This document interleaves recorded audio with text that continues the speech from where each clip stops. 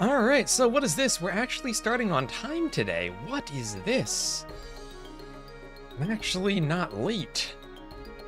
I got my coffee and everything this morning.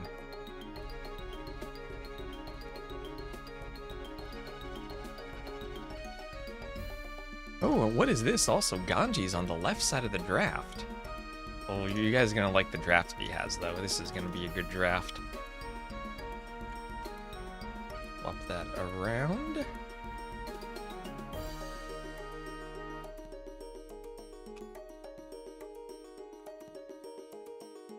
And I'll hopefully get the ads out of the way before everything gets started. Oh, this is lovely. Right. Here we have the drafts. There we are. Are these going to be live? Is JorDan actually back from his trip?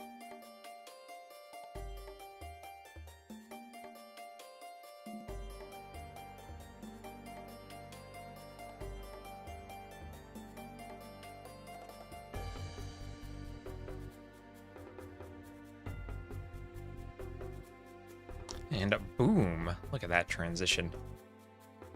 Easy. Hope I'm getting help. Which one is better? Or lose.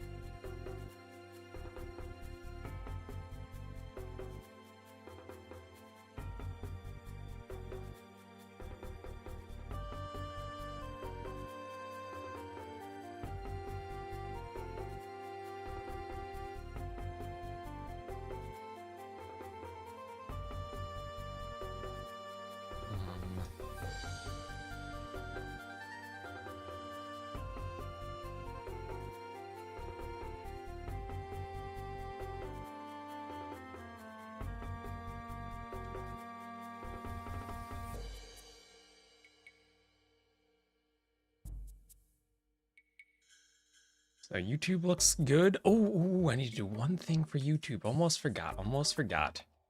I'm not gonna forget, though. I'm not gonna forget. The tools, no, docs, custom browser docs.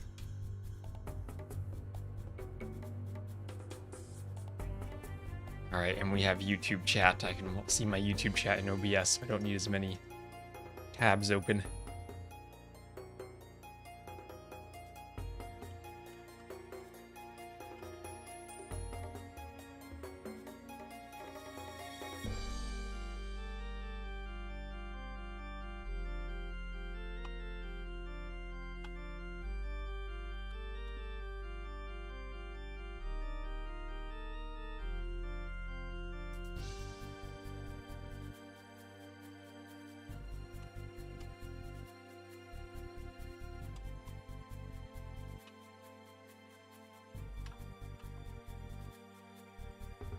Alright. And the number of messages you gotta reply to while you're streaming. So actually, are these gonna be live games? Are these gonna be posted? I don't even know what's going on. I should check the schedule. That's on the TTL Discord. There's a schedule. Problem is there are 3 schedules. They below the voice channels. Okay, these are recs. That's what I thought. What version of the rec's gonna be on?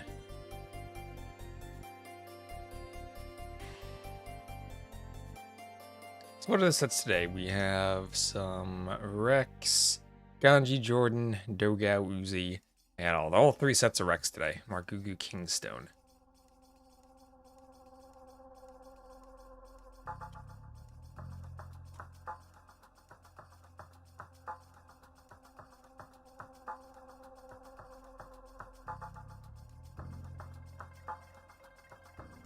Keep an eye out over at T90's chat too. See, Doubt's doing some Rage Forest. Yeah, Onamaru Doubt is doing some Rage Forest. Should I clickbait the title of it?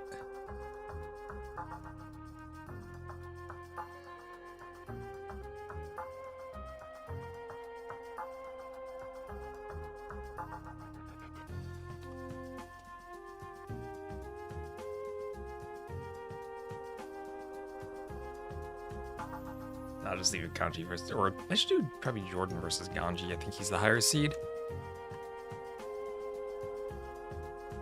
There we go.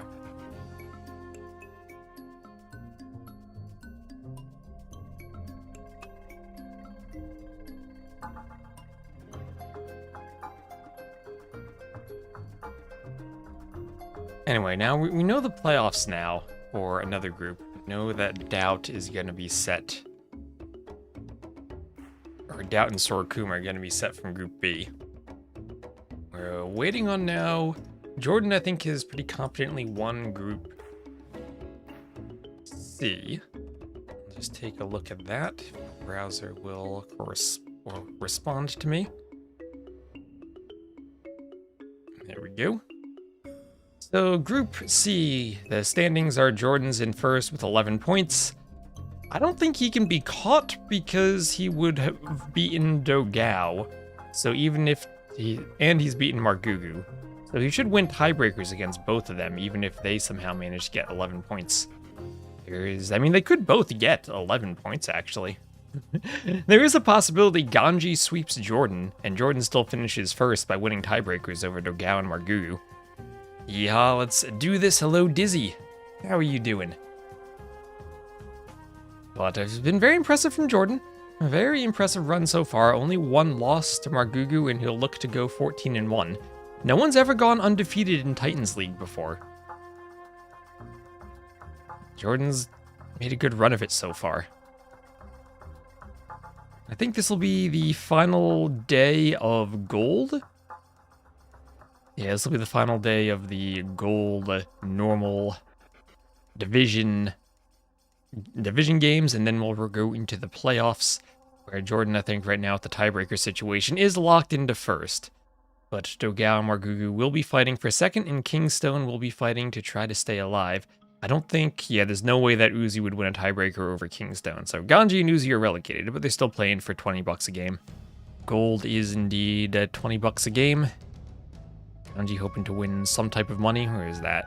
Does it say here? It says somewhere that $20. 20 USD for each map win. Has anyone ever gone winless? I believe so, yes. There have been players disqualified before, so there's been even worse than winless. But has anyone? I don't know actually. I'll need to go back and check. There's a lot of Titans League we've had now. I just remember T90 was talking, no one had ever ran the table. Daniel made a good late run against Kosva too. He was one win away from being second in the group. Somehow. Man, Group D standings were crazy. Hello, Cloud09 Gaming.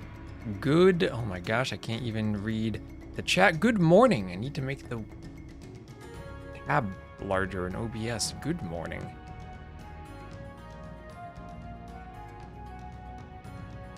I need someone to type a really long message in the YouTube chat. So can I, like, stack these tabs atop each other? I can. Ooh. That's maybe better. Gives me more screen space. Anyway, let's see. Did we just get pinged? We should have Rex. We do have Rex. We have game 1. Ganji versus JorDan. So I've also started going down a rabbit hole recently of I wanted to get a new keyboard. And then I discovered custom keyboards. Like you can buy like keycaps and switches and cases and plates and foam and everything, and like shove sand inside your keyboard. So I've been going down one heck of a rabbit hole. So game 1 we'll be on slopes.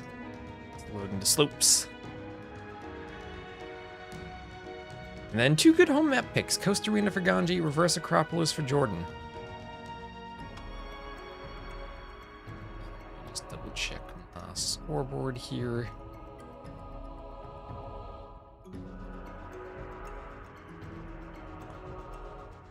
We're good. All right. So JorDan, I forgot to set the civs. I forgot the most important step.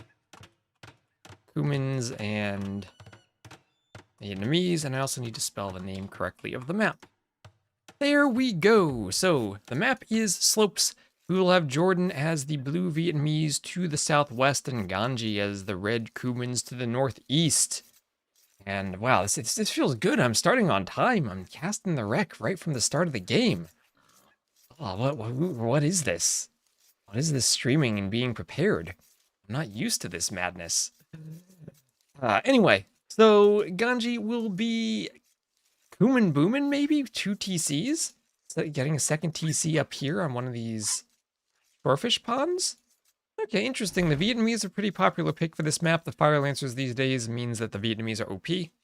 Apologies as I adjust my mic, so you don't hear a screeching sound.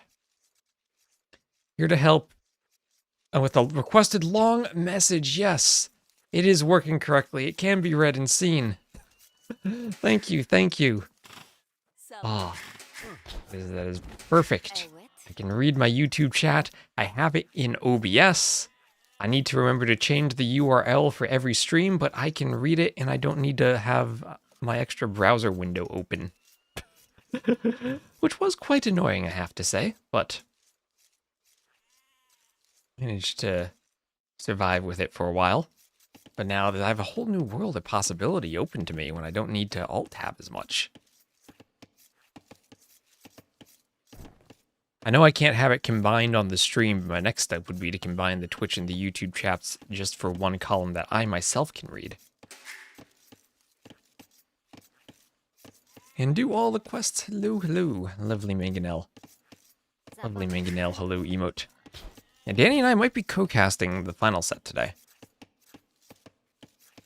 Let me also double check that I have the noise filter on. Yes. The world of mechanical keyboards is a scary place. I think it looks like a fun place. I was getting caught up to speed on the new magnetic switches. Apparently allow you very rapidly to enter 2 keystrokes, where you don't need to release the key fully beyond, like usually there's an actuation point where you go below it and that activates the key, and then you go above it again and that releases the key. Apparently these switches work by, as soon as, when you go down, as soon as you start going up, it releases it, so you can immediately go down again. And considering I have my Palisade wall hotkey on the same as my build hotkey, so I go BB to place a Palisade wall for quick walling, maybe that could help. Maybe that could help quick walling.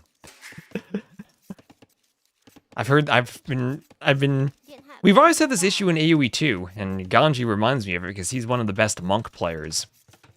That one of the common banned macros, because every type of game has a certain set of inputs, and if you start doing things that are far beyond the bounds of what normal inputs are, then you start having competitive integrity issues in various esports. But Age of Empires, by far, the most egregious macro is the monk macro, which basically does a control click for you to deselect a single monk.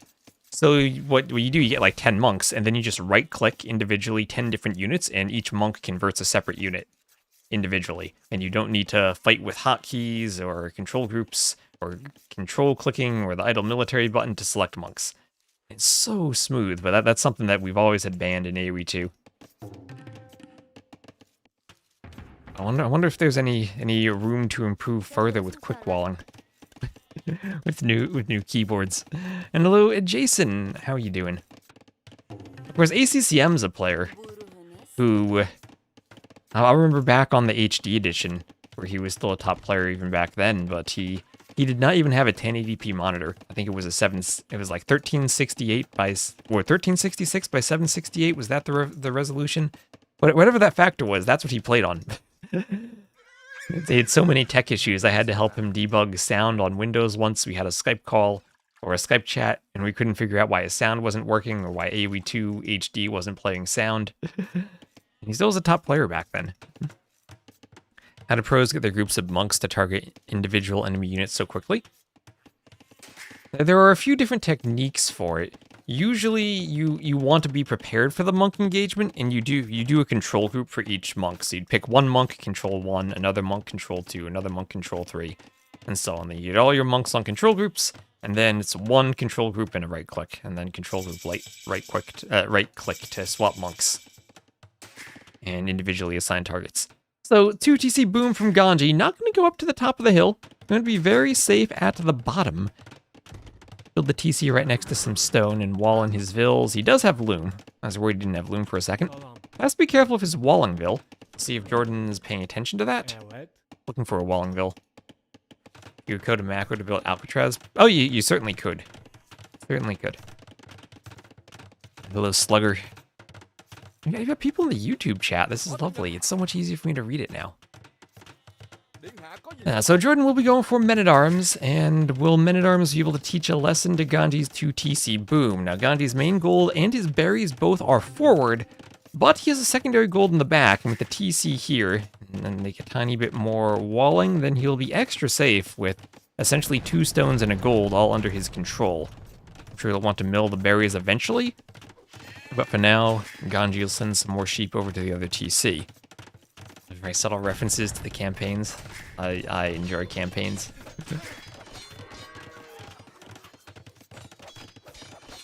I love campaigns very much.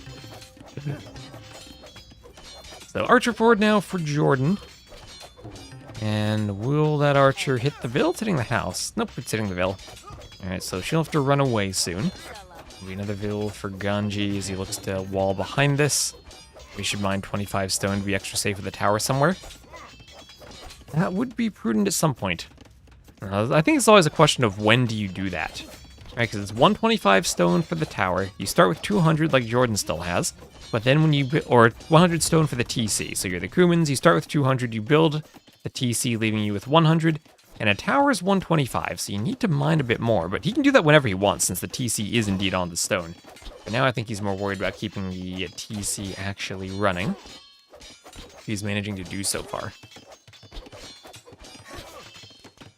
Good you. I'm doing wonderful this morning. Like I said, I woke up, had my morning, and I've arrived in time for stream. I got my coffee. Still maybe I'll start the coffee after the game. Start drinking it. It's a bit warm. And now here comes, there's that tower. There's that short distance mining of stone, he suggested. There'll be a tower for Ganji that'll stop JorDan from breaking in. And JorDan continuing to add archers. And how is JorDan setting up his eco behind this? 4 on gold, 1 range. Leching to apply some pressure and moving out to the top of the slope. This is the game where things could change very quickly if all of a sudden Ganji gets to the castle age and goes triple stable step lancers and kills all of JorDan's army. So maybe Ganji might need to mine a bit more stone now. He has 88 after that tower. He's doing a market, doing more palisades. Will be double palisaded with the extra HP Kuman palisades. With all the Rage Forest he's played. I'm sure that Ganji is very well acquainted with the need to wall and keep Men-at-Arms out.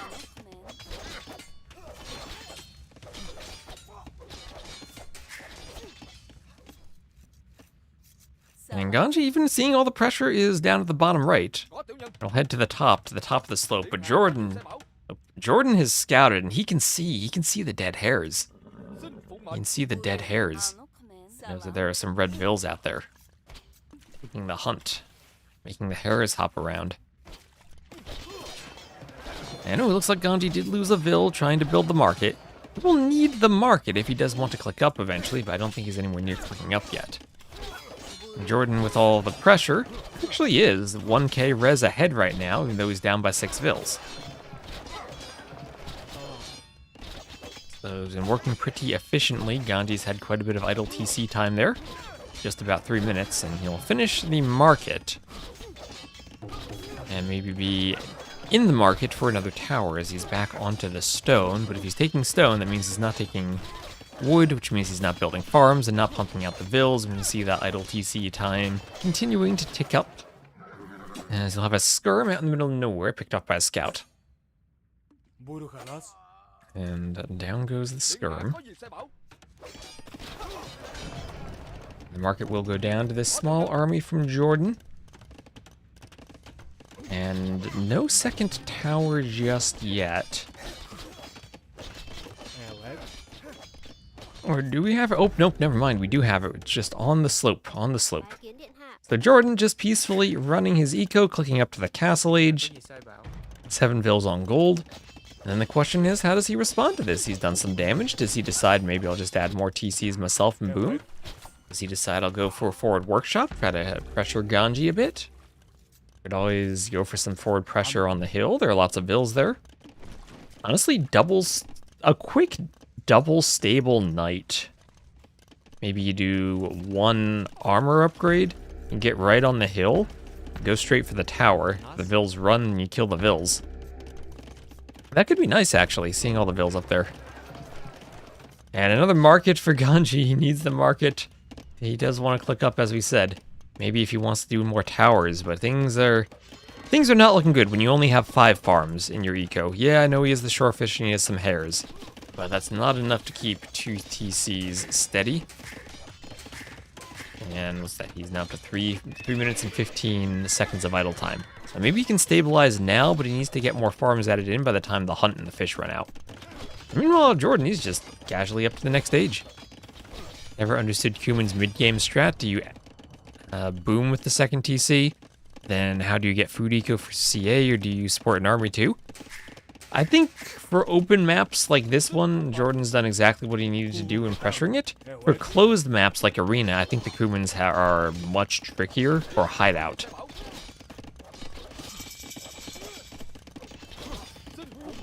Where it's harder to apply such forward pressure. And you also don't have the same slope in your own eco, or the same hunt in your own eco.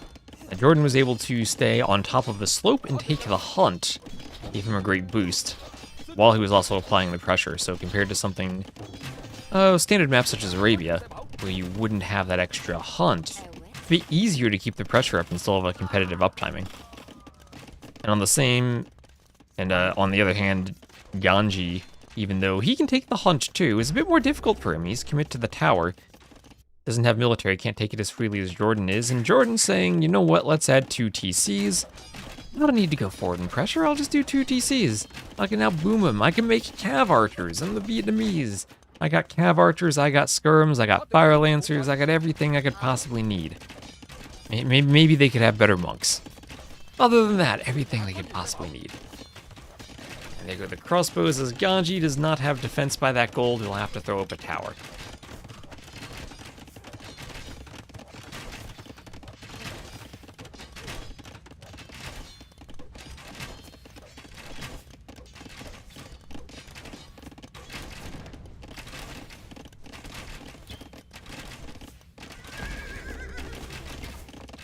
Oh, crossbows.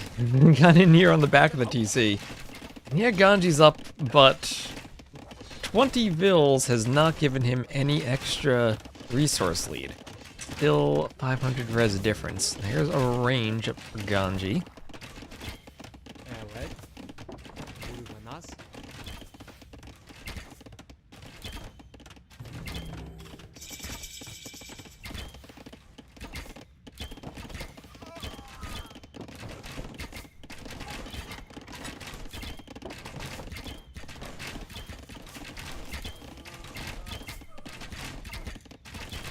Also is Canero. I have a tower up for Ganji. These crossbows keep trying to kill vills, kill the skirms. But 5 military to 19, and JorDan's done a ton of damage now. And that was what, a 20 vil difference a few seconds ago?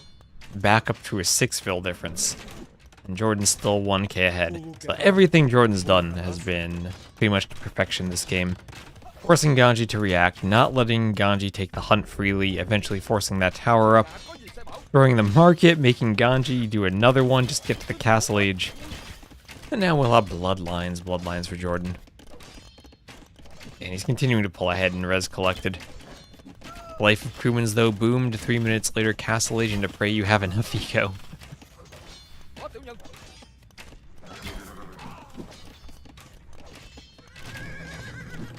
Praying you have enough eco is the most important part. As now JorDan has a lovely vil lead, 57 to 54. Remember he was down 20 vils like less than 5 minutes ago? Things change rapidly in these Cumin games.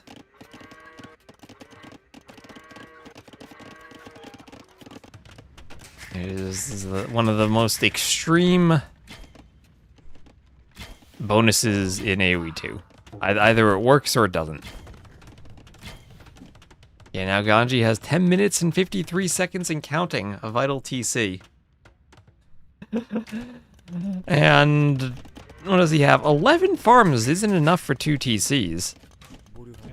And he's basically out of food.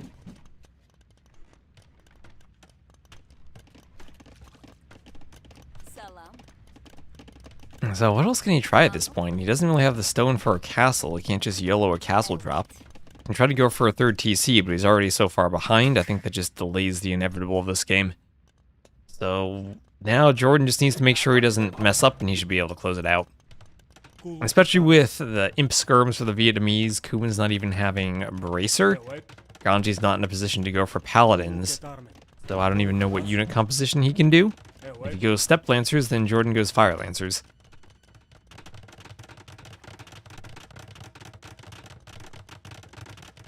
So this time watch for Ganji, he will throw up that TC, but JorDan will say, you know what, I can do a TC myself. I only need 3 vills, I'm not under pressure.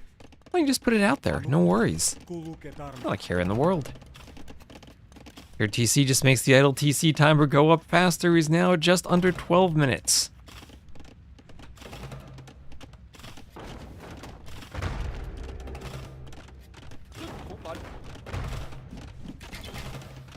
And will that Mangonel get a shot on the skirms? We'll get a shot on the skirms. Looking for a shot on the skirms. Yes, it does. There we go. There we go. That's what JorDan wanted. And now with the second Mangonel should be able to pressure the watchtowers. Kumans do not have a guard tower, if I recall. No, they do not. It is only watchtowers.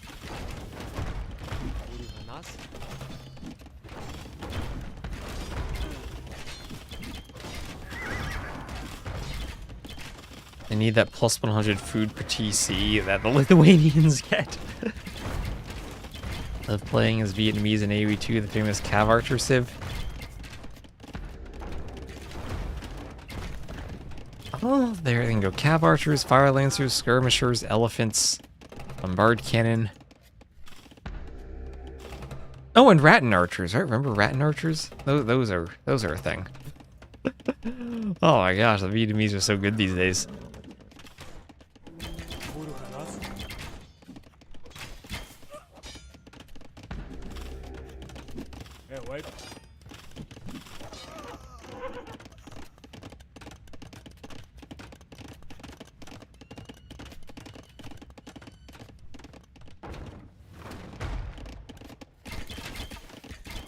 He's back, and he's not just back, he's back in front. Oh, what? Okay. For a second, I saw the Vill stop building. I was worried a skirm hit the Vill and another skirm one hit the castle, but he's fine, he's fine. Such tragedy did not befall JorDan today.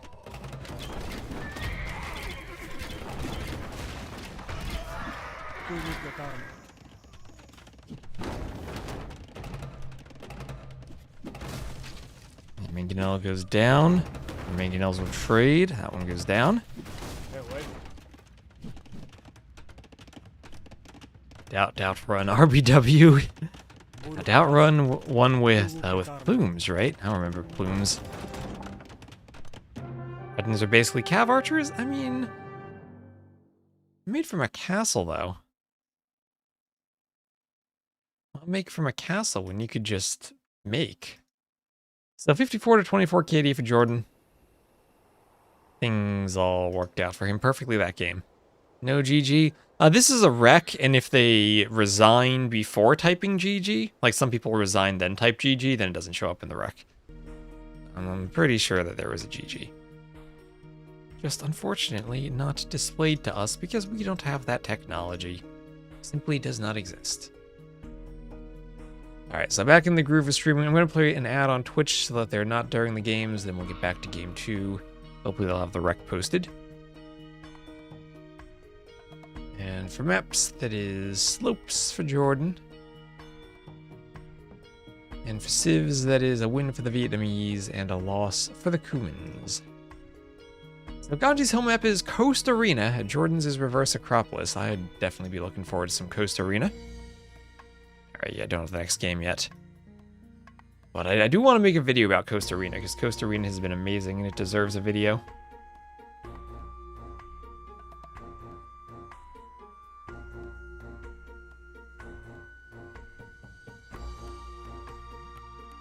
Ganji, we'll get a GG in the Twitch chat. Come on, Ganji, you can get at least one win, I believe. Coast Arena's got to be his chance for a win.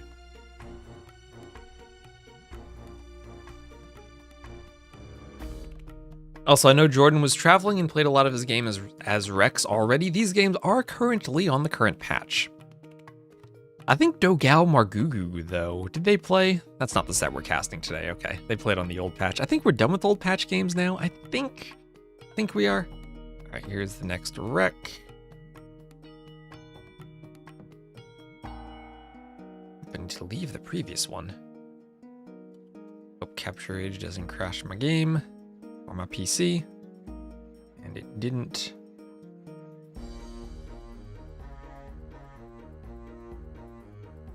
Oh, and Ganji not picking his home map. He's picking Reverse Acropolis.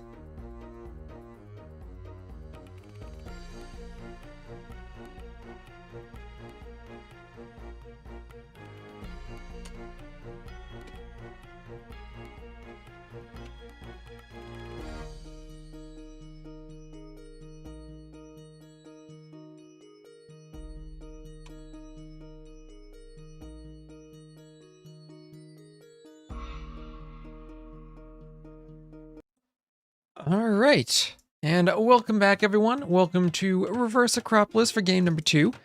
How about you, Jordy? What? Was there a discussion before the game that they're continuing now? What is going on? JorDan. Well, he'll be the Blue Georgians to the southwest, Ganji the Red Khmer to the northeast. Thought so.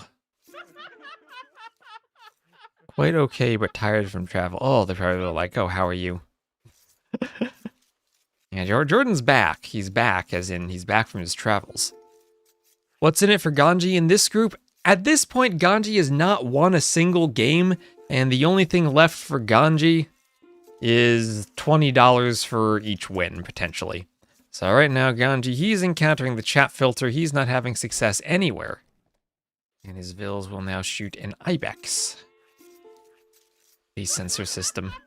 Think about that. We added AI speech-to-text voice chat before we actually have a working ability to turn off the chat filter.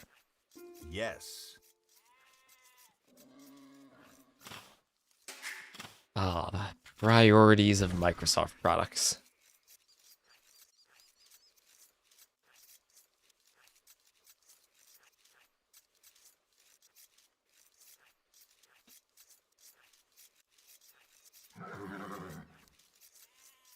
So Scout pushes in the Ibex.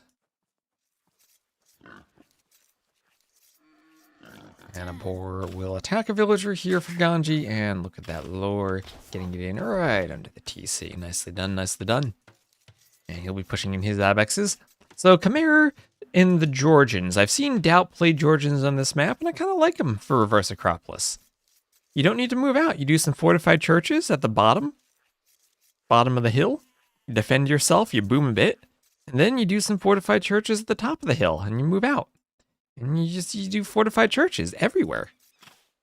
You do them everywhere until the map kind of starts working, basically. Just get lots and lots of fortified churches. Swearing in German is fine, apparently. The chat filter has no idea what it's doing. I hope when it censors chat in game and reads it, it just plays a beep censor sound. Oh, they should do that for voice chat. They do have the narrator voice where you hover over text and it reads it for you. It's really interesting to look at AoE 2DE and how old it is now. That it's came out in 2019, so it's 6 years old. Will be turning 7 this year, and how AI technology has changed since they first added that chat filter. Not changed so much as LLMs have proliferated. And yet we're still stuck with that chat filter. Didn't they nerf churches on the patch? They did, but they still boost your eco as the Georgians. You're still going to plop them down everywhere. They nerfed them, but they didn't remove them.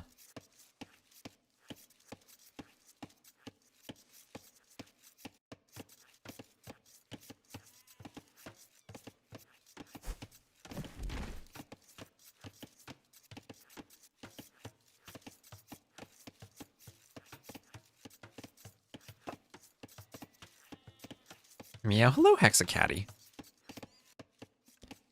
I saw a couple of very cat-themed keyboards the other day.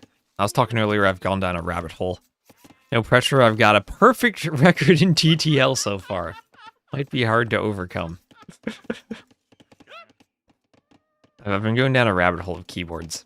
Because I figure as a streamer, it's not just like important that I have a keyboard that works as a keyboard, it's also I need one that doesn't go like way too clicky where it gets picked up by the mic. So I think I have a pretty decent job done of filtering my keyboard sounds out. What do I think about them also costing 5 stone?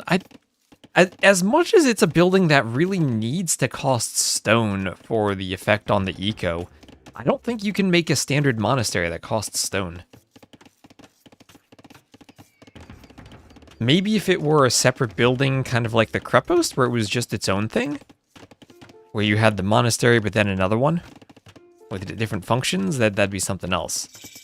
But as a monastery replacement, the way it's designed currently, I don't think it can cost stone or be anything more than a slight increase in wood cost. So there's a barracks and there is a stable. Oh, also, I discovered, now that I'm thinking of it, there is a, now that we're mentioning buildings, buildings actually change every age to change the graphics. So there's a Dark Age house, a Feudal Age house, a Castle Age house, and so on. I actually had an oversight on Valley, and it's a bug that I need to fix, that I disabled the docking by taking the dock and changing the foundation terrain so that you can't place it on beaches anymore. That means you can't dock on Valley. But I realized I missed something, is that I only changed that for the dock. I didn't change that for the Feudal, Castle, and Imperial Age docks. So once you get to the Feudal Age, you actually still can dock. You just can't do it in the Dark Age. And if you're the Malay, you can build harbors. And I just need to copy and paste the line of code disabling the docking and apply it to the other buildings too. But that was a very silly bug I discovered while I was working on some other maps, and then I thought, wait a minute, this is broken on Valley too.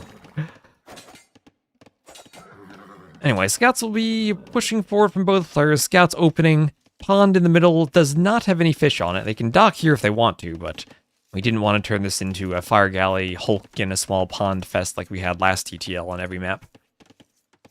7 years feels old. Man, it does feel old, doesn't it?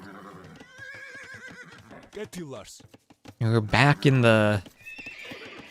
Right, because it came out in 2019. That would have been more of like a 2018, 2017, maybe even 2016 development period.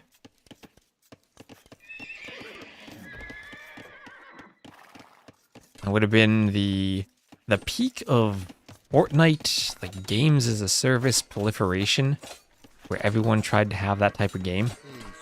And you definitely feel some of the early on ways they managed the community, trying to do those event-like things with all the cosmetic unlocks that they were. There's definitely some pull to turn it into some type of like free-to-play microtransaction setup. I'm glad that didn't happen. I know Stormgate had a model like that, and that game never really took off. Probably for a bunch of reasons, but I do think that it's a... There are so many games as a service games that follow that model and then completely fall off, where if you're lucky and you have the one game that works, you have profits that are better than the GDPs of many small countries. But by and large, you're gonna lose money. It's such a weird model.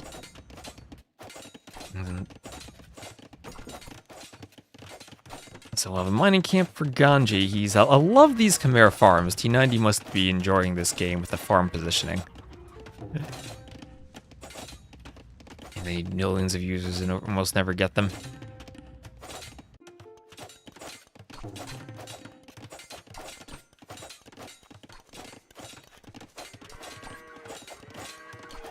And Ganji's just continuing with farms and repairing. And he's not even committing too heavily into scouts. Both players just doing the same thing. Send in scouts forward while they repair. Ganji needs to make sure that he doesn't overchop. It's kind of close to it, but just has to be extra sure that he doesn't overchop. Gotta be extra sure about that.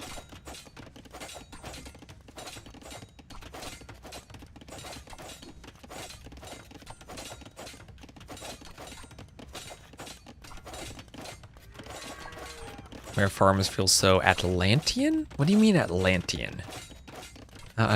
Do you mean in reference to the Age of Mythology Civ, where the Vills don't need to drop anything off? Or is there some other more colloquial use of the term Atlantean as a descriptive adjective, of which I am unaware? Yes, you mean the Age of Mythology thing. Okay, gotcha. The Cubans are also very Atlantean with their early TC, right? Because that was the Atlantean thing. They could make the TCs an age early. In Age of Mythology. And then the Portuguese bonus in AoE 3. And they took that same bonus and they recycled it.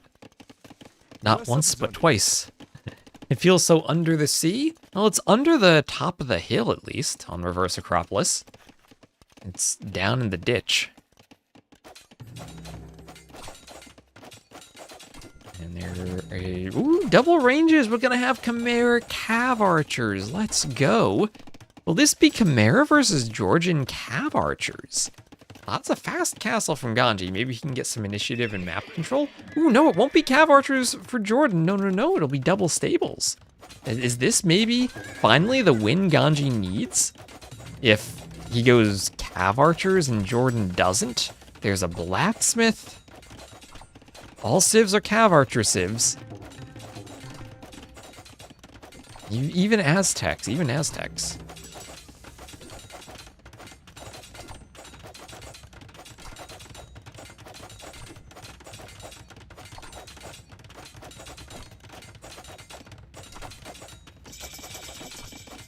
there we go, up to the Castle Age. We'll have Forging and Castle Age for JorDan, about minute 30 remaining until he's up.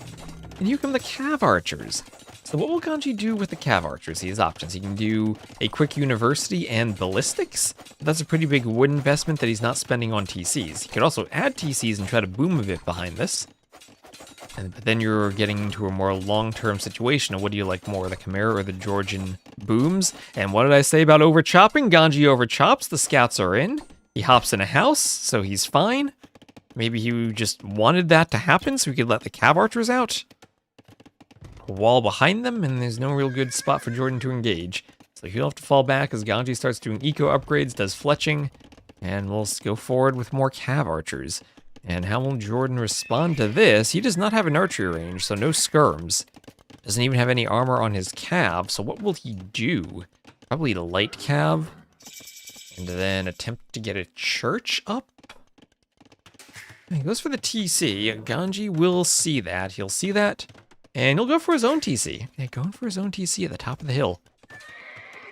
And the Cav Archer's out by over-chopping his next level. We're losing the scout, though. Lost the scout, but yeah, that was just the plan. He's the Chimera. He over-chops, tries to get JorDan to come in. He'll hide in the house. Well, it would have been sick if he could, like, ungarrison and trap JorDan somehow. Well, he's got to be aware of that with the Chimera. The house hopping.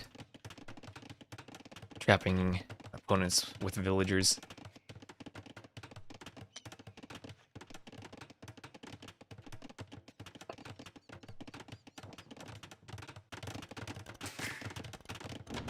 We'll have a town center for Ganji. And light cav for JorDan. Here come light cav forward. Cav Archers will run around and look maybe to engage. If Ganji sees the deer running, he'll know the light cav are hoovering on by. He's got to be careful about his gate management, making sure he doesn't lose the Cav Archers to stray light cav, but no, he doesn't. Manages to group them up nicely. Every woodline had gold except the one that JorDan TC'd. Yeah, pretty much. That's just... Yeah, you're absolutely right about that. Any other TC location would have given him some gold. Maybe he just wanted... I'd say he wants the farming space, but the cliff even blocks that. Or the rock terrain blocks that on the hill. Okay, double TCs from Ganji right next to each other. And nice thing about the Chimera, when you're expanding on this map, you're not expanding your farming eco, you're only expanding your wood and gold and stone ecos, because all your farms can go neatly tucked away at the bottom against the edge of the map. You don't need to worry about drop sites there.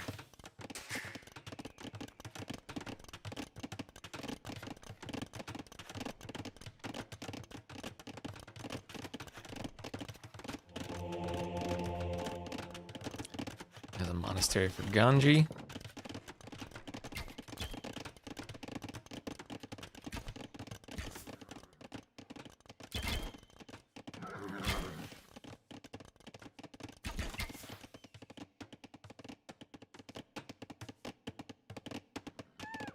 And a couple of foxes down here, a couple of red foxes against the edge of the map.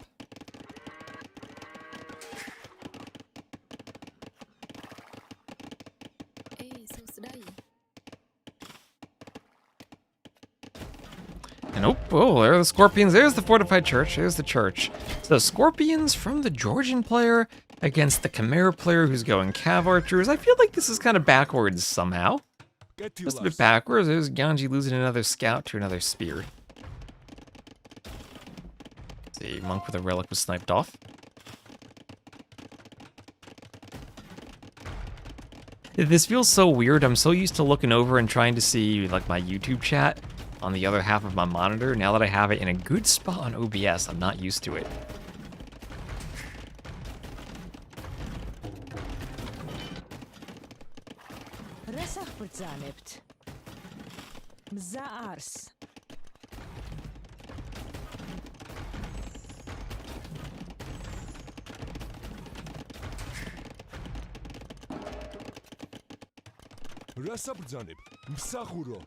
You're poking cav archers. Cav archers kill the spear.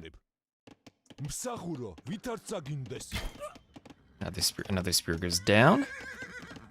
And oh no, the cav archers running into the light cav. They'll turn around. Not patrolling there. Here's town watch for Ganji. Getting a bit more vision. Getting a mangonel out to defend against the scorpions. Try to splash them away with some mangonel shots. Is available building the house. A couple of monks forward. The cav archers will hit the outpost.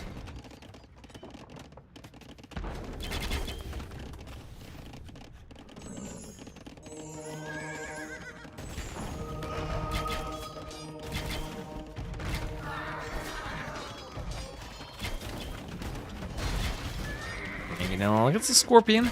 But 3 scorpions left, so the cav archers won't really want to fight that. Try to escape, at least for the moment. No ballistics on the scorpions yet for JorDan either. But Vil count, higher for Ganji. Res collected though, 1k ahead for JorDan. That's what happens when you play the Georgians. You'll be down in Vils and up in res. The church boost is so powerful, you get to that mid-game boon. And it's so hard to push them, it's so hard to stop the boom once they get there. This is why players pick the Georgians. They have a smooth eco. You get ahead, not quite getting ahead for free like the Persians, but you get ahead for very little investment, just needing to plop down churches. Also, the flags atop these churches look rather nice. I like that. Very, very good flag. I like the flag also for the Khmer. Good flag there. This is my evaluation of the flags. The flags, if they have a lot of white area, so they're very clearly the same white color as previous flags, and then the color is mostly around the edges with a bit in the middle, but mostly around the edges, then I say it's a good design because it matches the consistency of the previous flags. If it's completely filled with player color, then I don't like it as much. I like the theme. Consistency among different flags. I need to look at all the flags. Maybe I should do that, like a flag tier list. So JorDan's going to do a castle. Imagine if every castle foundation had different graphics. Now that every castle itself has different graphics. We could mod Doubt's face into a different spot on every single castle. That's a nerd take. Hello, Acro. How you doing, Acro?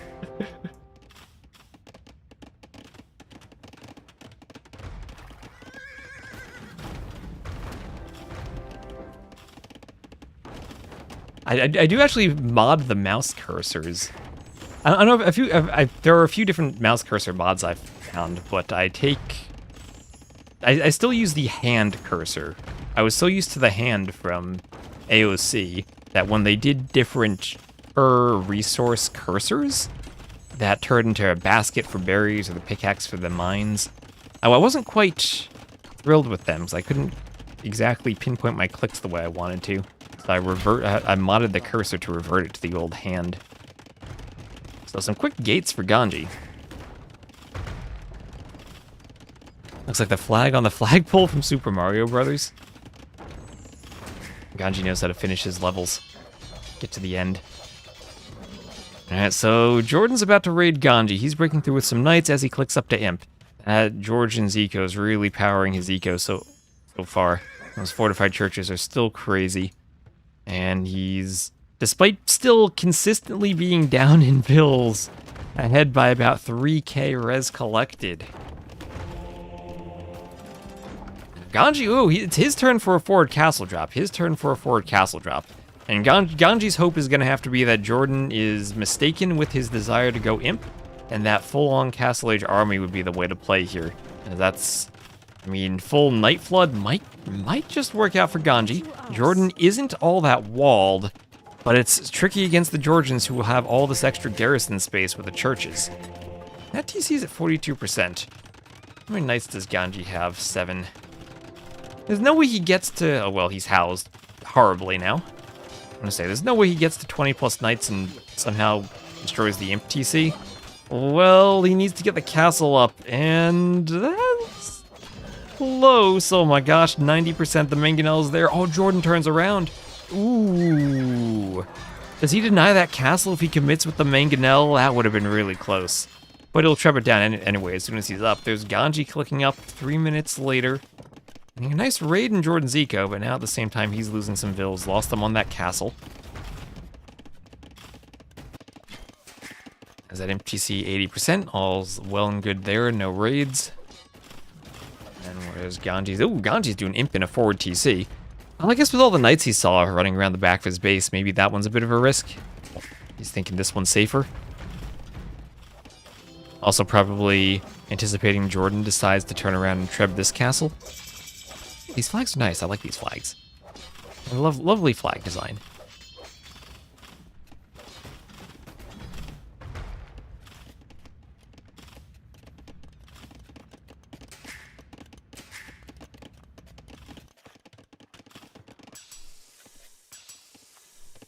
Plate barding armor for JorDan. Ooh, look at that mule cart doing some spins. Knight on the hill, still just wandering out there, looking for a way down. Maybe thinking about hitting some vills. And Monospos are chasing more knights as JorDan wants another castle. And Ganji's still a minute away from Imp.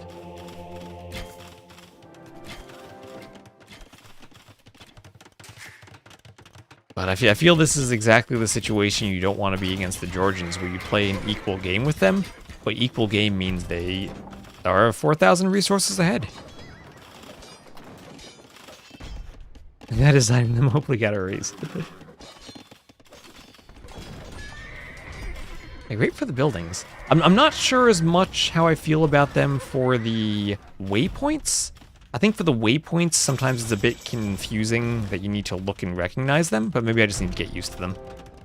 For the buildings, I absolutely love them. We're in casting conscription. Oh gosh, we had a hotkey problem. Someone explained to me why there is a go-to outpost hotkey, but alright. JorDan's never had to go to his outpost before.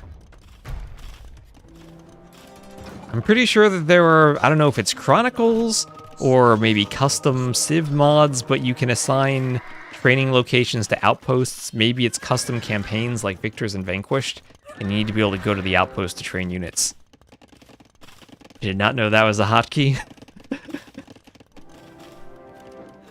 That's also been a project of mine for a while that has been on the back burner, a better hotkey editor. There used to be a nice website where you could do hotkey editors, or with a hotkey editor. I was thinking of trying to make a web app. Maybe experiment with Towery. Something that you could either upload a hotkey file or download hotkey files from a website, but also have something you could run on your desktop and just modify your file in-game. That's a bit nicer to use than the in-game hotkey manager. One of the many projects I'd like to do. So knights wandering around on the outside, some vills will have to Build some houses, try to wall the knights out. There's a monk. Oh, yes. I love watching Ganji use monks. Even if the monk doesn't get a conversion and dies, just does my heart good to see a clown with a monk. There is iron casting for Ganji.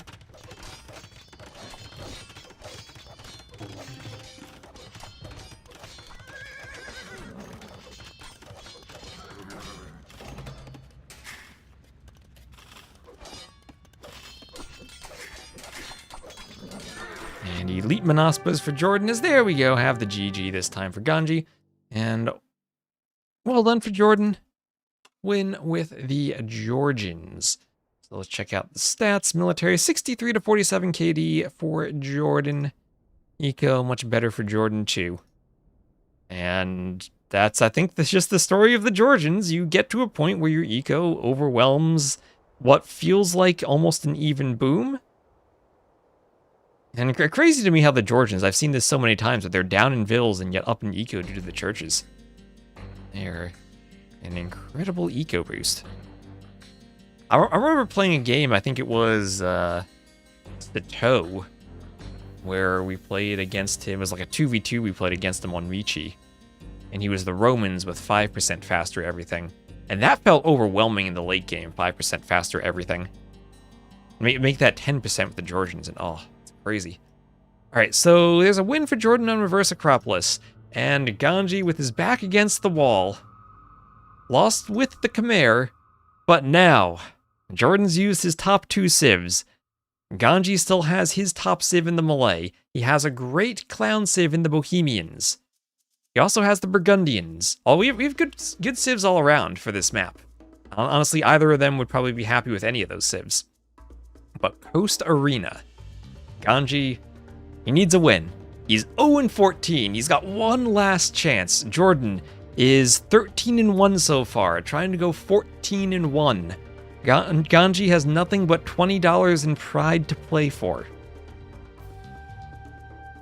But he's a clown. He's going to be in his element.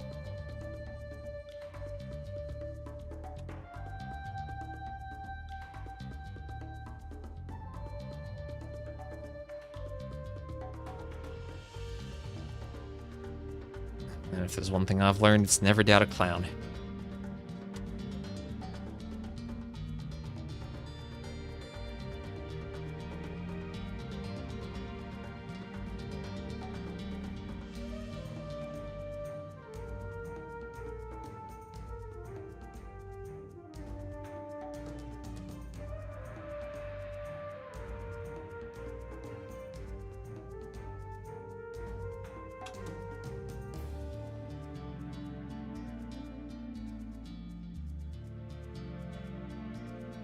And alright, you guys ready for some Coast Arena for the best map?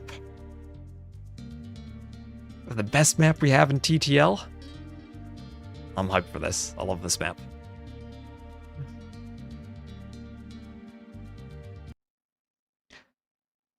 Alright, and here we have it. Game number 3 on the lovely map, Coast Arena.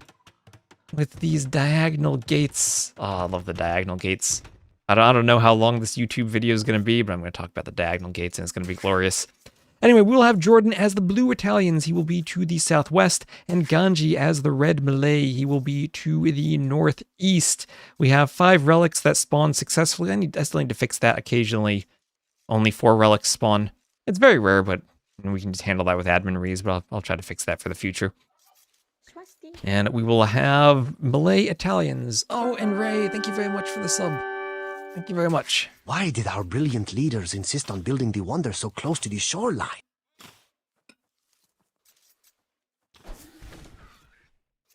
I know what the quotation was. I don't have my headphones on. I can't hear the alerts. And I really do want to do like a little custom video for each campaign quotation. I think that'll be nice. But anyway, thank you so much for the support. For 8 months. Oh, that's a Partner Plus counting sub too. So thank you. Wonder near the coastline. Oh, that's the Spanish, but that's Lepanto. That's not El Cid. That is Lepanto. A campaign where the usage of gunpowder is appropriate.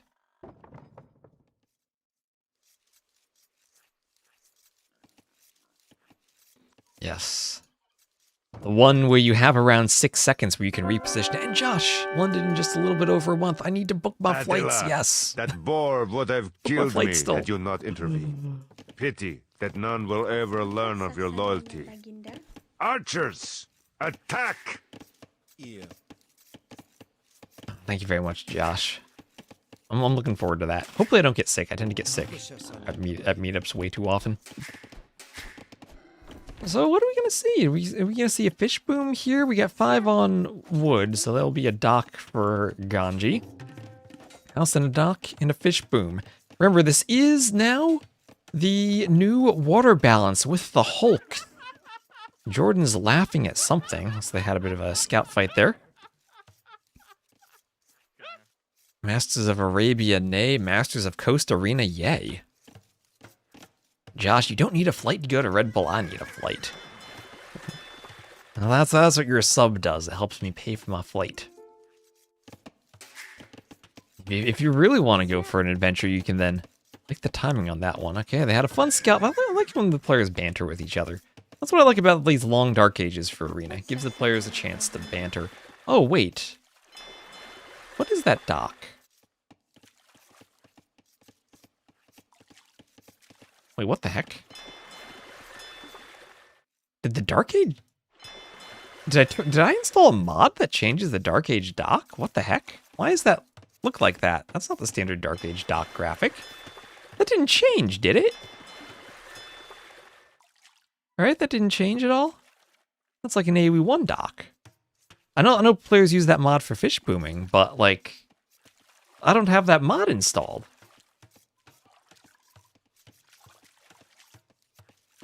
Yeah, I mean, it looks very Rise of Rome, right? It's the, I think, like an AoE1 dock for the, and players use it to fish boom more easily, but... Did this somehow get turned on because the players had it on in their, when they played the game and it's in the rec somehow? Because I do not have this mod turned on. Why is the dock looking like that?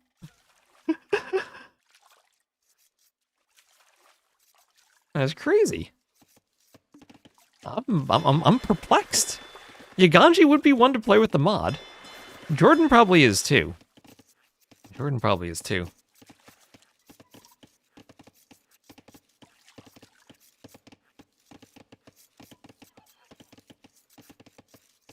The docks are normal on T90's stream. What the heck? Okay, I'm gonna have to do some debugging after this. Why is my...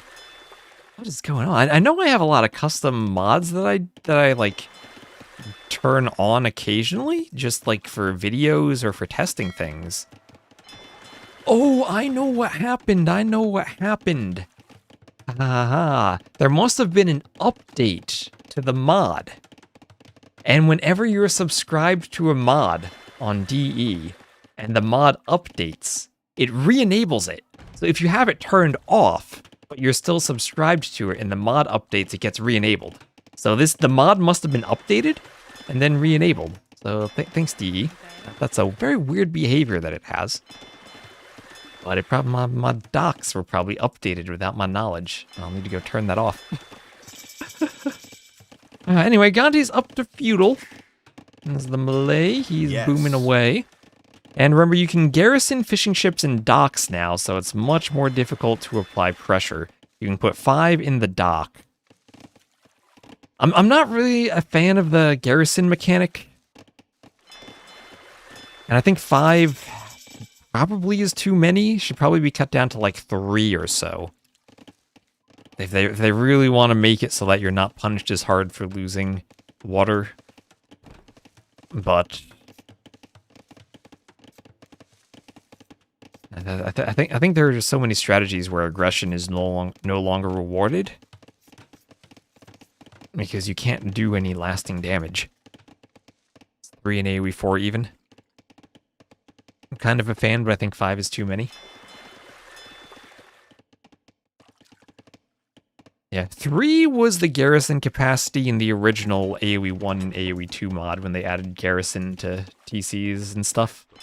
if I recall correctly. I have a really old YouTube video about that.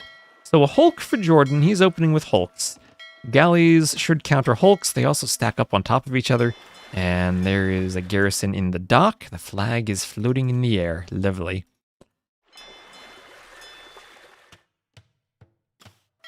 You know what they really need? The ability to mod flag positions now. There is fishing lines for Ganji. Well, as a Rage Forest player, he certainly will enjoy fishing, that's for sure. Now he'll have a couple of his own Hulks out. So we'll try to repair the dock. Do we know if garrisoned fishing ships get repaired? Oh, you mean do they heal inside the dock? I don't believe so. That's a good question.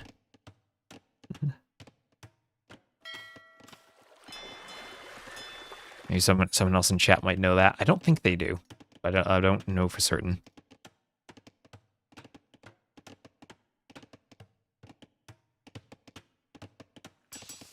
And then forging for JorDan.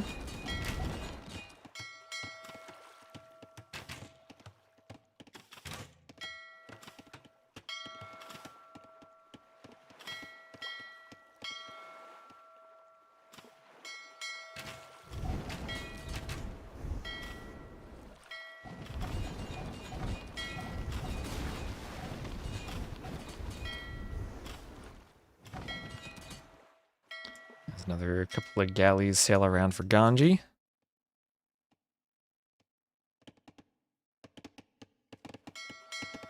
And the Hulks will come around for JorDan. We'll try to repair, get those fire galleys back up to full HP. And we'll have fletching for JorDan. Oh, yeah, also there are outlines behind the rocks, so no hiding demos there.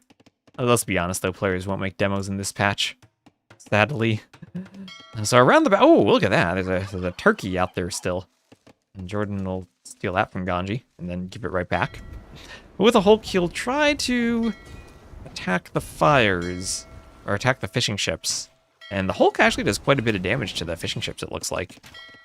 Good combo of ships for Ganji defending. Res collected still pretty similar.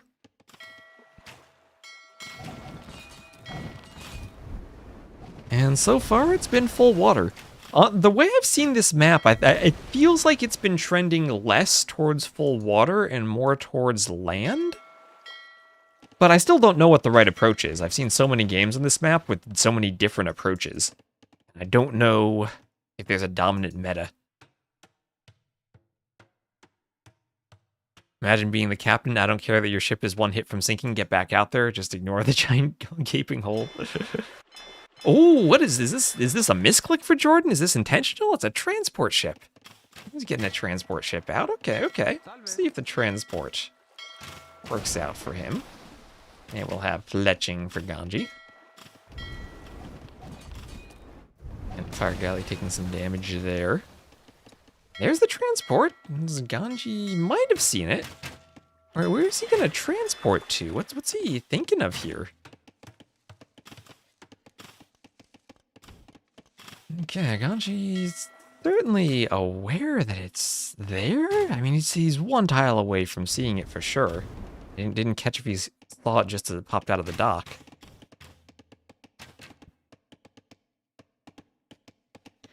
And let's see who's closer to going up. So JorDan is the Italians. Looks like he's about to click up. Ganji is the Malay. He can always delay. And then still click up. Wait, double transport ship. This has to be a mistaken hotkey from JorDan. Double transport ships. I remember seeing him do this once before. I think he didn't have a Thericidai hotkey, so he made dozens of transport ships in a game. Okay, well, just transport ships. Is this like the comeback of the Sicilian strategy, where the transport ships are kind of like rams and they just absorb arrow fire? They're too weak for that, right? They have only 70 hit points. Nice misclick. Oh, man. Remember the new Doc plus Q hotkey? He was queuing up down. Yeah, I saw that. Don't get me started, JorDan. Not happy with hotkeys. I wonder if his hotkeys got reset. I was talking about wanting to make an application for managing hotkeys earlier, but when the patch dropped, Since I was in the content creator beta and I swapped back and forth between patches, my hotkeys actually got reset at some point.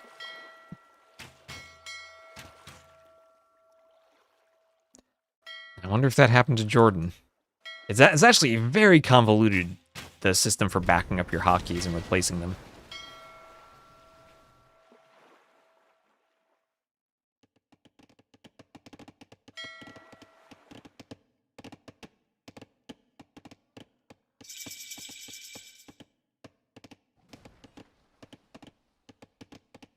All the dock, I'm gonna need to reset. Well, the docks even were reset, but I'll need to go change my dock hotkeys at some point. Have like 8 demos and no fish eco. all your demos on top of fish traps. So medium warships for both players. It feels like JorDan's getting a slight lead on the water. And with his medium or his warships being medium first, take a medium fight.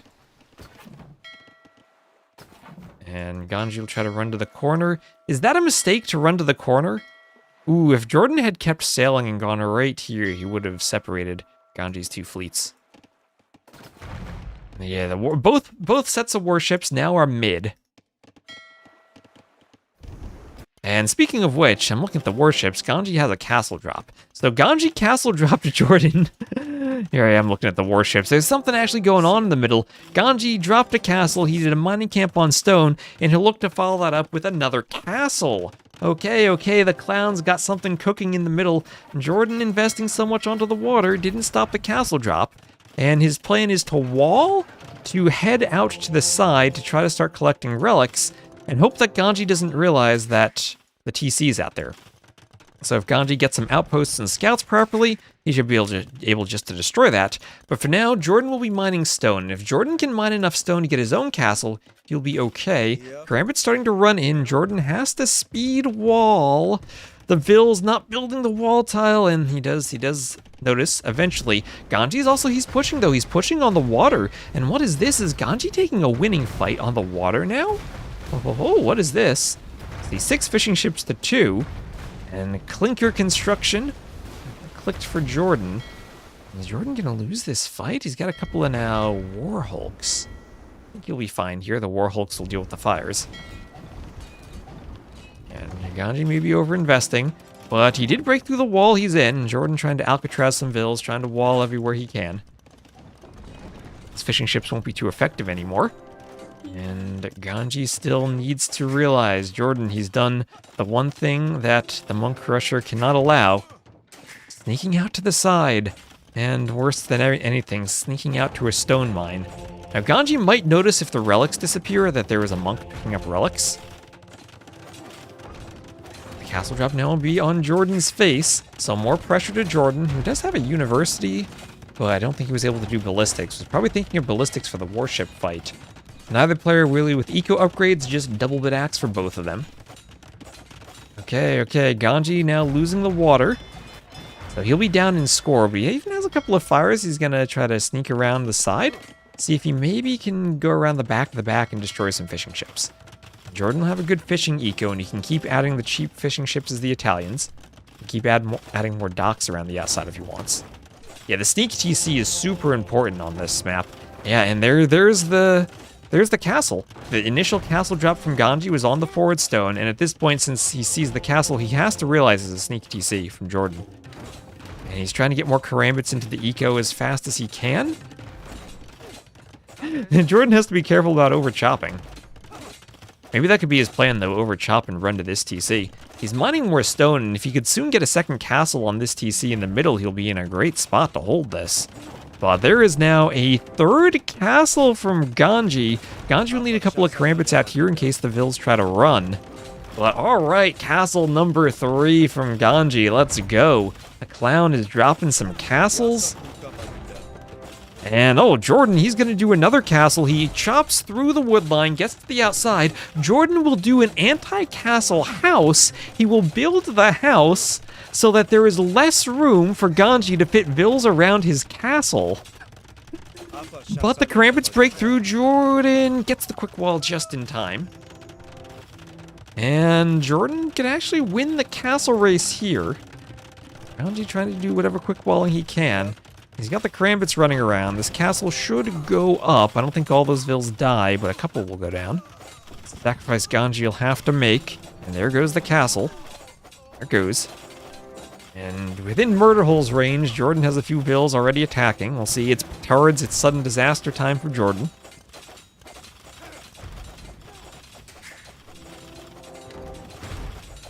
And petards also for JorDan.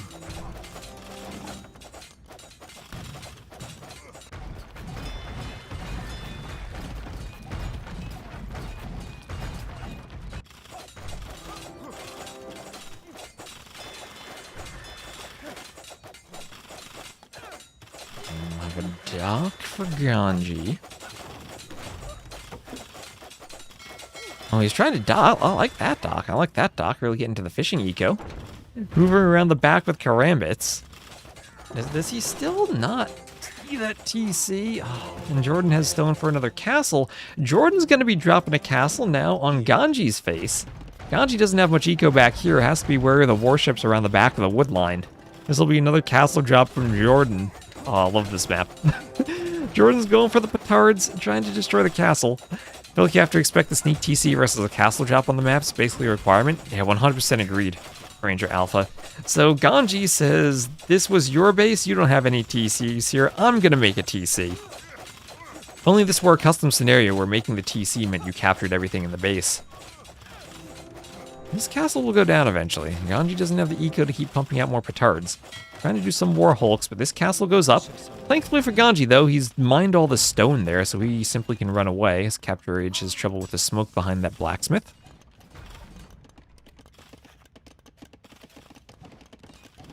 He'll head down, maybe for stone and gold. And we'll have a lumber camp up for JorDan.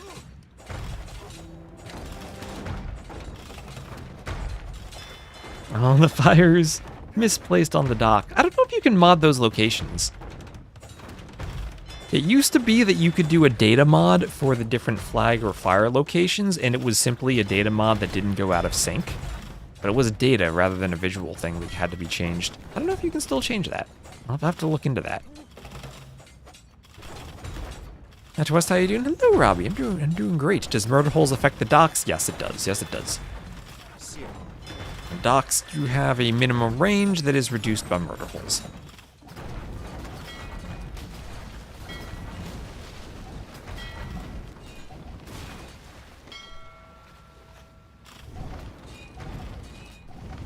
Yeah, the last few farmers just holding out.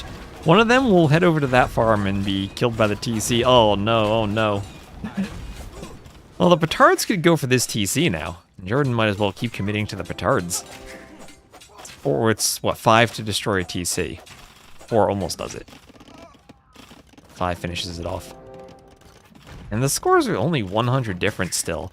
58 to 58 eco count, but that's actually more vills for Ganji than JorDan has. And now, finally, Ganji has discovered that JorDan is in the middle, and with the mangonels, good, oh my gosh, Ganji, get a mangonel shot on the gold miners. What are you doing, Ganji? Ganji, 3 mangonels, you don't lose them to the vills, not like this. A danger close sacrifice there to save a mangonel. And he will get the vills. Only 1 mangonel survives, though. He would have loved to have had 3. And now the petards, thinking about the TC, not going to go for it, though. He's taking some oysters in the back, trying to stop JorDan from taking wood. Taking wood is important on this map. You need some wood from the middle. And JorDan getting back in shape. Maybe he is. I am kind of worried about JorDan's position, though. Because he has such a huge because he has such a huge water lead, but not really a score lead, which makes me think the score is trying to tell us something about Ganji actually being ahead. And the vills picked off by the mangonel. And remember, Ganji is 0-14 so far. 0-14. He needs this to avoid going unvictorious. And the Genoese crossbowmen trying to destroy the mangonel. Some nice dancing of the karambits. Okay, good mangonel shot. One Vil goes down. Oh, the Genbo's. Genbo's dying. And the mangonel. Ooh, I think you should have shot the Vils there. I think you should have gone for the Vils. Anyway, one castle was cleared. And Imperial Age, Imp is in this. The Imp is not in this TC. Imp is in this TC. Ganji can clearly see the two petards next to this TC. And this is the Imp TC. Ganji, not like this. Not like this, Ganji. Garrison the TC. Oh, there are two petards. Okay, remember, 5 to destroy a TC. Or more like 4 and change. Well, okay, the Imp TC right now down to about half HP. We're about 50% of the way up. I don't know if Ganji should try to repair the TC, because that might give away the fact that this is the Imp TC. There's a workshop there for JorDan, and a transport ship for Ganji. Is he going to try to flee? He's going to flee his Imp TC. JorDan asking if the transport is a misclick. No. Ganji saying, no, I meant to do this. Strategic mastermind.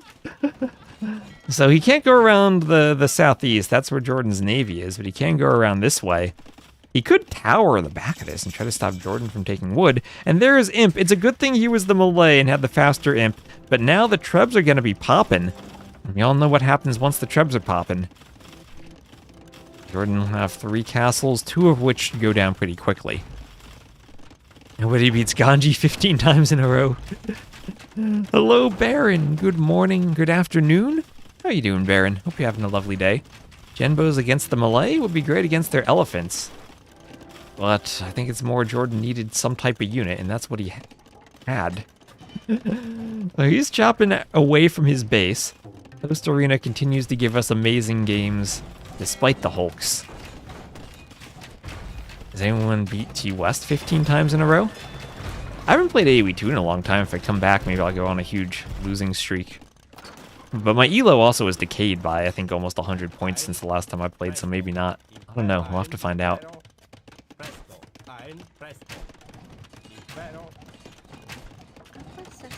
And Genbos kill the Vil. Ooh, split on the Genbos. We have Karambits chasing him down. And where are the Trebs for Ganji? There they are. He can destroy the castle, the market, and the university. Actually, destroy the market right away. Destroy those 2 buildings, then go for the workshop. Blacksmith in the workshop. I think actually I clear those 4 buildings, then the next castle. Wait until you get maybe 4 or 5 Trebs and go for the castle, and make sure that the siege can't pop out. He's gonna, what is this? Is this a scouting Treb? I think he's going for the monastery, maybe. Pull a couple of relics out. Back and play with Baron. I know, Baron, we need to play team games sometime. Don't ruin my perfect record, says, oh, Ganji's he's talking some trash. Talking some trash in the chat. Ganji, he's got 20 bucks on the line here.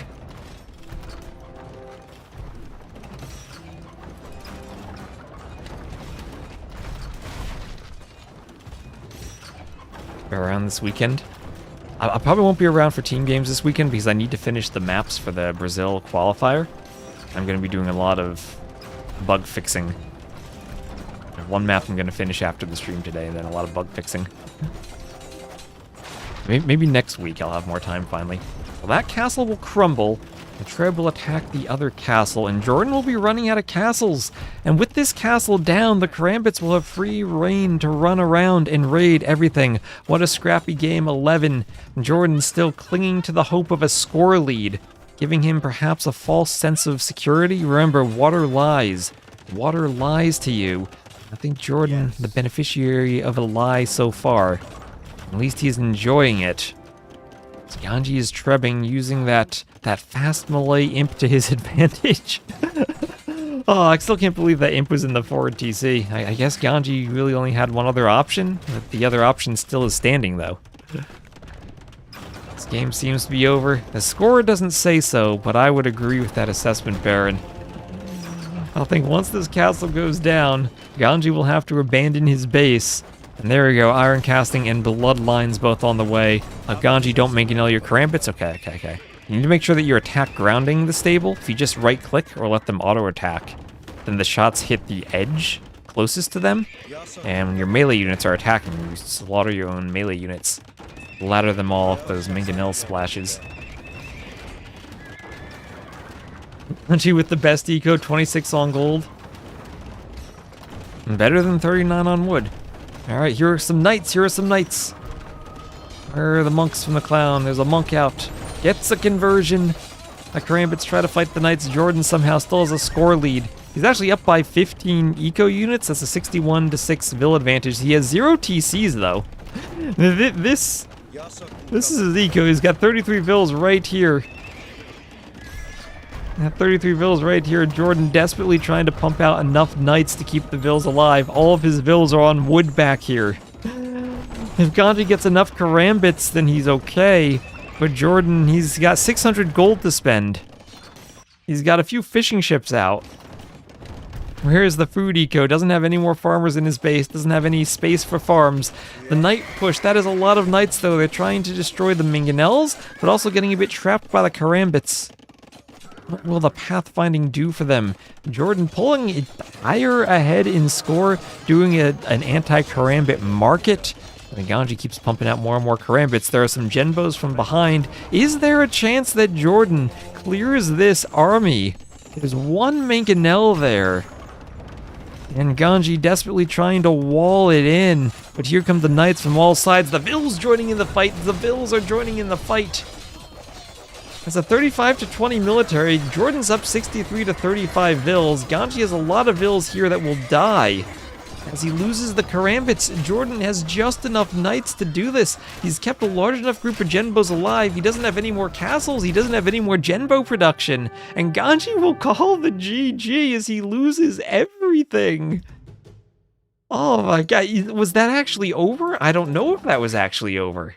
But he will lose everything. And down to 3 military that's completely cleaned up. He'll lose the Trebs. And I get maybe the score wasn't lying. Those no supremacy for the Vils. No. What a game, Ganji. Ganji ran out of wood and couldn't. Oh my gosh, you're right. He's got 12 wood. He doesn't have wood for a lumber camp over here. You're right. He can't build a lumber camp. Now he could send Vils back and chop wood and drop off at the TC. He still had a couple of lumber camps down here, but would he actually been able to do that if the knights then destroyed the Trebs and swing over? Ganji was out of wood. He has a market. He could have bought wood. That is a good point, though. He was on full-on market economy there. Oh, so JorDan will find a way to do it. He'll find a way. Coast Arena continues to be the best map. It's 159 kills for JorDan. More rest collected. Imp did so much for Ganji, but he also lost a lot. Man, that is crazy. 0 TCs and he gets the win. That is the beauty, the glory, the majesty, as Ornlu would say, of Coast Arena. And unfortunately for Ganji, it ends in disaster as he loses with the Malay. JorDan wins with the Italians, and that means JorDan goes 14-1. He is first. Ganji goes 0-15. He is last.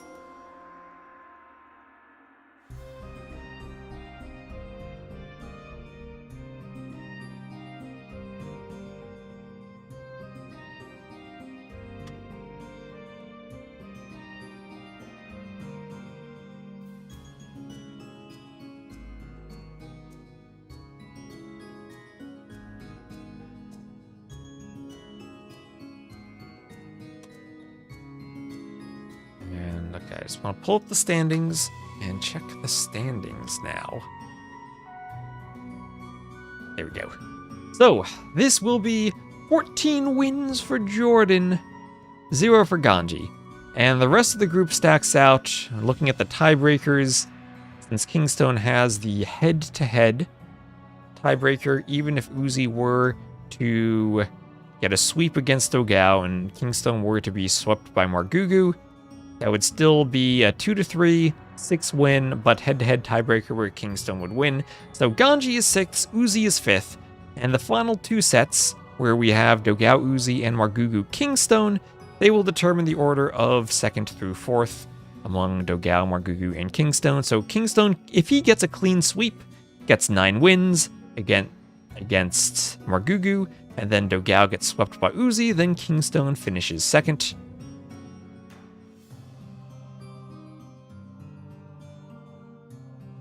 If he gets a clean sweep against Margougou, then he's guaranteed to finish at least 3rd. So he does control his own destiny for making the playoffs now. And not out of the realm of possibility to sweep Margougou. Margougou had a great start against Ganji and then against Uzzi. But did at least pick up a win against Dogao to give him a fighting chance. If he wins against KingstoNe, he just needs 1 win. He needs 1 win? Or actually, yeah, he needs 1 win, then the most KingstoNe gets is 8 points. So 1 win guarantees playoffs for Margougou. 1 win gives him playoffs. KingstoNe needs a sweep to make the playoffs, and no matter what, he's not being relegated. Gotta love Coast Arena, though. Gotta love Coast Arena. So what is the next set going to be? What is the next set on the schedule? It'll be Dogao versus Uzzi. So let me just get everything updated here. Then I'll take a short break myself. I just click on.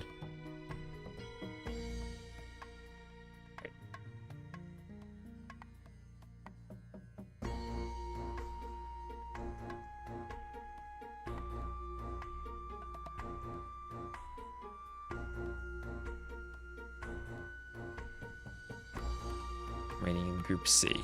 Oh. There we go. And get the drafts all set up.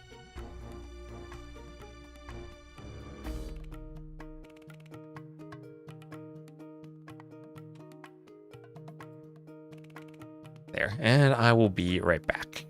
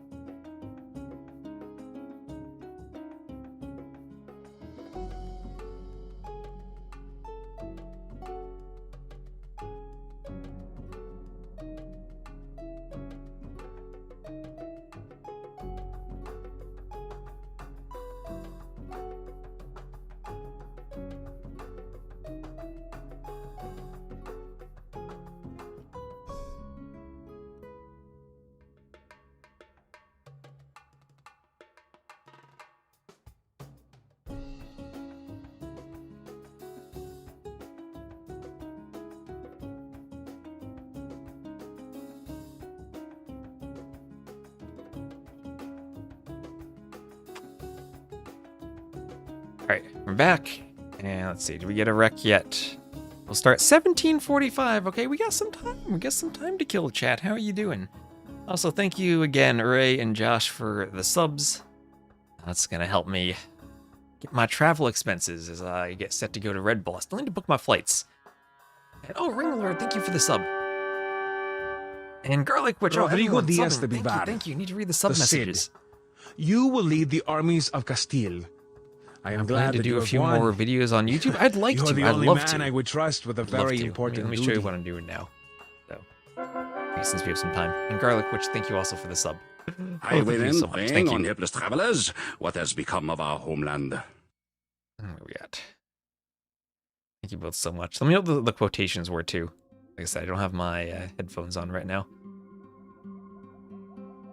Okay, so what I'm doing now, this is why I haven't had time to edit videos, is we have this land coming up in Brazil, and I've been making maps. How are the new campaigns anyhow? I used to buy the DLCs just for the Philadelphia campaigns, but seems he's left the scene. No platter. I want to make a map scripting video, so I want to make one on Coast Arena. So I'm making some new maps. I'll give you a quick preview as we're going to release them this weekend. There's a fish in the bridge. They need to be debugged yet. They're not done yet. There's going to be a process of another probably week or so of we release them, debug them. But some maps for the Brazil land. This one isn't finished. Barrels of fun. We have explosive barrels in the DLC. So I'm trying to make it. They're 9 vills starts. So I split the vills into 3 groups of 3. And there'll be some barrels in the back where you can go for sneak attacks and try to explode to get in from the back. And we have this map needs a name. There'll be like some wood in the back. You'll be pretty close to each other with a line of unwallable rock terrain. So this will be interesting. I guess you can wall diagonally across it, which just makes the map a bit harder to wall. And all of your main resources are out to the sides. So you have 2 bits of gold near your TC. Other than that, you have to head to the outsides. Still balancing that. And we're going to use Coast Arena again. We know that. Then there is another map where I need to adjust the fish. Maybe I have too much fish on the outside. But there are lots of shorefish you can fight over. For mills and whatnot by the TC, and then you head towards the outside for some fish and some whales. Feels like front line, but sideways. And then we have a pilgrims-like map. You start with a transport ship, then you end up playing Gold Rush at the top with some Black Panthers and Jaguars. This is all crack terrain up here. So you can keep going up and up and up and higher, kind of like Zimbabwe. And take different Treb fights. Was the rock terrain requested? I just thought it looked cool, so I did it. So this is just, I need to come up with 11 maps. Then we're going to have a land nomad, kind of like inundation, kind of with gold on the inside, but land nomad, 3 groups of 3 vills, kind of spawning around. No docking here, kind of like Wade, where you can walk across the terrain. Take stone on the outside, gold in the middle. Not sure how that'll work out in a 9 vill start. I tried to use some of the new shallows and textures, and we'll have like a very arid and open map where all of the extra resources, the golds and the stones, will be down in some cracked terrain. Tiles, wood lines will be pretty thin. Still some work there. I think that this looks pretty cool though. And then Terrace, this is another map. This was from the Mad Catter. There were 2 Mad Catter maps. I made 9 maps, and we have 11. Coast Arena and Terrace being ones that you might have seen before. Well, you've definitely seen Coast Arena. Terrace is a pretty interesting one, too, with the way the cliffs... It's a pretty simple one. Just uses spacing on the elevations, and works lovely. And then also a water map. Kind of like islands, but with a twist where there are 3 neutral islands and a lot of oysters and whatnot you can take on the sides. We didn't want to just... We wanted a pure water map. And we wanted to do not just reusing a standard water map. So we kind of made islands, but with a twist, with more of an emphasis on the neutral islands and also whales and oysters. So still, also there's this map, which I don't have finished yet, and is a prototype and an experiment, which is not reflective of what it'll be. Anyway, so I'm finishing those. That's why I haven't had time to edit YouTube videos recently, because I've been not just doing TTL, but doing all those maps. And do I think that's a good or a terrible idea? I think having more options for terrains like that is something I'd much rather see the game do than adding more civs and more units. I'd much rather see stuff like the cracked terrain, the mangrove terrain, all the oysters and whales, or the foxes that have been added. I think those have all been really nice additions that people have found creative things to do in maps. And I think I have a lot more fun with that type of thing than I do with the civs or the Rampschreider-esque charge attack units. I like the little map features that they've added. So that's something I'd like to see. I still need to do the monk video. The problem, Langzander, is I want... They've broken monks a couple of times, and I don't know what the current state of monks is. So I thought that video became a bigger project.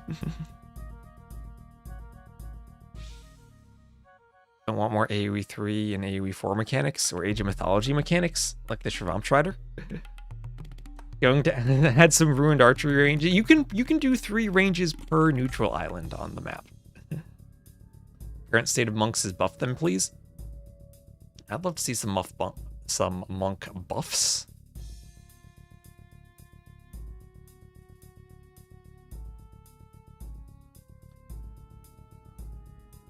I'm a fan of buffing monks.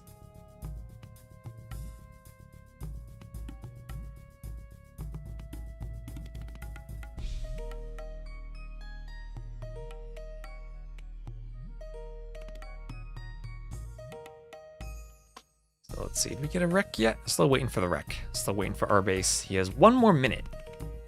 1 more minute to post the next wreck. When is the land? Qualifiers will be in April after Red Bull. The land itself will be in early July.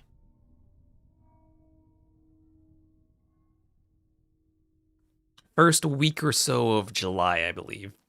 The 1 minute to Saracen attack. I think the countdown stops at 2 minutes, though. I think it stops at 2 minutes to Saracen attack.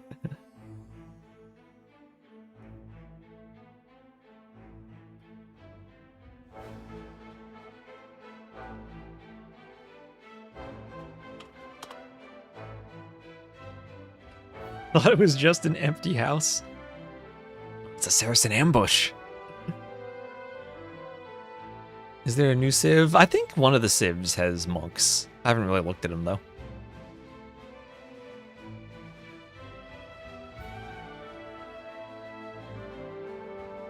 The only thing I know about the new civs is the Champy Rush. Alright, dogao versus Uzzi, game 1. We have the game. And let me maybe get rid of the other game so I don't misclick. And it'll be starting on slopes. So let me get this nice and set up. The correct chat for campaign references. Yes, it is indeed. So let's see. Koreans against KingstoNes. The map will be slopes. I think I have everything set up. So there we go. Uzzi will be the red Hindustanis to the northwest, and dogao the blue Koreans to the southeast. The map is slopes. And dogao, wanting to win, he gets 2 wins and he's guaranteed to be second. He's not going to catch a JorDan for first.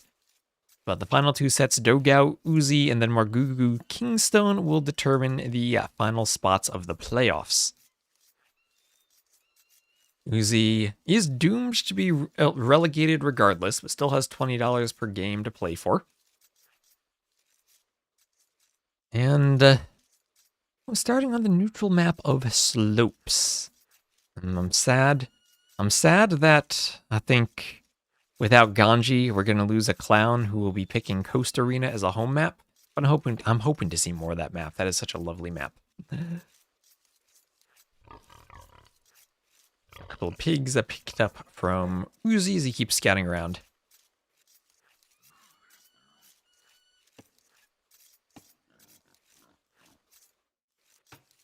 Latvia's 5 lets you research PVC and zealotry, which have both been removed. Latvia's 4 is a technology built around scootage, and they removed that. What was Latvia's 4? Was that the one where you had to defend the city against the waves of the attacks? That was like the the Constantinople siege, but you had all those hero units, but like less intense. Yeah, the bug city. I remember I found a secret for that one.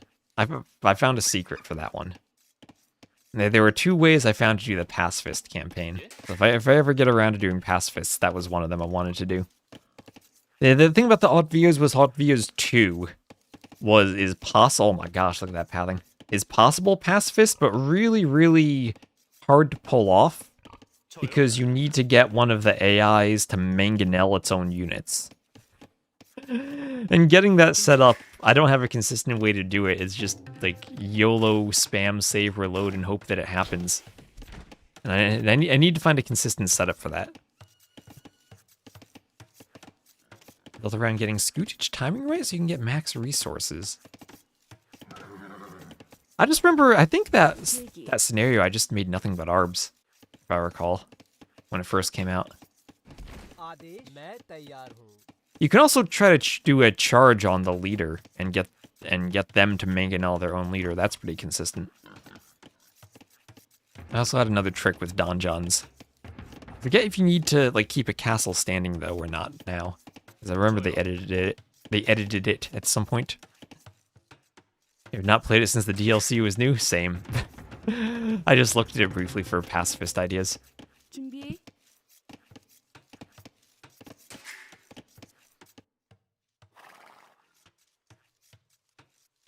Koreans feel like they just go Fire Lancers and win against Hindustanis. What do Hindustanis do in the Castle Age against Fire Lancers? Gulams, I think, would maybe be okay. Don't know if they'd lose hard to Fire Lancers. They should have a bonus against Shock Infantry, but a meager one. Then Camels would lose to Fire Lancers. And Shiitake Hand Cannoneers should be nice, but then you get to Korean skirms and keeps late game. So, players, I think players, even after Red Bull, might be sleeping a bit on Koreans and TTL.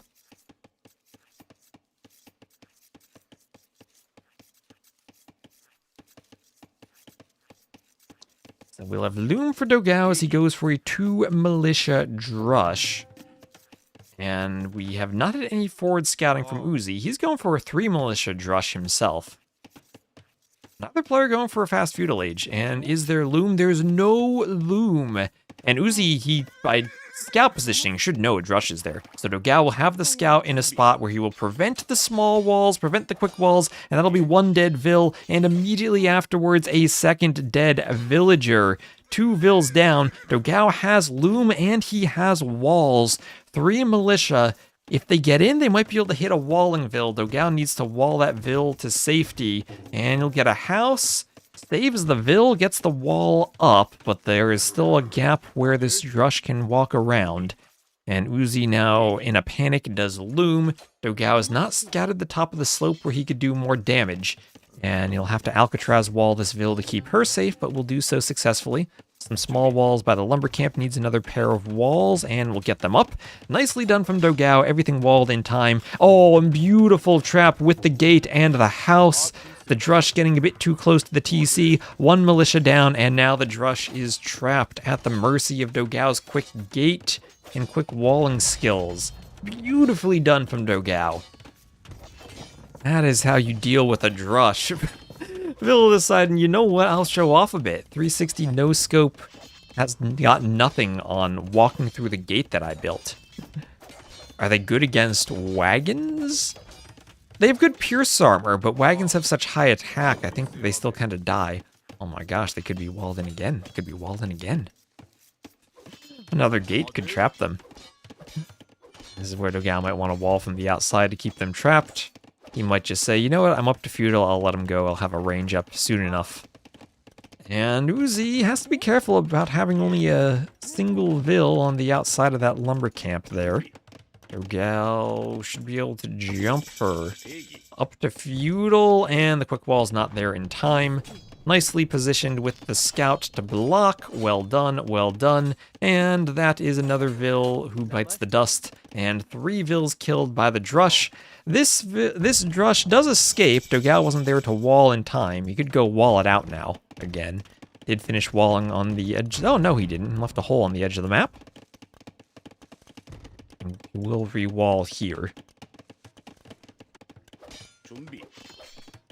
And low HP Vil trying to wall himself in. The scout gets a bit out of control from Dogao. Loses a lot of HP to Vils. A bit sloppy there, but so far everything's been great for him.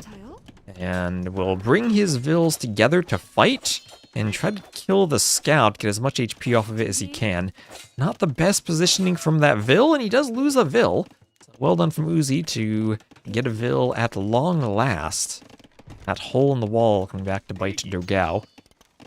Uzzi removing the scout in time to avoid the spear. Horse collar for Dogao, who is still trying to hit this wood line, but a couple of spears in the back will force him away.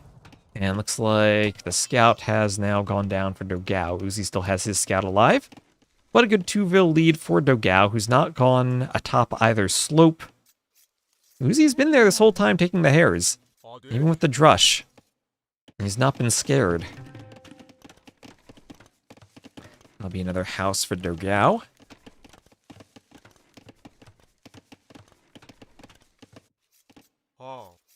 Militia poked down by some spears.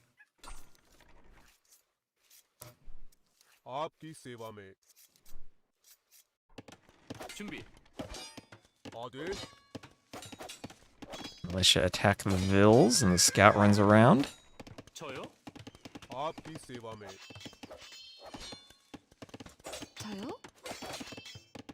And that Vil hit by the militia. Militia killed. Vil has to run to the TC. And the TC will get the scout and the militia. Well done from Dogao. One militia on the top of the hill, poked by the spears. But that, so far, so good. Dogao, nice eco lead, but hasn't gotten an overwhelming advantage. It has been a good drush. Oh, more flags to look at. More flags. Okay, I like this flag. Still a very clear white background. Okay, nicely done. Maybe the middle could have been a bit smaller. I think they could have emphasized the white a bit more, maybe make the entire flag a bit taller, even if it's not historically accurate. Just make the flag look a bit more like a garrison flag, but all in all, that's a decent one too. That's a decent one. Oh, what is this? Okay, okay. I like this one too. I like this one too. Nice flag.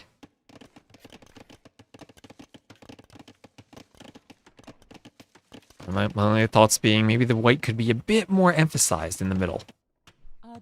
So archers finally forward for Dogao, finding the Vils who were on that slope, and they'll get one. Oh, nice quick wall. Nicely quick walled. Save the Vil. I'll get one kill, but skirms will come over now and should save the rest of the Vils. Well done from Uzzi to extract those Vils. As they resign.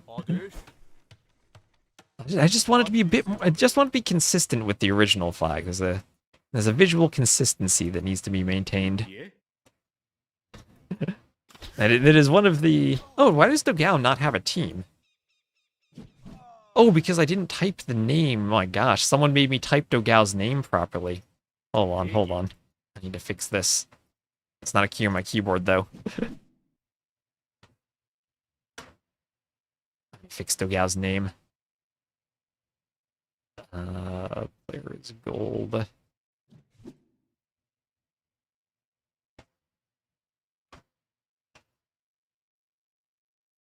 There we go. Now he's got his flag in his team. I didn't notice that. You got me wondering about the flags, and I looked at my UI and realized, wait, Dogao's flag isn't there. Now we got him properly on the UI.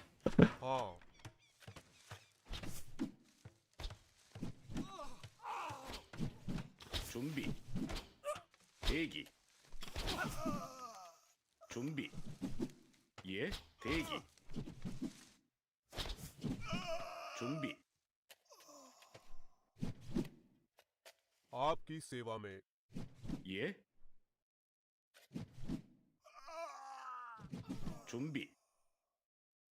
Alright, skirm's going down.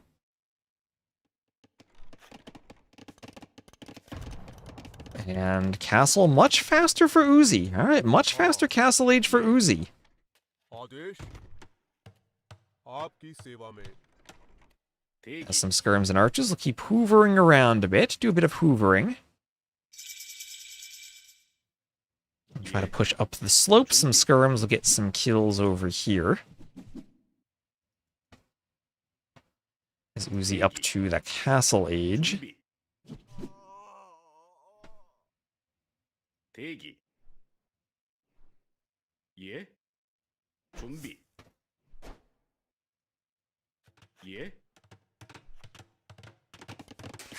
We'll have another TC up for Uzzi.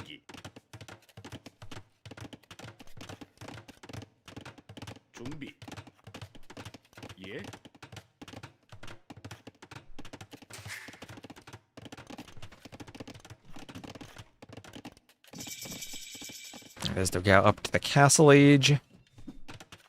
And we'll have a castle for Uzzi up by the gold to the north. Second TC for dogao. So castle and 2 TCs versus just 2 and probably 3 TCs. Full boom mode for dogao. And we will indeed see gulams. So how do Koreans deal with gulams in the castle age? That's probably the biggest question facing them. Will fire lancers be able to do it? Will crossbow numbers be able to do it? Will skirm numbers be able to do it? And I do see squires, so with 2 barracks, that means it is indeed fire lancers. So fire lancers for dogao against gulams. All right, interesting composition. I'm not sure who's going to win this. We'll see. And there's the gulam production. Once it pops out, we'll check the stats. I want to see the bonus attack against shock infantry. So the armor for shock infantry, 0 shock infantry, 0 infantry, and 2 melee armor. So the bonus attack says the flags will be in the castle. Ooh, okay. Maybe the flags need to stand out a bit more from the castle. Like a flag all the way at the top could be nice there. Just to make sure that it's visible over the silhouette, because the graphics of the building kind of obscure it here. Now that it blends in a bit more. And hello, Red Cliffy. Oh, look at all those dance emotes, those lovely dance emotes.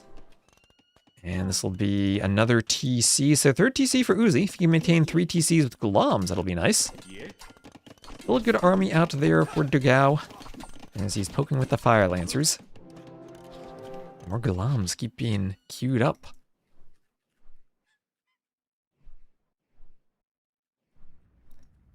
And there is squires. Squires for Uzzi.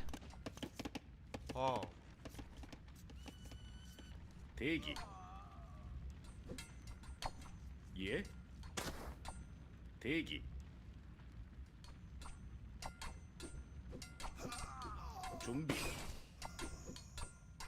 Fire lancers will poke down some skirms. And destroy the blacksmith. Okay, here they are. Here are the gulams and their bonus attacks. That'll be 9 melee attack and +2 against shock infantry. So with the 2 melee armor, that'll cancel out the melee attack, but the shock attack goes through despite armor. So that'll be a total of 9 damage per attack right here. Remember, they do a bit of pass-through damage. So in the stand ground patrol meta, when enemy units stack atop each other and get passed through, gulams are a good unit. But all in all, 65 HP for the Fire Lancer, 60 for the Gulam, 9 attack for the Fire Lancer, 9 for the Gulam, and then the Gulam doesn't have any melee armor. So, oh my god, even with the attack bonus, the Fire Lancer still actually wins this.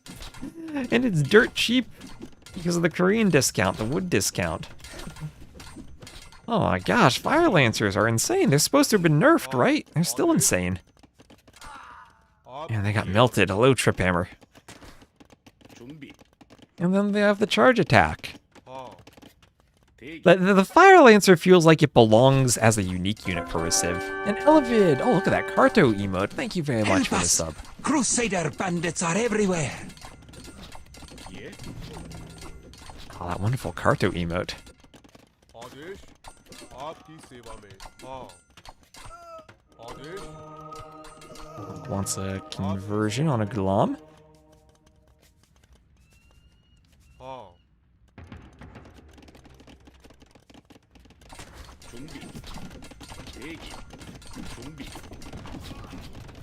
Yeah.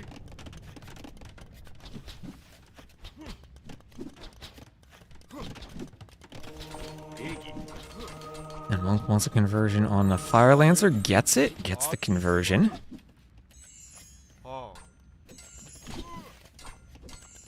I don't know if the nerf to them was enough. Adesh I'm still of the opinion the unit needs a good overhaul, a good redesign.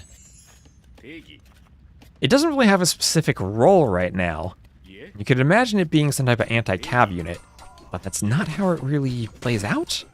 It's just good against everything. It seems to be... Well, this is what the Gulams want to do. They want to be in that patrol stacking situation. Or there they'll do well. That's their only benefit there. It's the patrol stack pass-through damage versus the charge attack. And the Gal doing a castle, still trying to hold up by 12 vills, but it's going to be a 4th TC for Uzzi.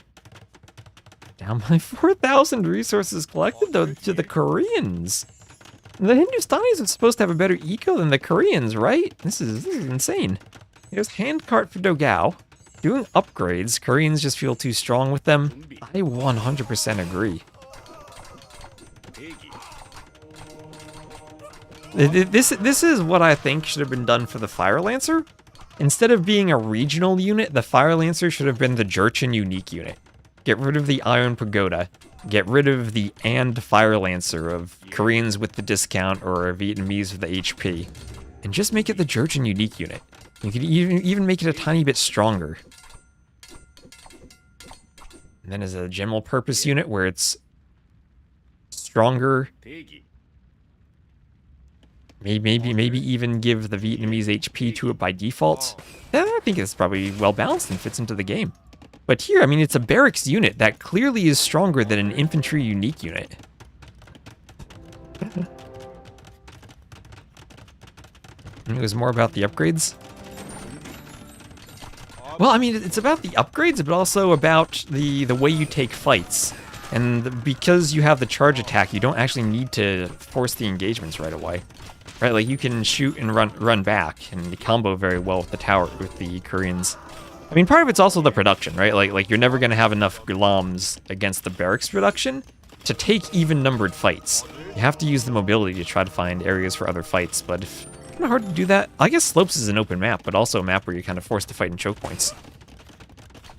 Like pagodas. I'm not a fan of the extra Raumschreider. आपकी सेवा में I just shield the bonus thing though. हाँ आदेश हाँ There's Gambesons. Also, Gambesons applies to Fire Lancers for some reason. There are lots of and Fire Lancer things that happen.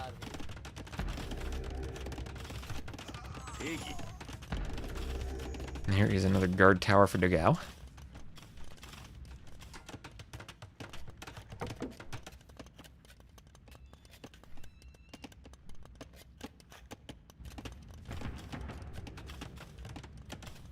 Forward barracks for more Lancers.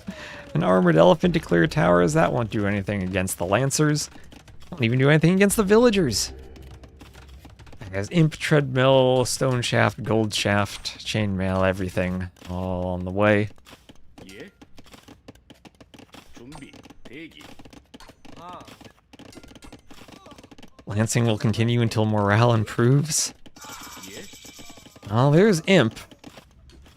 As dogao grabs both shafts, as Dave would say. And selling some wood, buying some food. And it's, well, where's Elite Fire Lancer? That's gotta come in soon. Well, no, GG first for Uzzi.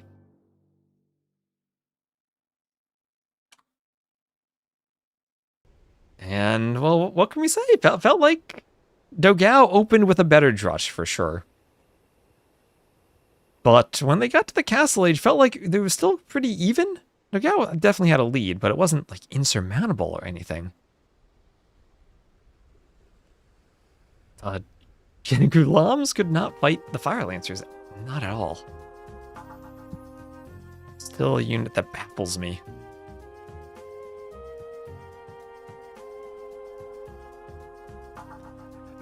It baffles me with its design. So that was a win for dogao on slopes. I think that guarantees he's in the playoffs now with any tiebreaker situation. That was a win for the Koreans, very low in the draft, Koreans.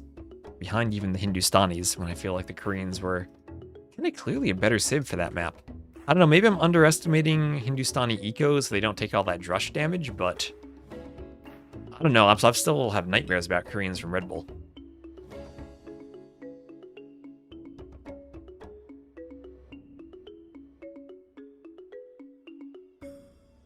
GG, indeed.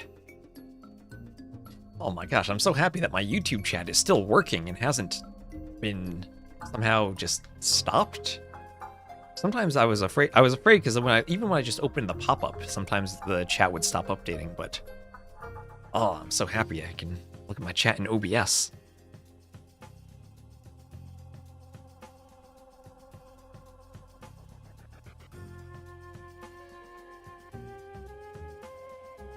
Alright, just gonna wait around for Arbase to post the next rec.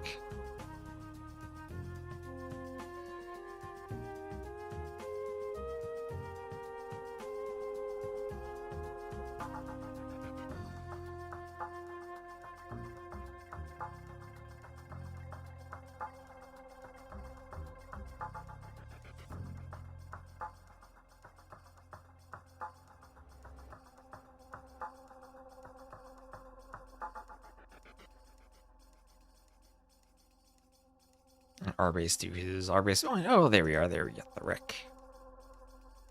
Management.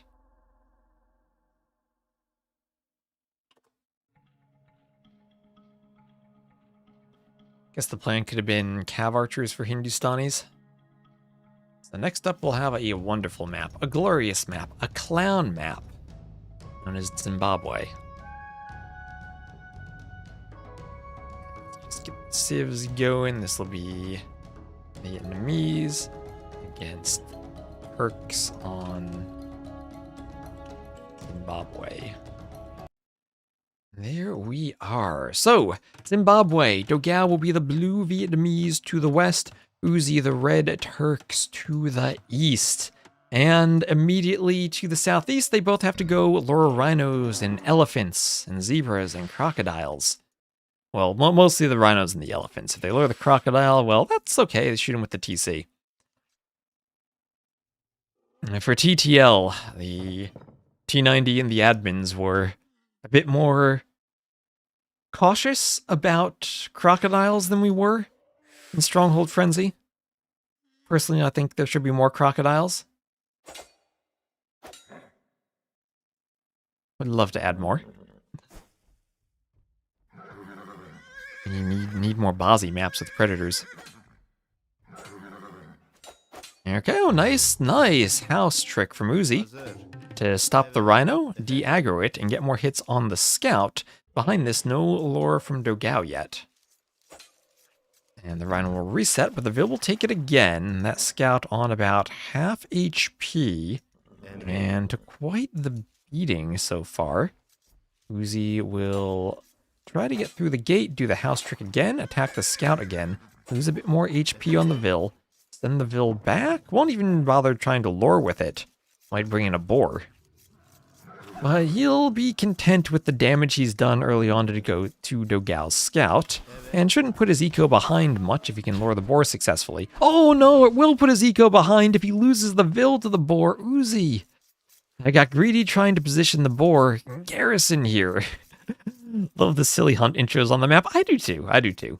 Bit of idle time for Uzzi's TC as he was heading out there too. Greedy not doing loom. Now you'll do loom. But yeah, I love that we have this closed arena map, but it has this hunt to lure in. So it gives you something to do in the Dark Age. It's a 3-vil start, but it's not a 3-vil start where we gotta go through the entire slog of a standard arena build. No. We have a game here right from the start. Rip Villager, indeed.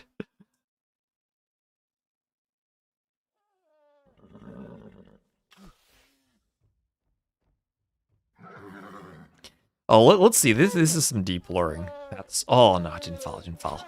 Let's go. There's one. There's one. There's a house. Trying to get them grouped up a bit more. Ooh, Uzzi. Uzzi. Uzzi needs to play some more Rage Forest, it looks like. There's... Oh, the elephant. What's that elephant doing? The elephant doesn't want to follow today. And then there's another shot. Oh, doesn't get the shot off. Ville's taking a few hits. It'll be 2 and then a 3rd with the rhino. Love the multi-lures. Reminds me of... I love the multi-lures too. It's one of those fun things from AoE too, right? They made boar luring way too easy because now you just shoot with the TC every single time. You don't lose the boar anymore and there's no risk. So we have to do something that makes it a bit risky again. You need to bring back the fun of the boar lures. Also, javelinas were changed in the patch. They have less food now. I don't know why, but less food. So this Ville can take one more hit. Will she make it back to the TC? Ooh, the elephant was just about to attack. All things worked out. All things worked out. And now the elephant's killed. The rhino will stay inside the walls. All worked out for Uzzi. I love that there are little things that you can do to micro the elephants and whatnot. Bring back the double hit before the boar follows? I 100% agree with that. I don't know why they ever eliminated that, but I think it was more fun. And also kind of less buggy, because now if you're right on the diagonal and you shoot and turn immediately, you're not in the line of sight anymore. Which, yeah, you would still do that. Like the top expert level wasn't let the Ville stand still twice while shooting the boar. It was shoot, scoot, and shoot again. But, yeah, I miss that. I think it was more fun when you had to, play the game a bit more. A bit more stuff to do. Yeah, they follow on one shot now. Hello, Sunnyflower. Hope you're having a sunny and flowery day. Scouts still need 2 hits, otherwise laming would be way too strong. But, yeah, Villes only need 1 hit now. And it saddens me on the inside. Oh, we have Uzzi coming out to try to take that elephant now. A nice spring day. Well, that's always a good thing to happen over the winter. I've still had lots of cold and wintry and snowy days here. Oh, let's go, let's go. 1, 2, 3, 4, 5 all at once. Come on, Uzzi. Come on, Uzzi. Go for something greedy. There we go. There's 2 of them. Shoots it just a house trick and de-aggro them. Lost some HP on the Ville. Now we'll have Feudal for dogao. Gets a hit. So Vietnamese Turks, a Civ matchup that Vietnamese. Ooh. Imp Skirm will be crazy good against Turk Cav Archers and Janissaries and Gunpowders. Not as much against Turk Hussars, but Vietnamese can go Halbs then. Turks are just so scary late game. I don't know actually which I'd prefer. Vietnamese Cav Archers shouldn't be as good as the Sipahi Cav Archers of the Turks. HP Scout still running a bit.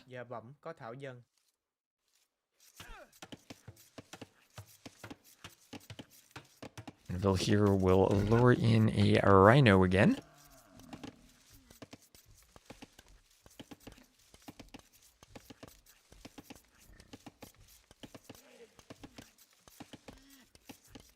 And we'll get a bite out of the Ville.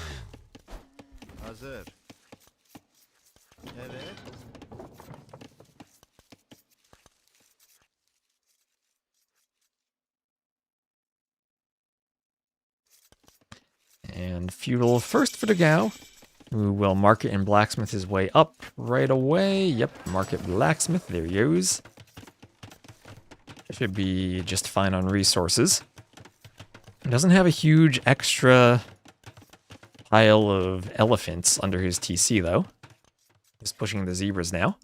So he needs to make sure he doesn't run out of food. As Uzzi will continue trying to lure the elephants, but continues struggling a bit. Uzzi's up to Feudal, and we'll see the market and probably a blacksmith soon.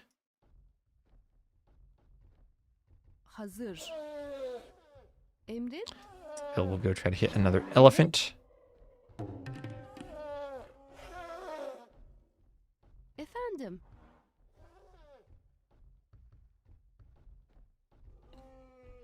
Hazır.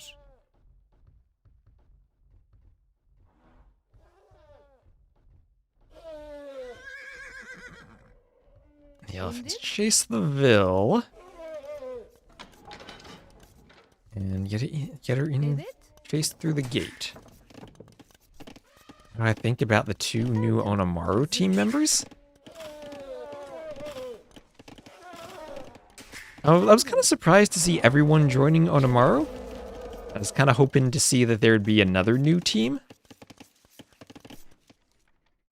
I wonder if Vinchester was the potential player who might have joined Gamer Legion back when they were planning to continue. But I'm not sure what the team game scene will going to be now. We're all Onamaru now. I think so. Onamaru is the new tyrant. We'll have Onamaru Warlords versus Legends at some point. I mean, I guess they gotta have like 2 3v3 teams now, right? It'd be probably Viper, Doubt, JorDan against Lewis, Vinchester, Andy, maybe? We still have Hera Doubt so far. I know, I was thinking about doing another Cartographers, but I don't know if 2v2 is the right format right now. I think we need a 3-game, like a 3-player format. I don't know if I can just run 3v3 Cartographers. But I think that kind of makes sense, though. You kind of have the 3s of Vitality. Yo, Vivi, Lix feel like they'd be the 3 for LY. Then you probably have 2 3-player teams for Onamaru. You'd probably get 2 from Wonders.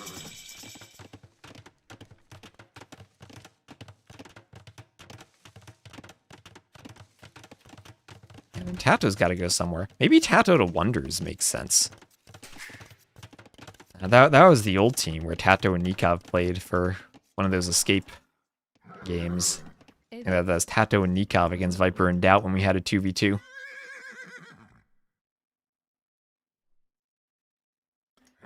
I was still hoping. I was holding out hope that there would have been another team somewhere.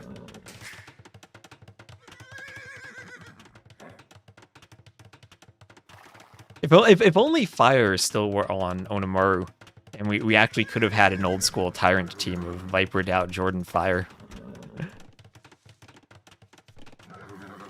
Or maybe we get Riot back. We can get Riot playing. He played in those show matches over the summer for Brazil. We get Viper, Doubt, JorDan, and Riot as a team.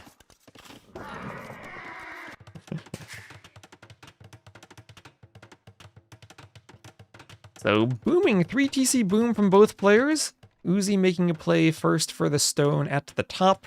Remember, every tile on this hill is covered, absolutely covered in cracked terrain. So your buildings will take extra damage, 20% extra damage on the cracked terrain, and that multiplies along with the hill multiplier. So if you do a castle, then someone goes one step higher and does another castle, and contribute down, they do more damage.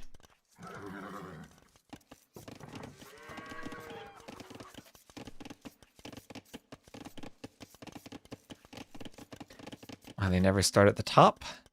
It is, I think, a bit harder to fit around the top. But yeah, maybe it would be better to start closer to the top. It's hard to go to the very top, though, with all the rocks and whatnot. Maybe they just feel safer being closer. Maybe that could be a strategy, though. Just go straight to the top.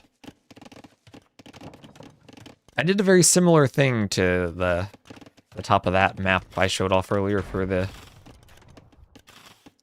that I made for the Brazil LAN for Brazilian dynasties.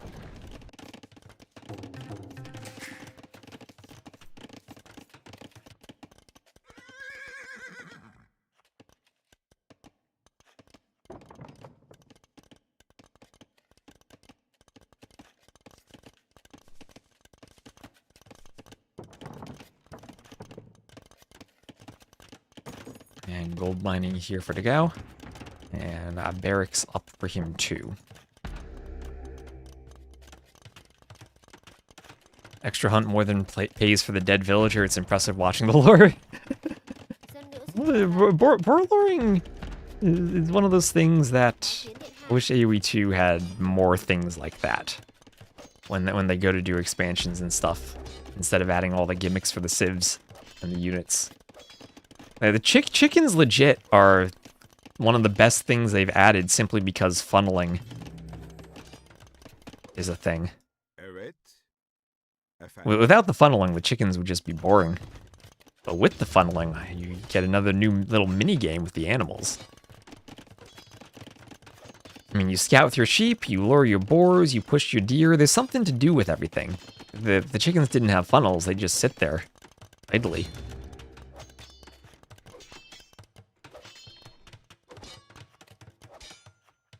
Aimed in?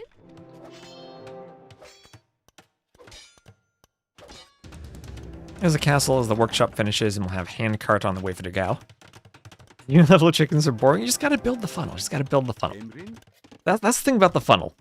Takes absolutely no skill like pushing deer. You just gotta diagonally place a gate or two. Boom, they walk right to your TC. I need another mule delivery service sponsorship someday so I can make more chicken funnel jokes. You can't even push deer. No, pushing deer is hard. You gotta go for the double deer push now. Gotta go for the double deer push.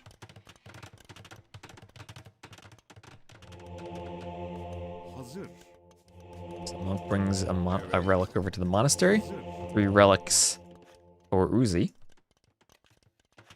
Dogao's taking a pretty good res collected lead.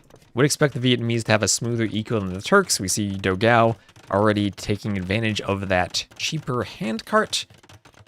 The eco upgrades cost no wood and research faster for the Vietnamese. It's a great boost for them. And now it'll be Fire Lancers. Fire Lancers that... I hope Fire Lancers lose the Janissaries. Please tell me they lose the Janissaries. Something in my eye, but I hope they lose the Janissaries. Okay, I like this flag too. I like it. I like the general shape of it. There's enough white in the inside. Looks very flag-shaped. I like it. And I also like that the flag is on the top of the castle. So it's kind of different than the Hindustani castle where the silhouette of the building changes when the flag is there.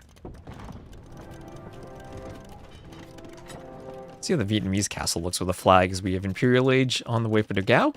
Uzzi with the score lead. But Dogao with a 3k res collected lead. That is crazy for players who are only 10 vills different. A little bit more idle time for Uzzi as he's clicking up to Imp. But he's getting map control, and even with the Mangonel, making sure he has the area in front of that castle secured.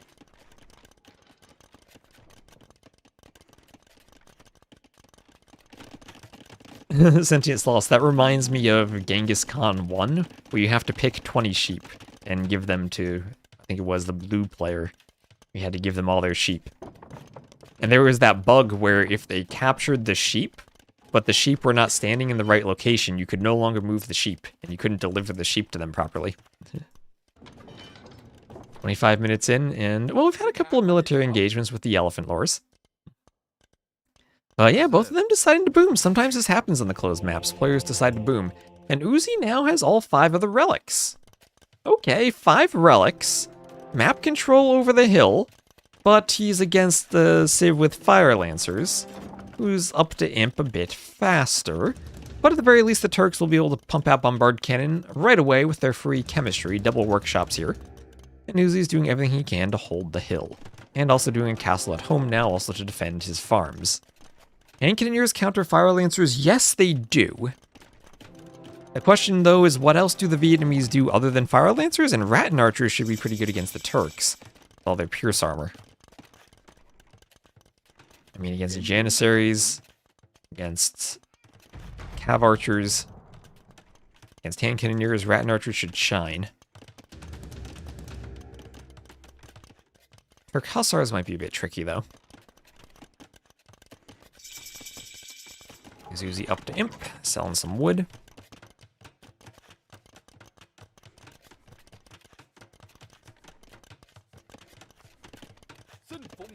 Scram's a little roll back and forth a bit. Yep, Janissaries just do a ton of damage. So the Pierce armor helps. And there's Imp Skirm. There's Imp Skirm. Other than Janissaries being strong, they don't directly counter them with an attack bonus like Hand Cannoneers do, but Janissaries are still very strong. Evet, emret. drinking wine or beer tonight? I'm drinking water tonight.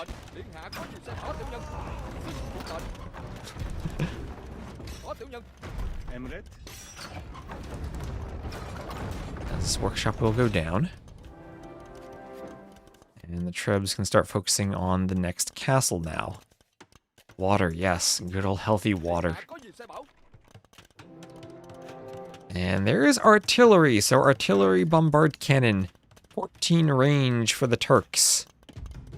Trebs can get siege engineers. They'll get up to 17 range.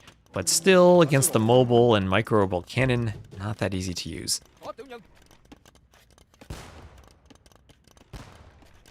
Ooh, skirms. Just dodging some cannon shots. There's an outpost being poked down by the Fire Lancer over here. There is armor now for Uzzi, as he will take a couple of skirms. Face to face with the cannonballs.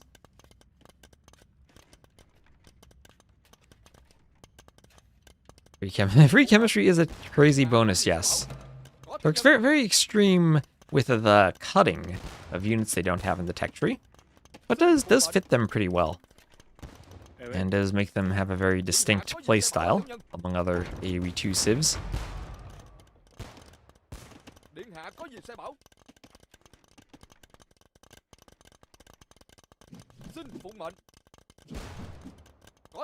And okay, boom on the skirms. Cannon having extra hit points for the Turks is another bonus. On top of artillery, they have other bonuses, but at least they don't have siege engineers. There's a ring archer armor for dogao. Another castle for Uzzi.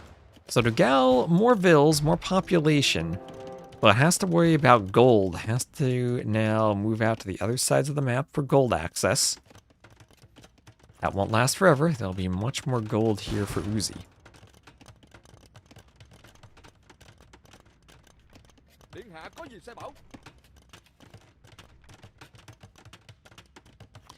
We heavy cav archer and thumb ring both for dogao. Elephantos are a good unit against the Turks, yes, absolutely. But very expensive to get to. 37 vills on gold for now for dogao. That won't last forever.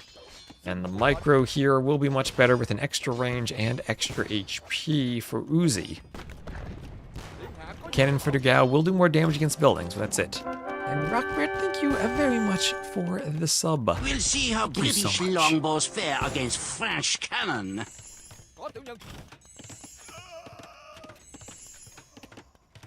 And now 6 versus 7, and now a Treb is out. And okay, 2 cannon down.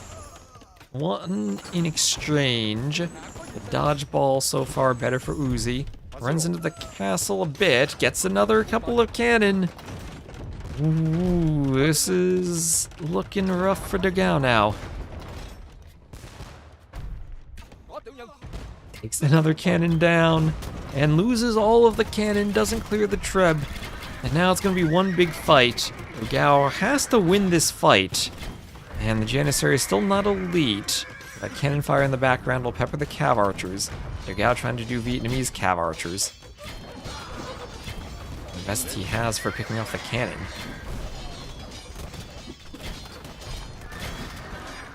He's gonna kill. He's gonna get all of the cannon. Those Vietnamese cav archers, 92 HP. It's only 8 less than the Sipahi cav archers of the Turks. They will miss, however, Parthian tactics. So fully upgraded Sipahi cav archers will still be better. Come on, dogao retakes the score lead there. That was looking so good for Uzzi, and all of a sudden the cav archer swap has paid off. More armor just about to come in from Uzzi. He needs all the armor upgrades to get up to 7 pierce armor, where the hussars really make them effective against the cav archers.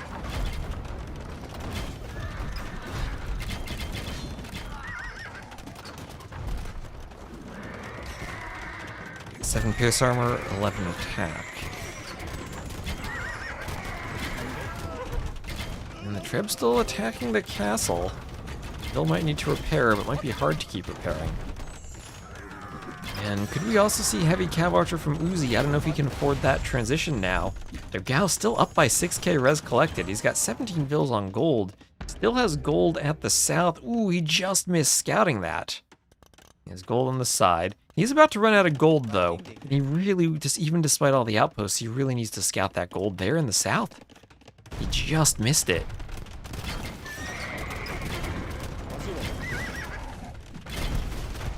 He may be in a spot where he'll lose the Treb. And trying to fight Hussars against the Skirms. This area is trying to kill the Skirms. Comes off the castle. And Treb goes down. That's one Treb down. And Gigafy and emote. Let's get a closer look at that cartographer's emote. Yeah, Taramis really cooked with that emote. I do think it needs a closer look, though. If I were to do cartographers again, I think we kind of need to redesign the logo so it looks good on a small size. This is something the Capture Age logo is very, very good at. You have to give them all the credit in the world for a logo that still looks very good at a small size. The TTL logo, I think, loses a bit when it gets any smaller than it is there. Still need to be able to read the TTL text. That still, it downsizes pretty nicely. Capture Age is just great for low sizes. Probably even fit it like in an emote on a text line.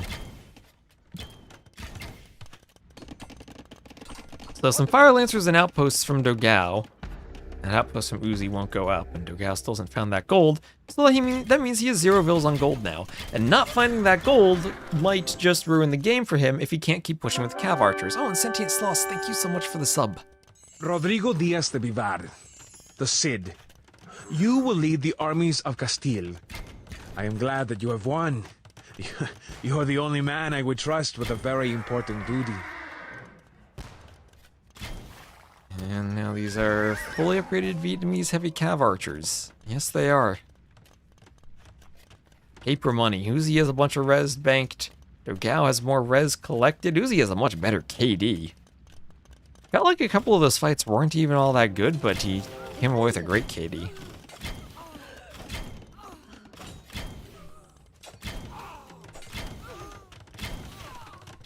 Good old El Cid.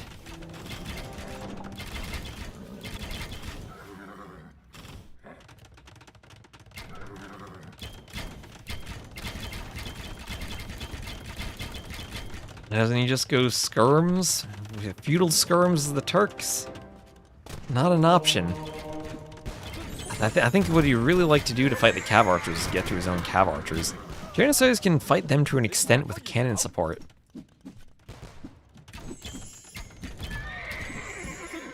JorDan won the messy game. JorDan won the Coast Arena. Yes, that was crazy.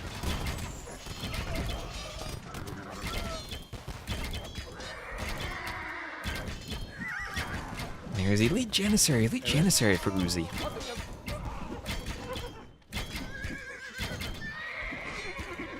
Janissary and Forging.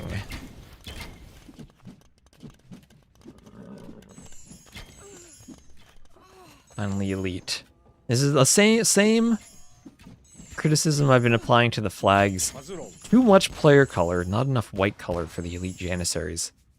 They don't look enough like Janissaries to me.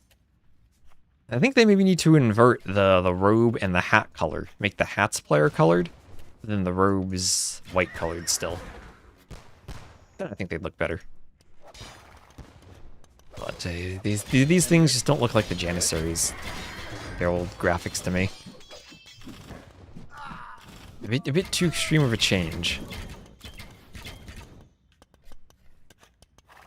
So Uzzi still holding. Dogao still, sadly, does not know about those 2 tiles of gold. Still 1,600 gold, probably not the biggest difference. It's only 2 tiles. But he needs any gold he can find, nevertheless. Especially when Uzzi has 5 relics. And I think this is going to be very hard to overcome a difference when your opponent has 5 relics. Vietnamese are such a good late game civ, though. Maybe they can do it. Like 20 Cav Archers would be a good number of Cav Archers, for sure.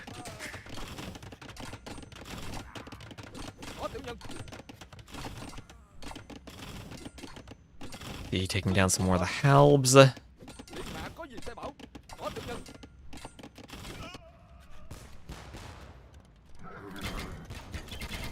See, paper money? Yep, paper money is in. So that'll give him a bit of gold. That'll help keep him in the game. That'll be crucial for him. Now he's trapping the castle. He's up at around 200 pop. Uzzi only on 160. Uzzi's struggling to spend that bank of resources he had. And I'm honestly still thinking heavy cav archer could have been a good addition for him. Maybe it's too hard to afford that with everything else.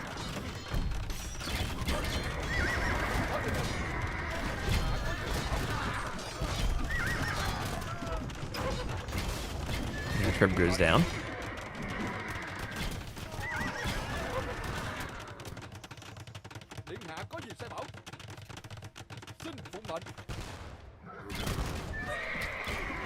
And he's still relying on that paper money for his gold. Janissaries doing work though. Never discount Janissaries. Our raids continue. Maybe more walling is needed for Uzzi. dogao has taken some stone. dogao, yes indeed, 0 on gold. All the map control for Uzzi is paying off for him.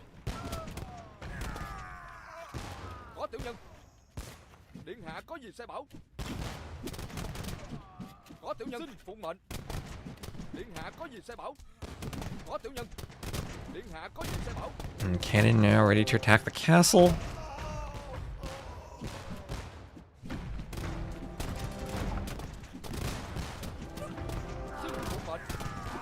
Program's hit by the cannon. It's gonna be a struggle to push. Yes. Okay, now the Turks are starting to round into form. Look at the Janissaries against the skirms even. Yeah, Janissaries will have enough attack that they can kill Imp Skirms. 22 Pierce attack. 22 full strong Pierce attack.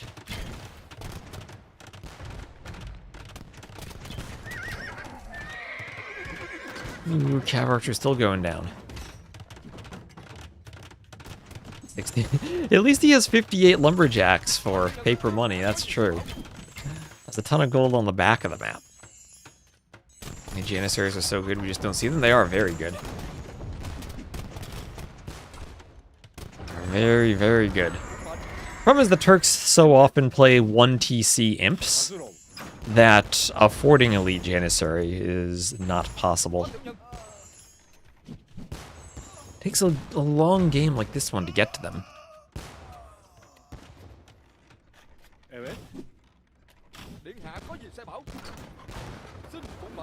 So I don't know what else dogao can do now, as Uzzi has a score lead. He's trying to push trash units, and if he's hoping that Uzzi runs out of gold, he needs to hope again, as there are still gold mines left for Uzzi to take easily. Even one over there. And then Uzzi has 5 rocks. So I'm not sure what dogao's win condition would be here, even if he has one. Would have to be simply taking better fights against this military. We're hoping that Uzzi can't replenish enough. Blast furnace for Uzzi.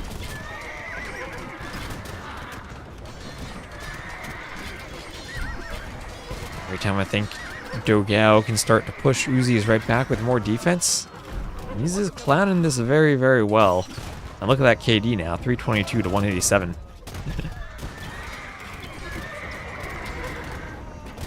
Kind of like Siege Onager. Yeah, you don't really see Turks in team games that much either, but that was a good comparison, I think. Siege Onager.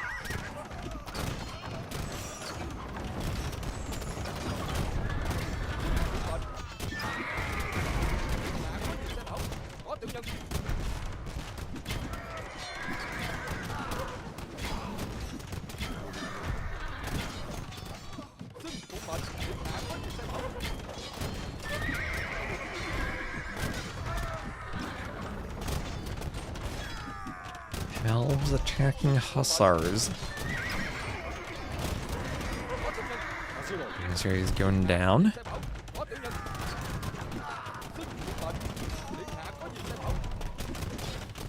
That hill for the Janissaries has been so nice for them. Look at all those dead hussar wings. I think once this castle falls, though, that's going to be it for dogao. At that point, then hussars can raid the eco.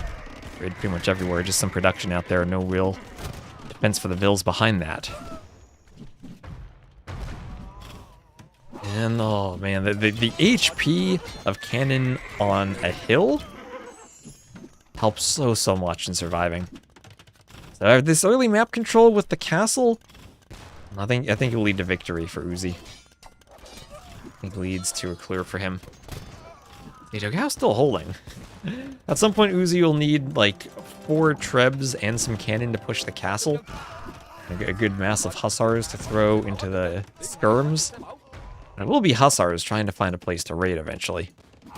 Ballistics only for the castle. Ballistics only for the castle, but important nevertheless. Oh my gosh, look at how tanky that cannon is. Look at that. Look at it tank everything. Oh my god, I love when a cannon can tank like that. Yeah, raid the wood, raid the gold income, you mean? Raid the paper money.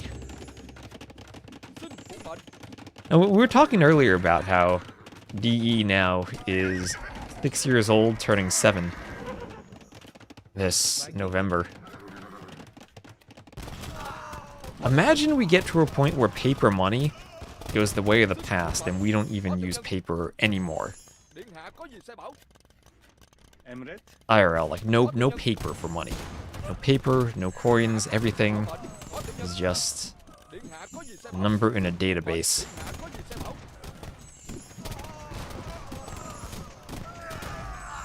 Oh, those skirms got melted. The Janissaries in their attack on a hill. Skirms don't hold up to that. All the halves being cannoned and the castle being trebbed. You don't use paper money anymore? I really don't either. I really don't. I'll have to maybe just bring some pounds with me in case I need something in the UK, but yeah, I really don't use paper money at all myself. And now bombard towers for dogao. Oh, beautiful, beautiful bombard towers. A cannon shot. Now the bombard towers can do even more damage. They have 123 attack. They need bracer. Does Uzzi know that bombard towers need bracer for extra range? They get to 13 range. Well, bombard tower is actually useful for destroying castles because of how high their attack is. You build them just outside the castle range. With artillery, you can do that. And then, instead of trebuchets or cannon that get raided, all the skirms, they don't threaten bombard towers. Living in Denmark for 2.5 years, I've never seen most of the bills and coins. How is the UK these days in terms of just accepting credit cards or like app payments? I don't know, 10 years ago when I lived in Germany, or I guess 12 years now, card payments really weren't that big of a thing, but through COVID that really spurred some modernization of their transaction systems. Germany's an exception in the EU. I was able to get around with cards last time I was there.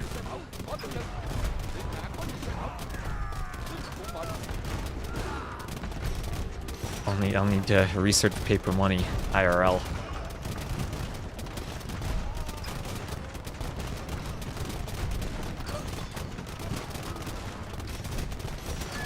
And the march to the bombard towers. March to the bombard towers is commencing. Remember, dogao still needs every win he can to ensure that he's ahead of Margougou, but he will call the GG. He will call the GG, and Uzzi will do it. Uzzi will get a point on the scoreboard with the Turks. Gotta love Turks. 687 to 344 kills. Boom. Held the hill in imp. Well done, well done.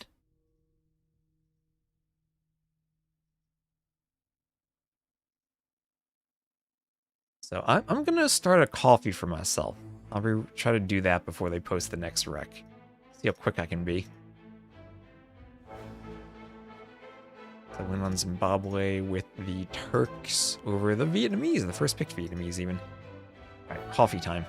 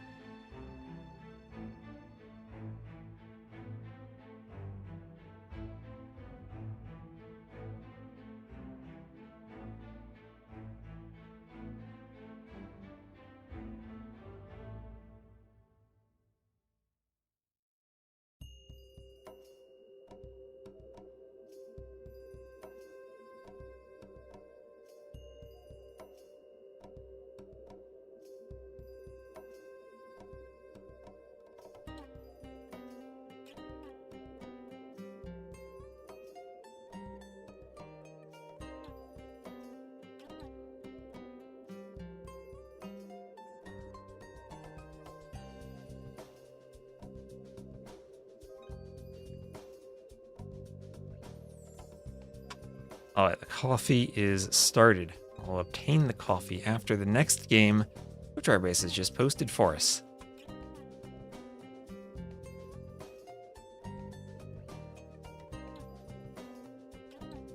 And hope capture rate doesn't crash the PC, fingers crossed. Alright, looks like we're good. Next game will be Valley.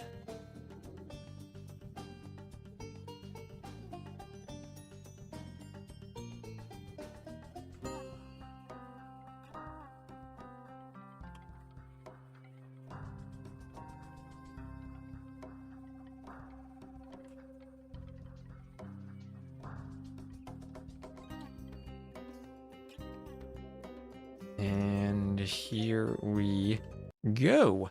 Alright, so tied 1-1. Uzzi will be the red Khmer to the west. Dogao, the blue Khitans to the east. So, what do we think's gonna happen here?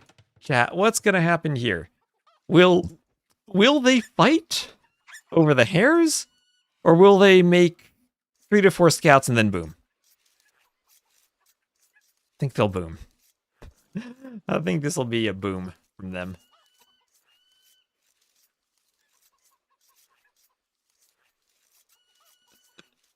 I think this will be 1000% a boom.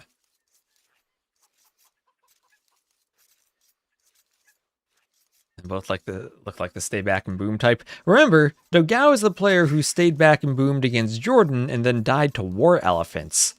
Could he meet the same fate at the hands of ballista elephants? What do Khitans do late game against ballista elephants? I tried to put the unique unit icons at the top of the scoreboard. So we got the ballista elephant against the Liao Dao? What is that? The Liao Dao. As crazy as this unit is, imagine if that were a Fire Lancer. Oh my gosh, Camel Trebs actually might be an answer to ballista elephants. Oh my gosh, chat. I know what to do with Khitans. Are you ready? Get rid of the Liao Dao as a unique unit, right? How often do we see the Khitans needing an infantry unit? Like it's ridiculously strong, but they don't need it. Make the Camel Treb their unique unit. Make the Camel Treb the unit they make from the castle. That way they have a long-range siege option in the castle age. Right? That way you have something that's unique and it doesn't even need to be gimmicky. No bleed damage or anything. I think that's the way to do it, chat. Camel Treb, you're right. They should be good against ballista elephants. All right. Oh, we have a lame from dogao. Will this be a successful lame? It'll be close. Ooh, it'll be very, very close. Ooh, 2 more hits on the scout. That is 1 HP left, and the boar not stopped. Oh, he just gets it. Will he lose the Vil, though? Should be able to garrison the Vil. Should be fine there. Well, is it worth essentially losing your scout for a boar on this map when you can just go take as much hunt as you could ever possibly want? There's Loom. No, Uzzi, don't mill there. Mill here. Take the hunt. Take the hunt. Need to nerf him from Castle Age. Yeah, but then you'd also create like an elite version, right? You'd have a better elite version, too. This might actually make him go forward. Oh, wait. If you just wall and boom, who cares if you get lamed? Oh, you can counter lame. You can counter lame. He'll grab a sheep. Then he'll grab a second sheep. So everything will be fine with the counter lame. Everything will be A-okay. Hello, Sriza Bolka. Good evening to you. Good evening to you. Hello, Broken Robot, also.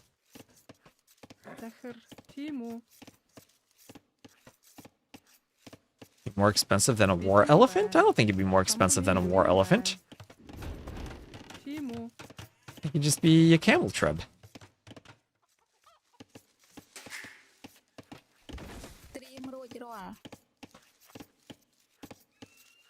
Maybe you could do that with Bohemians too. Move the Hussite wagon to the siege workshop. Make it more fulfill the role of armored tank shield like a ram rather than a unit unto itself. As dogao will get his sheep back. And then you move the Halfnitsa to the castle and eliminate bombard cannon from your tech tree. And make it very weak in the castle age, but you give them a castle age siege unit.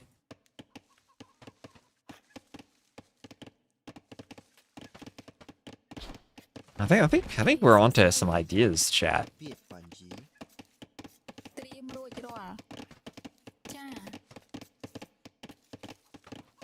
Maybe you can garrison it and it goes faster with more infantry garrisoned in it, and then you can hop in and out of it with the infantry. You can hop in and out of it with the castle age hand cannoneers. Oh no, that would be crazy. It would need some type of like pack and unpack timing. Like maybe it would need to pack to shoot and unpack to move. It was literally for that purpose, right? It was literally for that purpose. Maybe if you just made it really slow, but made it an armored tank for infantry, that could work. Let it shoot a bit of gunpowder when garrisoned. Maybe there's a way to make it work, just as long as it's not as bad as the siege tower. Oh, Uzzi will heal 1 second faster, he'll be up 1 second faster, and that'll let him kill the scout. 1 second difference, 2 second difference in uptiming. And goodbye scout from dogao, as Uzzi will keep pushing the deer, and it will be a stable opening from both of them, as both of them have decided that they don't need the hunt in the middle, they'll just ignore the middle. Who needs hunt? No one does. They certainly don't. They'll just leave it all there. They'll ignore it. Anyway, archery range and... oh, a very quick range, too, from the Khmer. So that'll be a counter to the spears.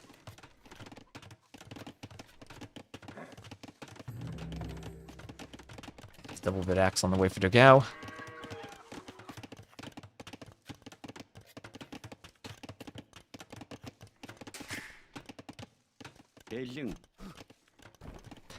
Bills will shoot the ibex.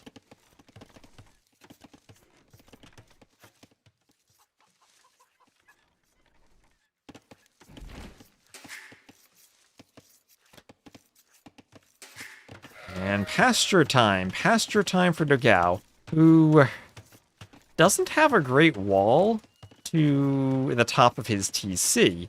He's walled all the way to the edge of the map, to the southwest. He can go all the way to the edge in the east. He can even use these wood lines to keep the gold safe. He has a second gold in his walls, but pretty open and kind of far away from the TC is this wood line.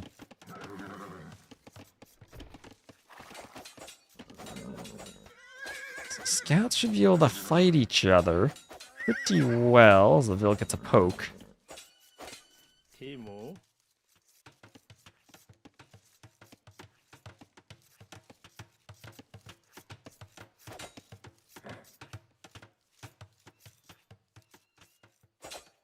Still literally to counter the Khitans. So what are we thinking late game with the 2 KH civs? I do like that idea of Ballista Elephant versus Camel Treb. Maybe it'll be a more aggressive game, though. We have seen dogao play with crossbows in his set against KingstoNe on this map. So maybe it won't be a pure boom from him. He also is a player who does like going, from all the Huns Wars I've casted of dogao over the years, he likes going for that archer swap on the way up to the Castle Age, when going for a Scouts opening. Maybe not as the Khitans if he wants to go straight Scout for Step Lancer, or straight Scout into Boom. But if he wants to go Scout into CA, then maybe, and there's the range from him, there's the range. Might even need to open with a Skirmisher for the archers. I thought their plan in Imp was to win in Castle. I think they can still win in Imp, but a lot of it also depends on having the better Imp economy with the pastures. So Scouts from dogao going to try to take a fight, but 2 Scouts die right away, and this army is not deterred in the slightest. They'll even get a Vil. And that's a low HP house foundation, and dogao will have to wall behind it. Make sure this army stays out.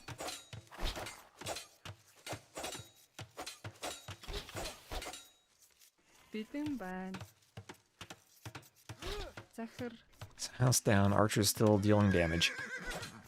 And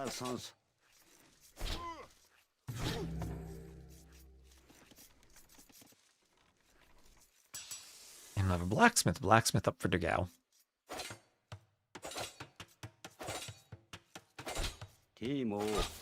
أمر من دو سكر.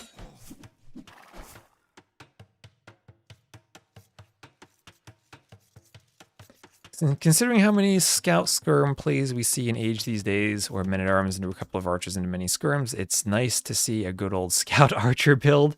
Yeah, scouts archers from both. I hope, I mean, despite all the walling, I hope this continues into an aggressive Castle Age scout push. Here's Town Watch for Uzzi. And Domestication for dogao.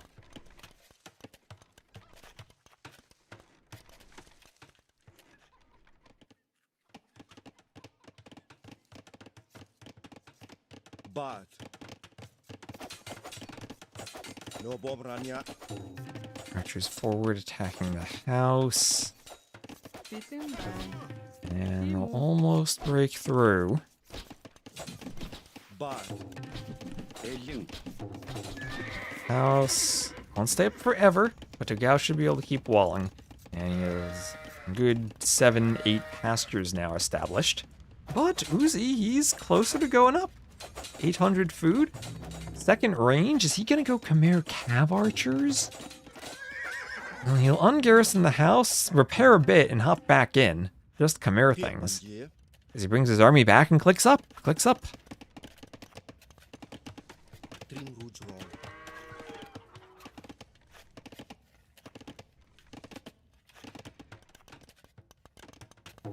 And another house going up for Uzzi. Hopefully you saw the doubt game on Monocle.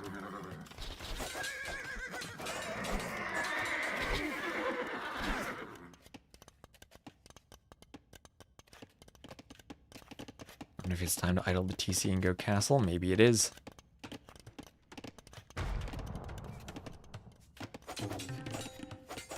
Available doing a house.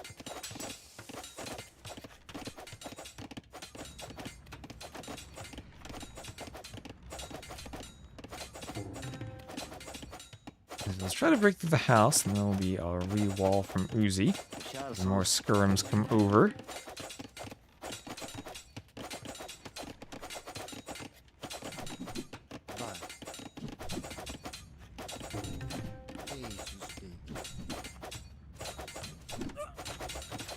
Mill down. Scouts come over, and archers will start killing the skirms.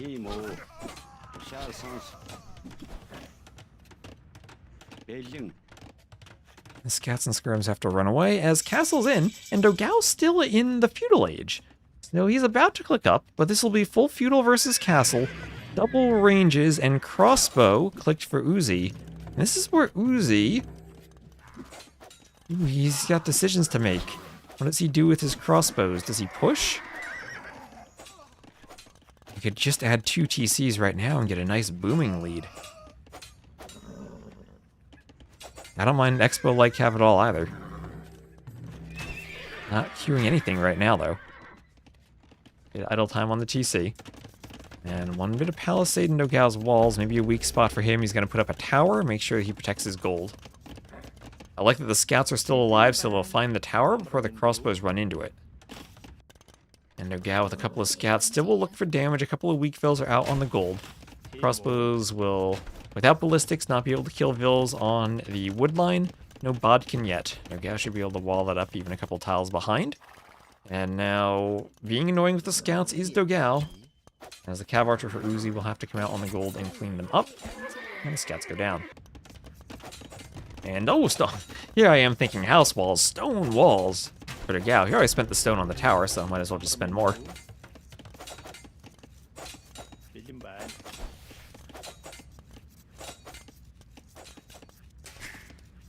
Castle age there for dogao.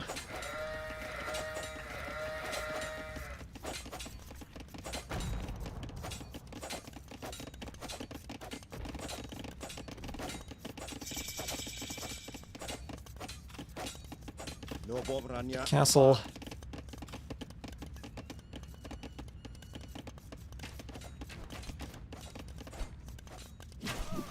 Tiệm bản chế. And skirmers pick off the crossbow.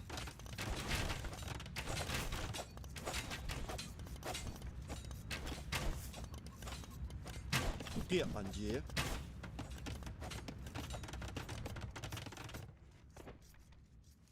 No cav archer opening over here on the right.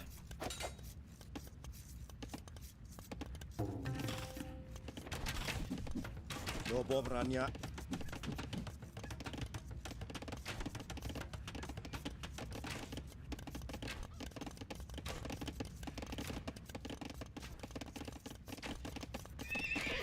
And camels. Camels in the stable. As leather archer armor finishes for dogao. And there'll be another TC up between the gold and the wood line to the west over here. Yeah, Khitans do get camels. Indeed, they do get camels. They do get camels. Look at this flag. It's the one with the stripe there. Okay. Saw that flag already. Yeah, you gotta keep an eye out. I haven't seen all the flags yet. Or maybe I have and just haven't noticed them. So dogao defending the skirms, keeping the crossbows back. And, well, so far so good as far as dogao's vil count. Even staying on 1 TC. Lots of idle time for Uzzi with the second TC, not able to keep it running yet, and lots of his farms going idle.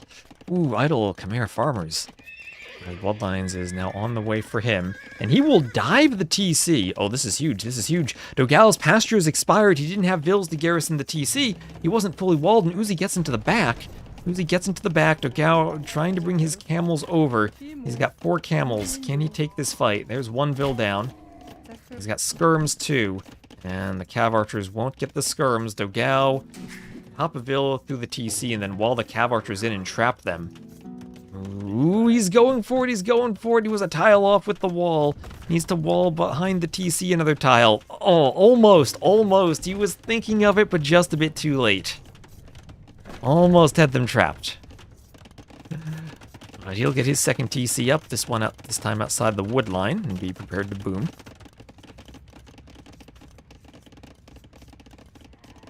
And no armor for the camels, so they will die to cav archers pretty well.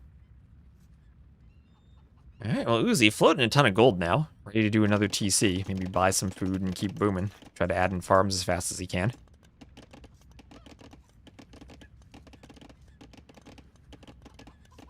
Did Uzzi get to husbandry?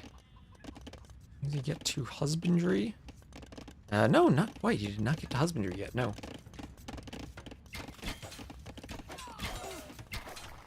The scouts will be killing some vils along with cav archers over here.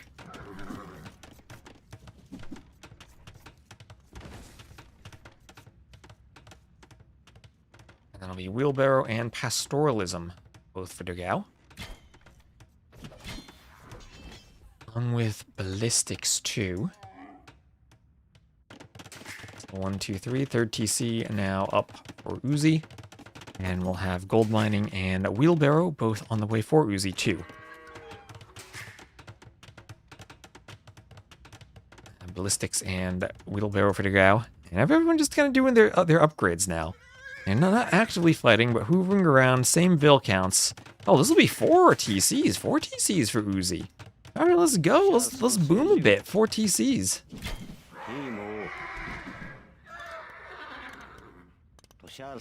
And we'll see heavy cav archer from both. I mean, heavy cav archer from the Khitans followed by heavy cav archer and imp from the Khmer. Missed thumb ring, otherwise fully upgraded heavy cav archers. Is that better or worse than missing bloodlines?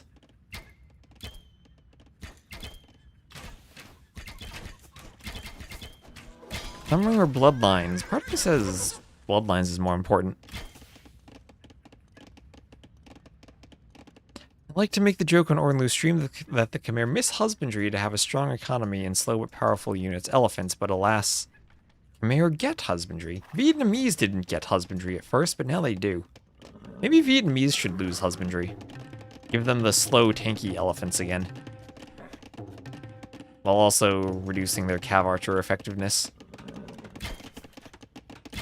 Well, speaking of cav archers, not effective at killing vils when they can garrison the houses, and they will be walled out of here.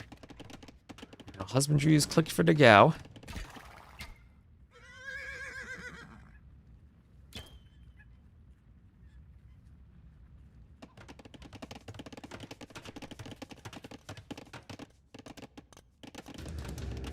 another siege workshop for Uzzi.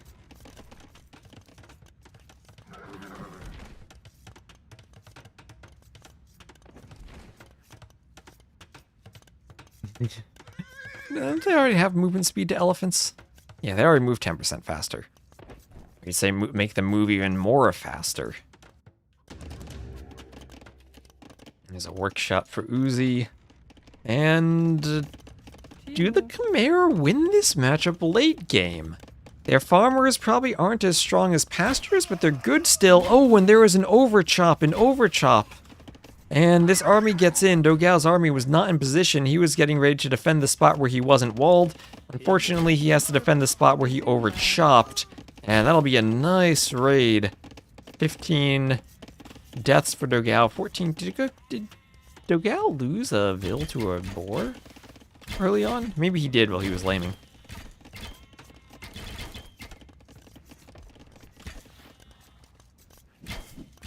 Die on that hill. More Vils being picked off here, so nice raid from Uzzi, who's taking a good score lead. And might lose his knights, but he's got a hill that he can camp on. Might lose some cav archers. Still can camp the hill, try to dodge to bait the heavy cav archers into some heavy cav archer arrow exchanges. Skirms take the hill. Playing like they're Gao's Vils. A 5-Vil lead for Uzzi, who still also has a TC lead, 4 TCs. He lost everything, lost the army, down to 10 military. And the scores suddenly flip as Dogao cleans the military. And Dogao does have a 1k score lead, and I do wonder if the Khmer farms are enough to even that up with the Vil lead they have against the pastures. Defensive castle from Uzzi, that'll be among all of his farms. He keeps mining gold and chopping wood.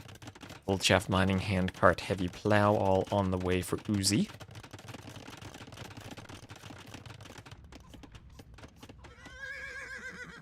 Heavy cav archers make their way forward. There's handcart 2 for Dogao. No bomb ranya.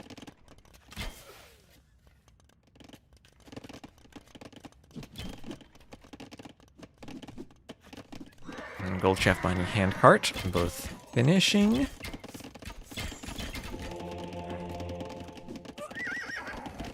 Cav archers going down.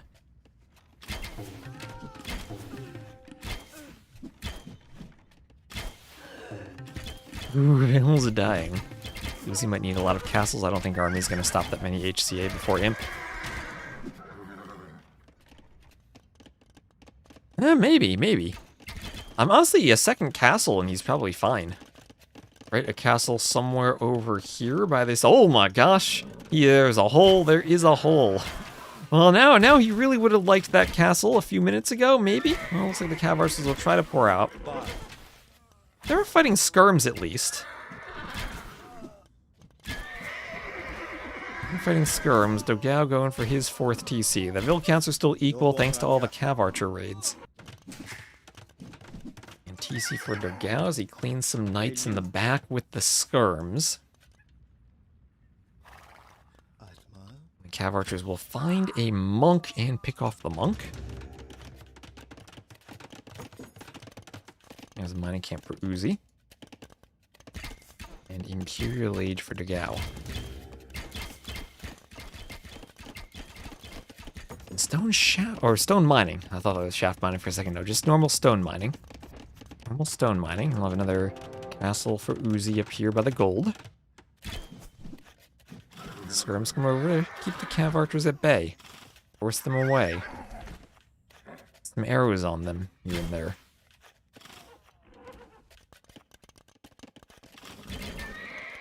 TC will shoot down the cav archers over here. And the castle goes up on the gold for Uzzi, as we have Imp. Imp clicked for Uzzi. And another castle for Dogao. As we also will have scale barding armor for Dogao.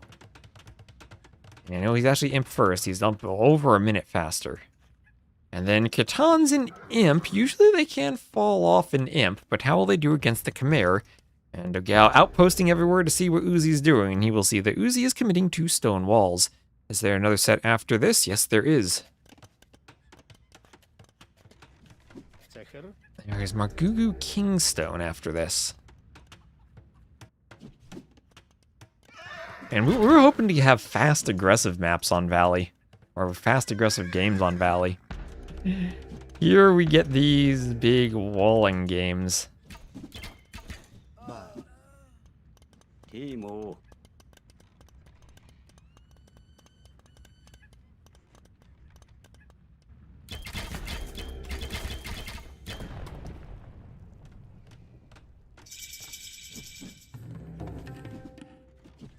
Bad.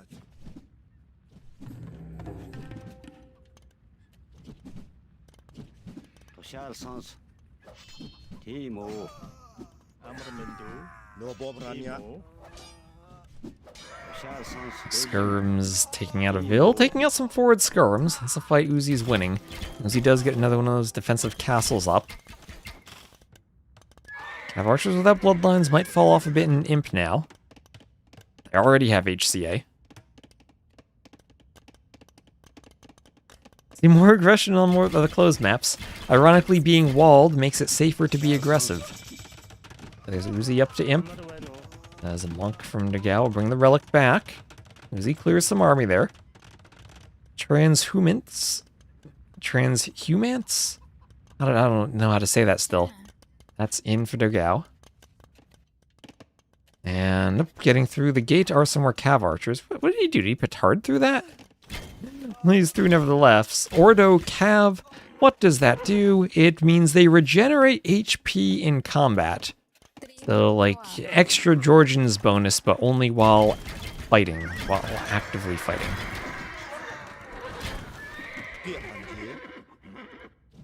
Bad. Expensive bloodlines. No bomb ranya.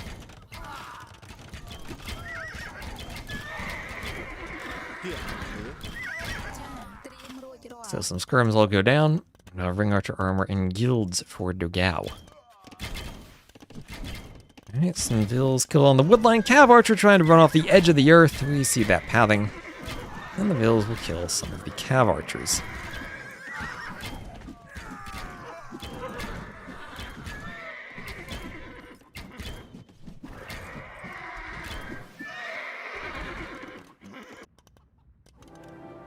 No bomb ranya. We are seeing ballistas. Alright, chat. You might have called this right from the start. Ballista Ellies from the Khmer.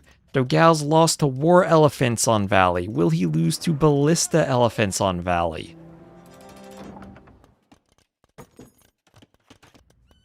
Oh, and what do we have? 1, 2, 3 castles for ballista elephant production. Elite ballista elephant is finished. We have elite ballista elephants? Remember, the ballista elephants had a downgraded Castle Age graphic when they added the new elite unit graphics. So their old ballista elephant is their current elite one.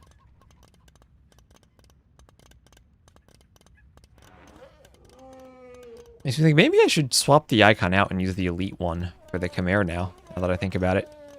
Maybe the same with like Ethiopians for the Shotel warriors in my UI. I have to think about that.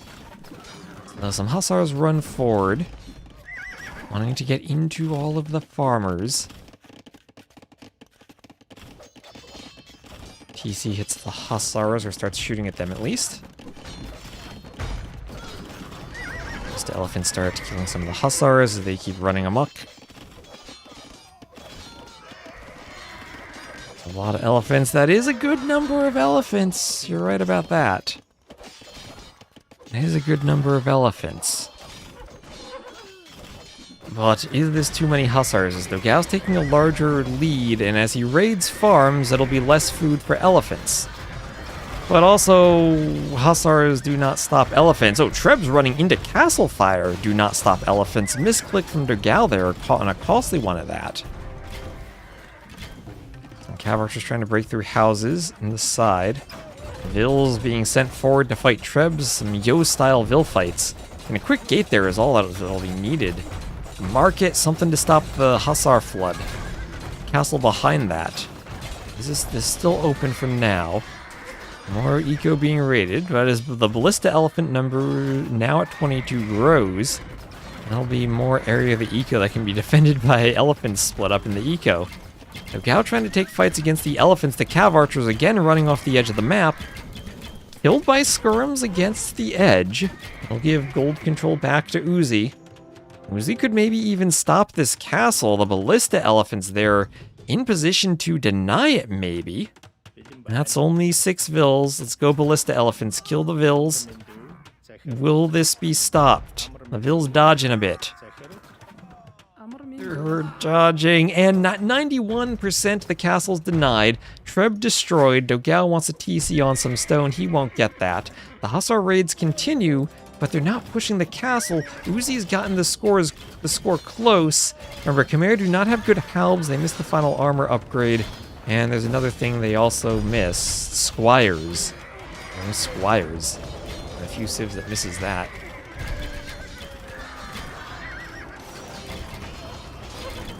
Just like a lot of Arabia clone maps, because it's just a holdout to late game and spam Hussars at the enemy base.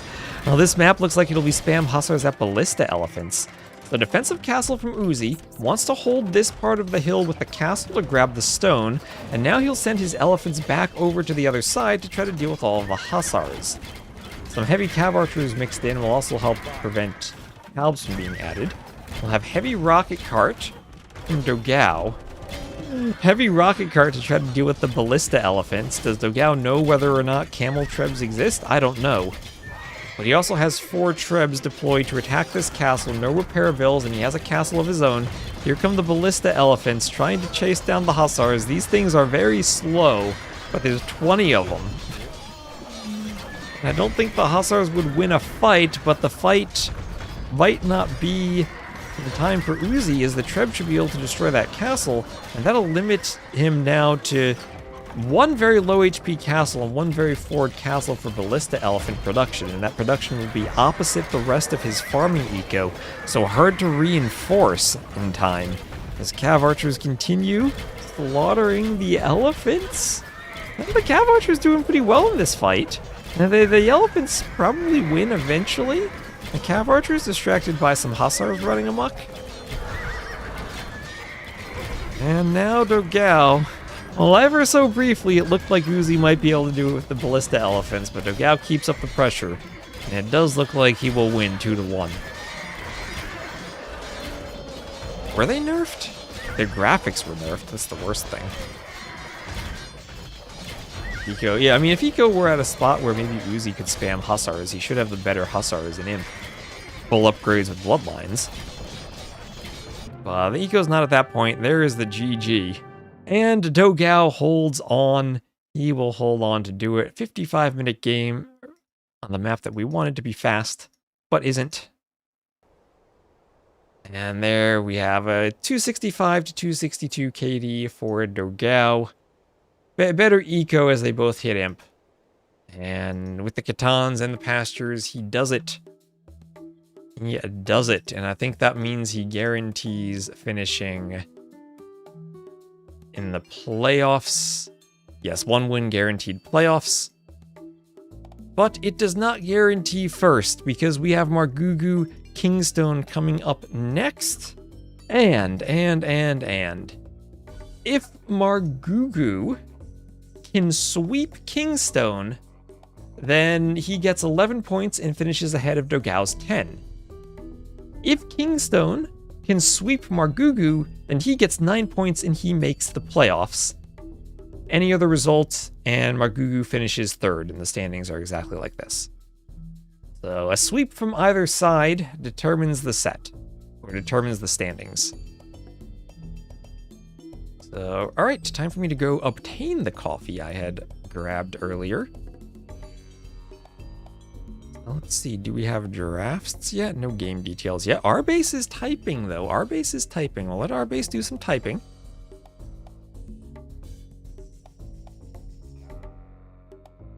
Then I'll grab my coffee.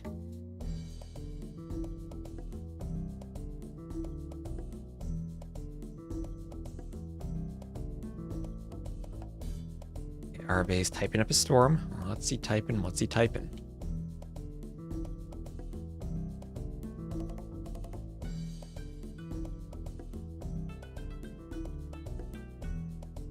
Waiting for the drafts, and then we'll probably have a brief break before the next set. There we go. 20... Oh, it played at 21 GMT.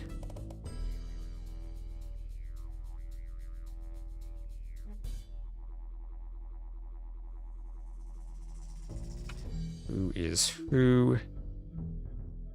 Margougou on the left? Margougou is on the left, actually. Interesting.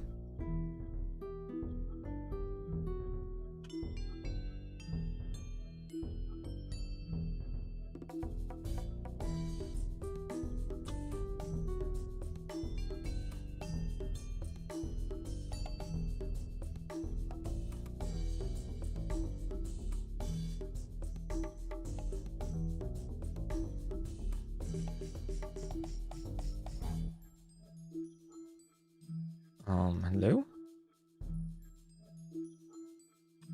OBS, are you not updating anything?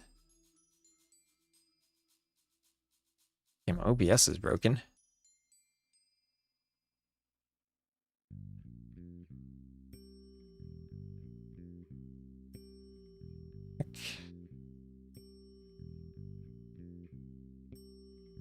OBS, what are you doing?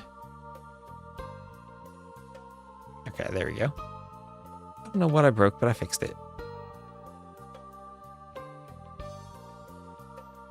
Oosh. Alright, I'm gonna grab my coffee and take a quick break, and I'll be right back when we get into the final set of the day. If I can type. It'll be Margougou versus KingstoNe.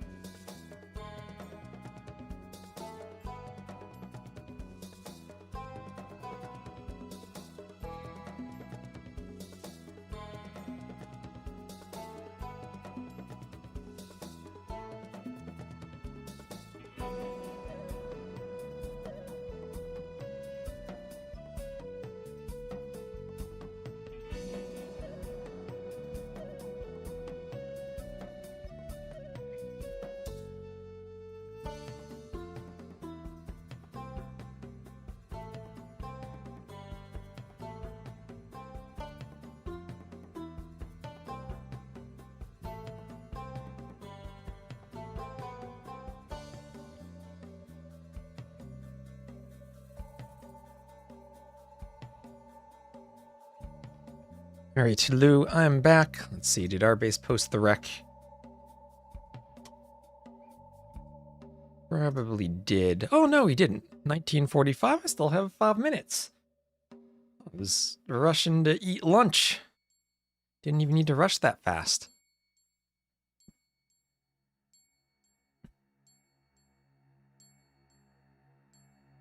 Mostly going to be sheltering. I'm still watching. Okay, I found the flaw in YouTube's chat box is that the vertical height constrains the emote when I try to figure out what it says of the box. I don't know how to describe that. What was for lunch? Some rice that I quickly ate from the fridge. Oh, that was early. There you go, Arbase, posting the wreck. Right on time for us. Nothing exciting. It was the quickest thing I could shove into the microwave while I ran outside to grab the mail that I could find.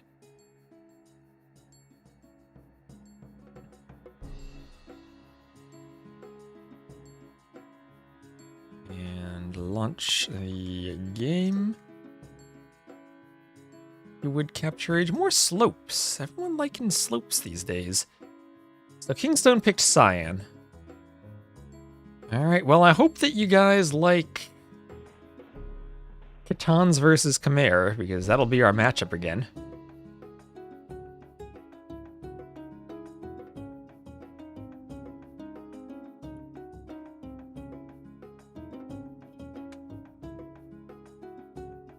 And here we go, an humble set, yes.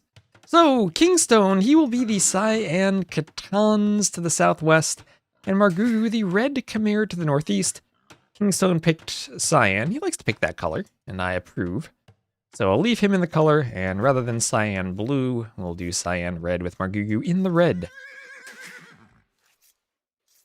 I wish that Twitch could let viewers pick their own color. That would be crazy. But it would also be lovely, because then I could use colors and wouldn't need to worry about any color blind issues. So as we said, either player, the only result that really matters will be a sweep, otherwise it'll be KingstoNe 4th and Margougou 3rd. If Margougou sweeps, he moves ahead of dogao into 2nd. If KingstoNe sweeps, he moves into 3rd and moves Margougou down to 4th.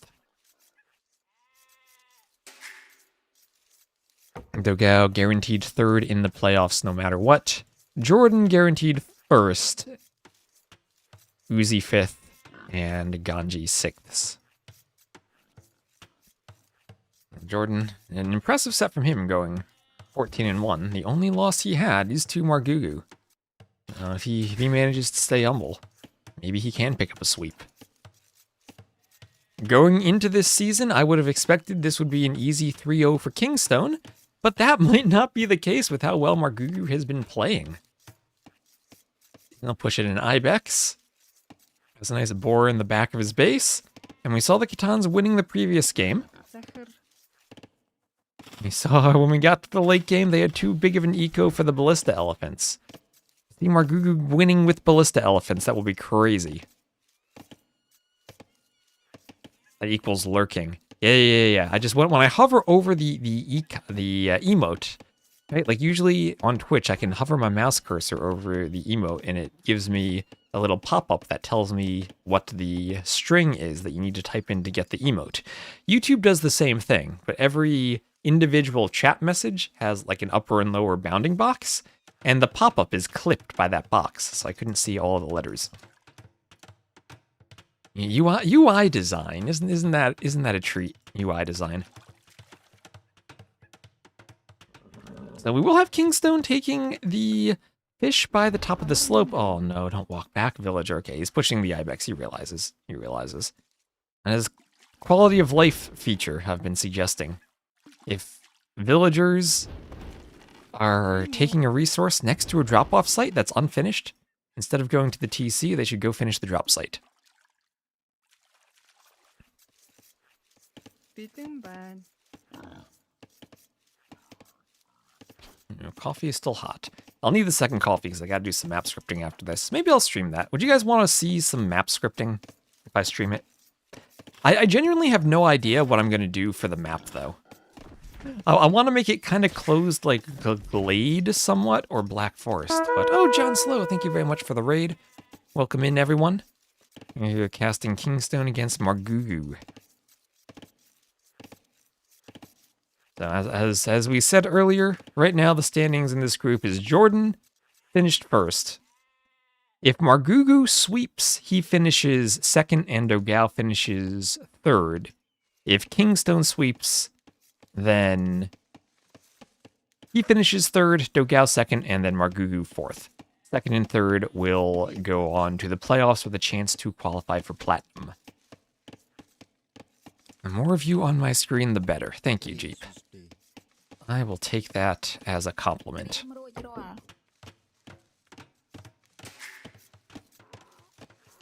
So, a bit faster to feudal is Margougou. Margougou, who has played surprisingly well this season, the only player to take a game off of JorDan. We had a great game of Coast Arena between Ganji and JorDan earlier, but unfortunately for Ganji, he was not able to pick up a win.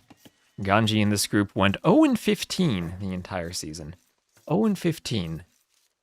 Swept by Margougou, swept by Uzzi, swept by JorDan, swept by dogao, and swept by KingstoNe.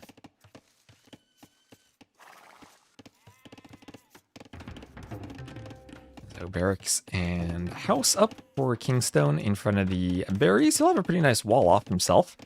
Margougou not going up to either slope. Not taking the hunt and the fish, trying to stay safe. And looks like it'll be a stable for him. And just the scouts opening. So 19 pop scouts, about as standard in, or was that 18 pop scouts, about as standard as you get from the Khmer. And looks like we'll have 19 pop scouts from KingstoNe. How old is this map? That is a really good question. It was made by Algernon, and I want to say Hidden Cup 3 or 4? It's a map that would have been made by Algernon and then edited by Trezzini at one point, and then edited by me for Hidden Cup 5. Shouldn't Khmer go out? They can hide in houses? Ah, you mean go out to the top and hide in the houses? Yeah, there's a good point. That is a good point. They certainly could hide in the houses out there. Definitely could hide in the houses at the tops of the slopes. There's a house and a few more bits of wall going up, as we'll also have Margougou walling.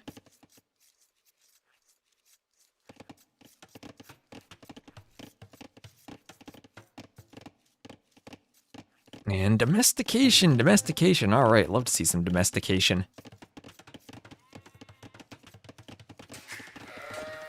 The horse collar equivalent, but for pastures. Pastures just right by the TC, though. No fun, fancy pasture out by the top of the slope. I guess you wouldn't even do that because of the mill. Yeah, but both these civs, the build the farms wherever you want. This must be... We've just seen the civ matchup twice in a row. Must be T90's favorite because the farm position doesn't matter. Villas, of course, drop off at the center of the pasture. So the scouts will be getting in, but nice quick walls from Margougou. Might lose a Vill, though. The Vill is very close to the TC. Needs to speed build a house to hop inside. I'll finish the sheep, and the Vills will stand idle, not knowing what to do. He'll need some instruction from Margougou. And he'll also split up his scouts.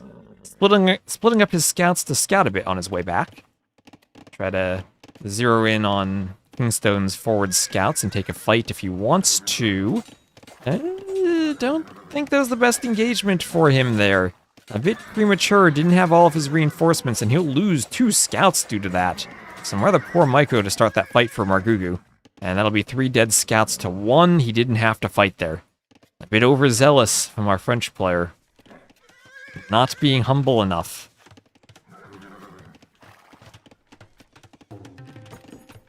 There's a mining camp for Margougou on the gold. Another house going up for him. KingstoNe might think to jump that Ville.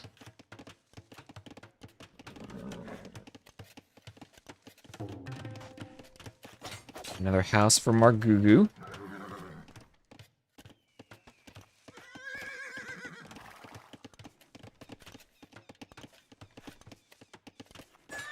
And they'll kill the scout, but take more hits in the process. And he's swapping to a range. KingstoNe right there to see it. And will he do his own range? No, he will do a blacksmith. Might react with a range for skirms at some point. Might just react by walling and going up. Kind of hard to wall with all the rock terrain, but you can go straight to the edge of the map every time if you want to. And still no slope for Margougou. He is adding in horse collar for the farms, his first round of farms. Kind of awkward with scouts not having horse collar, but we can go up on 18 pop, can be hard to afford.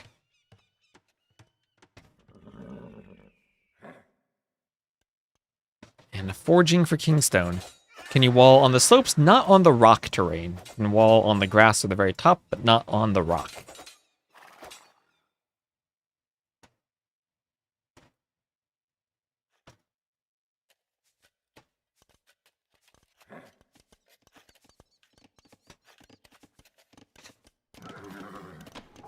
And the scouts will almost get in. There you go. Now they get back, and an archer or 2 will have to stand behind the range and keep the scouts away. And looking at the eco, so far so good for KingstoNe, pulling ahead with those pastures. I think pasture is even better than Khmer Farms, which is crazy because Khmer Farms are really good. Pastures are pastures. I'll have more walls on the way up for KingstoNe. These will add in a pasture 2.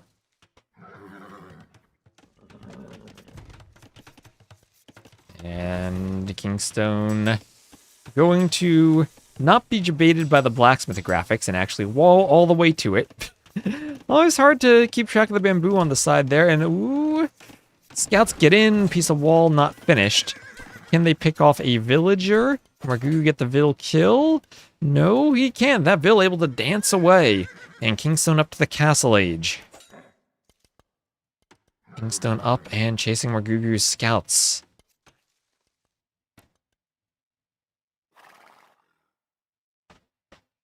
Margougou won't be too far behind himself.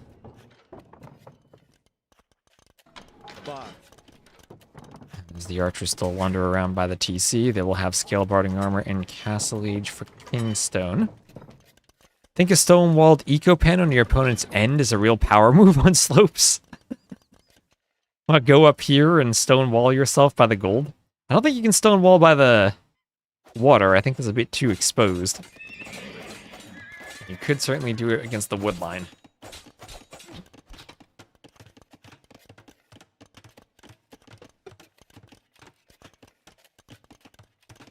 You gotta remember to stay hydrated.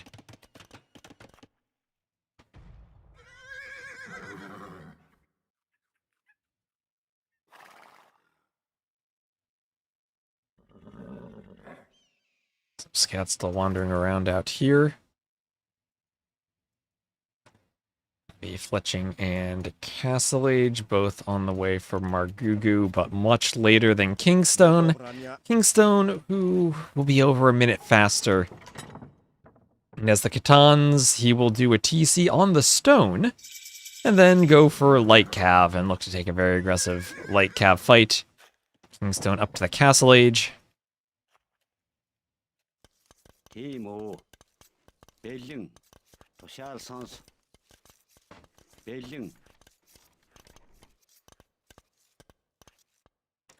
Do an L like out here. That'd be a pretty big wall though. I don't know if you'd really be able to pull that off. Not all that easily, but I guess if you have the map control, maybe you could try it.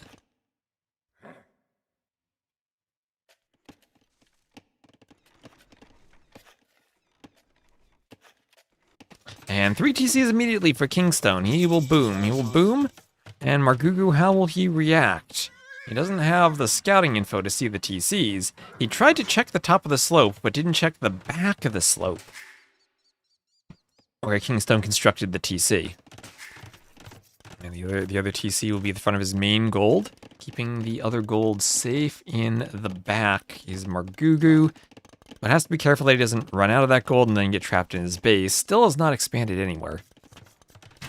But he's pushing forward with a crossbowman. Trying to fight all those upgraded light cav that now have iron casting. So that's 7+4 attack for the light cav, but no bloodlines. So kind of glass cannon-y right now.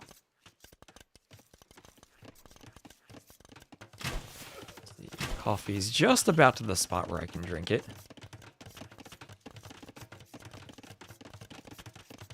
Alright, nice and warm still. Not too hot.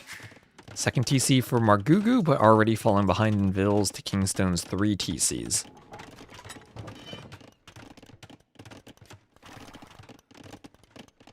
Be a good number of scouts. Oh, and Simo, thank you very much for the sub. Will be a boy or a girl? It's Genghis Khan. We must flee.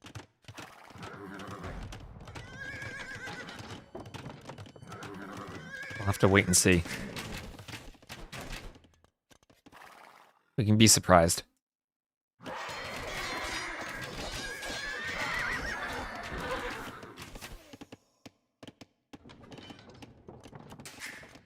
A third TC from Margougou at the back of his base, trying to be very safe, make sure his villas are walled while they build it on a wood line.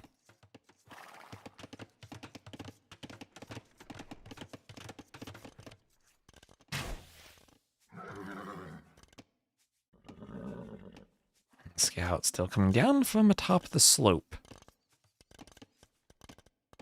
And okay, rocket cart, getting the crossbows. We have to turn away, And then that'll be a siege workshop from Margougou.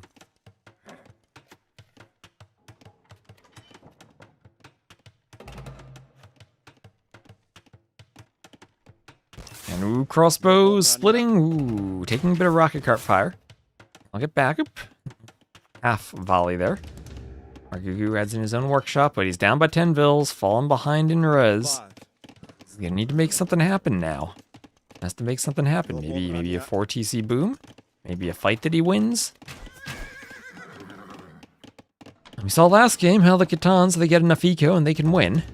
And Margougou does not want that same fate to befall him here.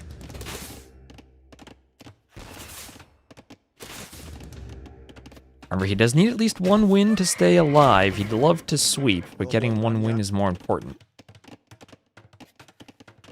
And there's waiting for a good rocket cart shot. Margougou could be downhill now. Okay, he's paying attention, running back.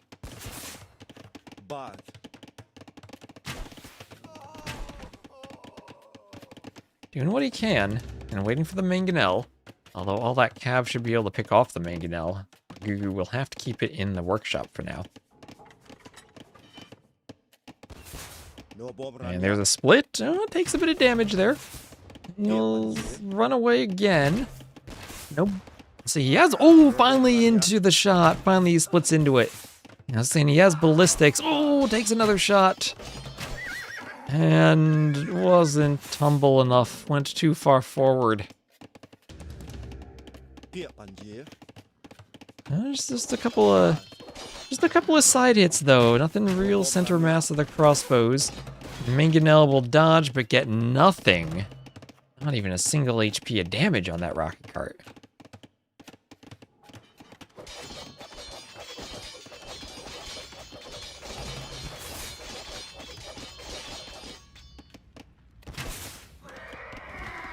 Like Cav killed by the crossbows as the crossbows pick off a Vill.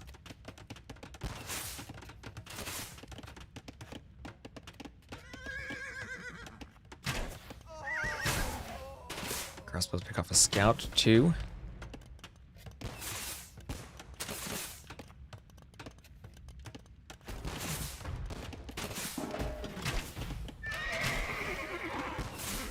Pick off a scout and a camel. And then chain barding armor on the way for KingstoNe. Who's still booming up. And Margougou has at least kept the Vil count similar, but down by 2k res. Its pastures are insane. And oh, Scorpion bolts on the crossbows, but the Mangonel picks off one rocket cart. That's a bit of a shot on another, but finally the crossbows start going down, and the Cav will jump, the Scorpion will jump, the rocket cart, there'll be nothing left to hit by the time the shot lands, as the entire army has just been obliterated. Removed from atop that hill from Margougou, and KingstoNe is happy to push, happy to have a little bit of a hill atop which he can deploy the rocket carts to attack the TC. A bit of wheelbarrow, bloodlines, scale barding armor, all there from Margougou.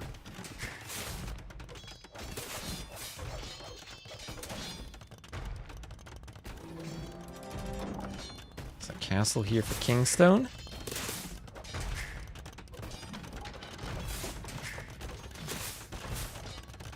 And okay, this looks like it's probably the end. Oh no, the camels will find some Vils on that pond. Finally went to the tops of the slopes, but at a point when it's dangerous, the camels didn't find it. They decided, let's make sure the castle goes up first. Surprised they did so well against the crossbows. Remember, Khitan camels that will have +4 attack from Blast Furnace, so these camels actually have 10 attack. Lets them kill the crossbows pretty well. Kind of similar with Hindustani camels when they attack faster. They actually do fairly decently. Well, elephant time for Margougou. He knows that there's not much of a chance left, so he's just going to go elephants and hope that it works. Elephants usually fairly decent against camels. Camels only have an attack against cavalry, not an additional attack against elephants like the pikeman line would. The elephant's usually pretty useful there, but there's Imp for KingstoNe. He's well on his way to winning the game as Margougou calls the GG. And KingstoNe shall be victorious in game number 1. It's a 68 to 37 KD for KingstoNe.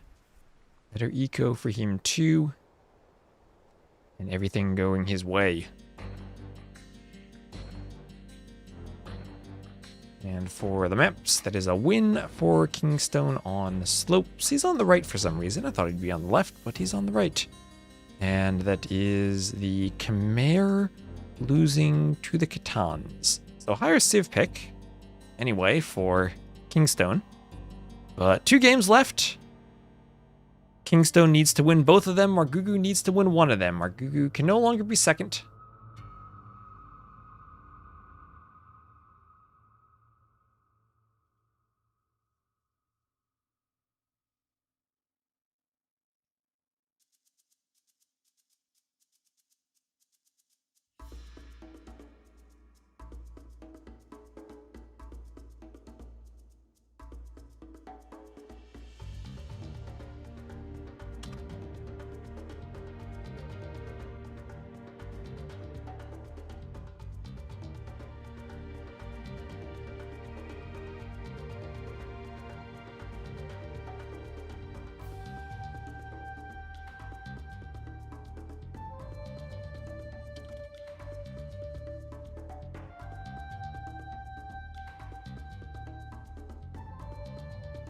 Base messaging me. I gotta manage our base between the games too.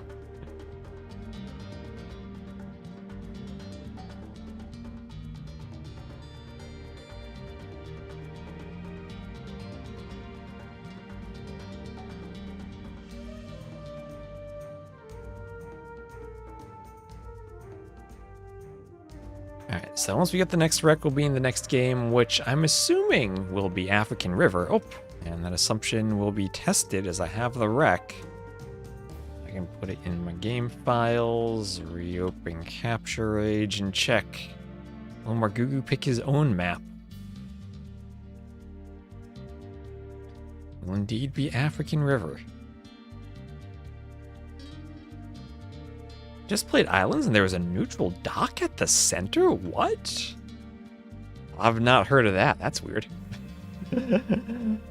Okay, so Margougou was red in the previous game. He has picked gray. Are we okay with him in gray? I'm gonna say no.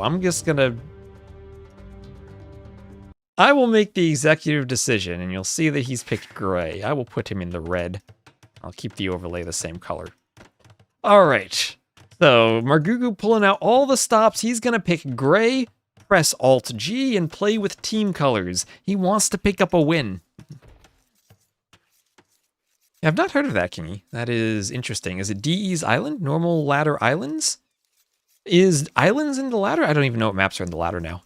It wouldn't surprise me that they updated some of the DE maps with the water balance changes. So maybe they put a dock there. Part of me says I'd rather them keep the original maps how they were originally and not do extra stuff to them, like the island in the middle of Baltic. I hate that. Give us normal Baltic. Don't put an island there. But, I mean, those maps really aren't played all that much, so I guess why not change them up every so often. Yeah. Getting weird arena. There's a tile of wall missing, and you didn't have the small gold in your base. Oh, no. Don't tell me arena's bugged. Is that 1v1s or on team games, Mouse Puddles? I've nothing to do with the official DE maps, but it is indeed something I've heard a few times for arena 1v1. Okay. I think that the arena map probably works better for team games, but yeah, I have heard of that thing, both of those issues before. I don't know if they changed it in the patch or did anything to it. Maybe made it better or worse, but yeah, I have had a good bit of report reading experience for both of those. So, African River, lots of fish if players should wish to dock. And Vikings Woo, could we see extra HP longswords against regenerating longswords? Obviously going longswords, of course, because they don't want to do Jian swordsmen against the Viking longswords. No super early dock or anything from the Woo either. The Woo could be a civ where they potentially drush on this map because their military production buildings, in particular their barracks and their dock, each give them an extra 55 food. That's just about 2 militia. That's 110 out of the 120 food they need. at least you won. At least you won. I remember those old school Brugly maps where there was a single line of trees in the back of your base you had to chop through to get to your boar sometimes. And they couldn't be palisaded either. It's one of those weird base size land intersections.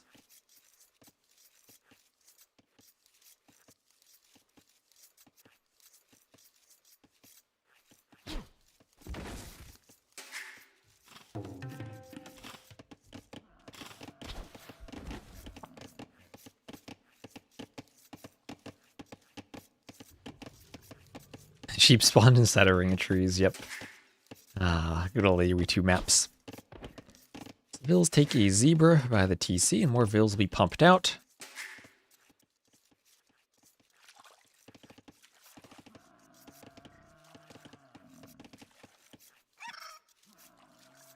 Ostrich pushed in by this scout. And hunted right underneath the TC.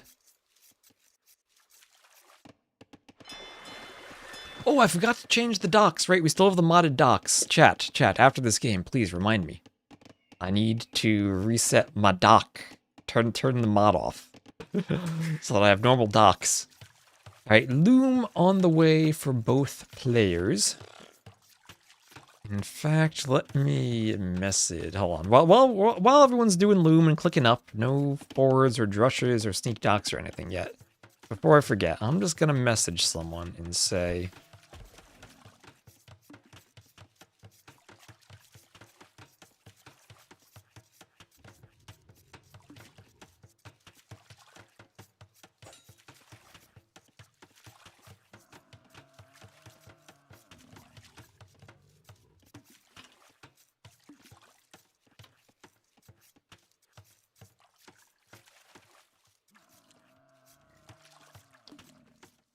just randomly had my dock graphics changed and was Confused.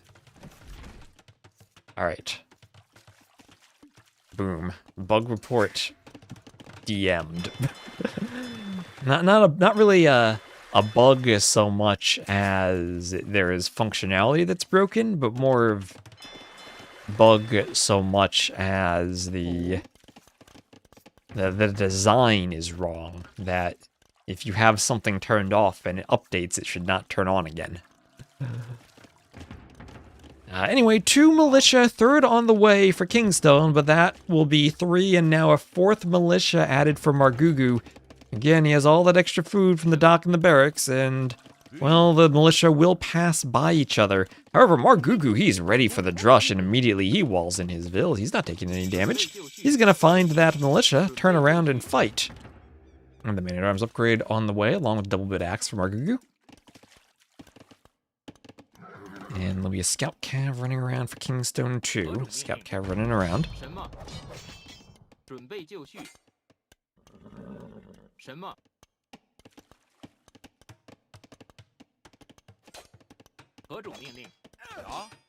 And ooh, there are the men-at-arms. There are the men-at-arms ready to teach KingstoNe a lesson. Teach him a lesson indeed. Scout pushed back.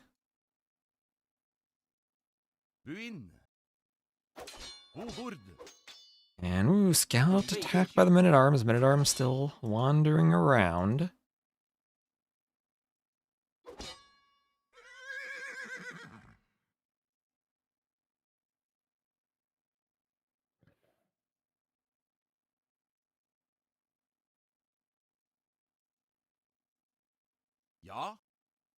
Oh, and there's a Hulk. There's a Hulk ready to intercept the scout.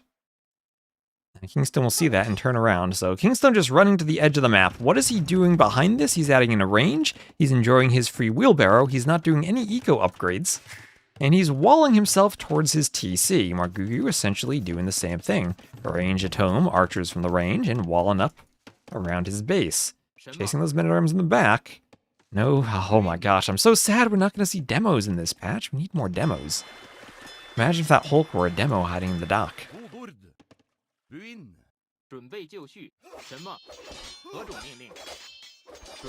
Okay, and all the men-at-arms attacking over here now. Men-at-arms going down. And what do we have here? One last man-at-arms fight between these two. And down. Down he goes. Down it goes. There's a palisade wall from KingstoNe. Bit of a acacia tree in the wall. And there'll be a blacksmith now. Blacksmith for KingstoNe.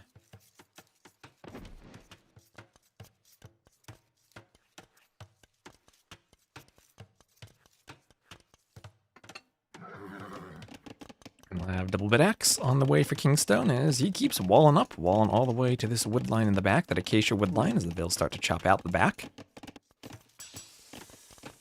And there is the blacksmith for Margougou.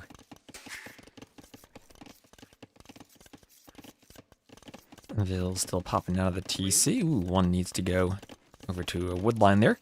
Can you build a dock in the TC pond? Yes, you can. These are just shallows. You can dock here. Absolutely, you can. You can dock, you can fish, you can demo, you can cannon galleon late game, you can Luchuan late game. Whatever you want to do in this pond, you can do it. Dock into 10 demos to kill the TC. How many demos does it take to kill a TC in the patch? I don't actually know that. The demos were changed, but I think they were still overall nerfed to go for the TC.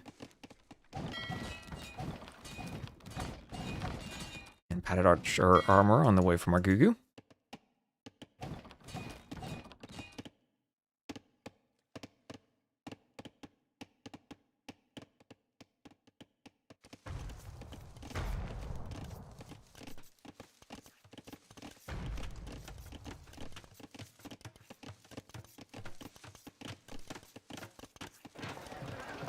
There'll be a market also for KingstoNe.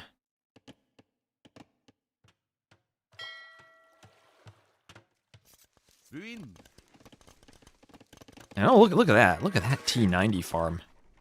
One gap between the farm and the TC. I just love seeing that, don't you? In the T90 farms, T90 tournament. Margougou trying to be a T90 Titan, building his farms in the right location.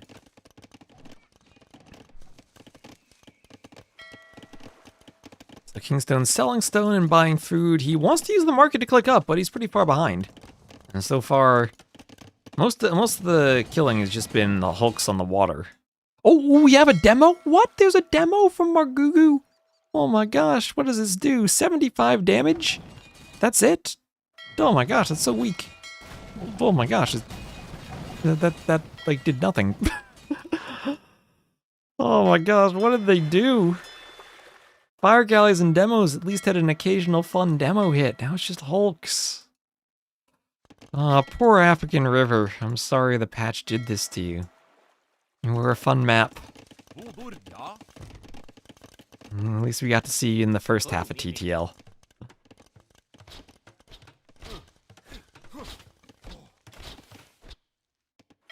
I mean, here are some hulks that might do some damage back here against the fishing ships. Ooh, but no, never mind. They'll hide in the docks. Hide in the docks. No, no damage. He can no longer sneak around the back and hit fish. They'll just hide in the docks. What's this flag? Oh my gosh, that flag has a little birdie on it. Is that a bird? Looks kind of like a bird with like its wings out, like flying sideways. That's cute. The Viking flag. Is that supposed to be anything else other than a bird? I like that. I like that. It's a good flag. So we're gonna go up to the castle age and Agritor. It's the Viking Raven.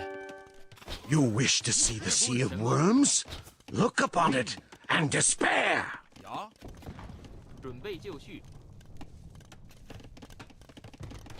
Ravens are in Baltimore, though. The Vikings are over in Minneapolis. Thank you very much for the sub. I need Ornlu here or Smarthy to get the football joke.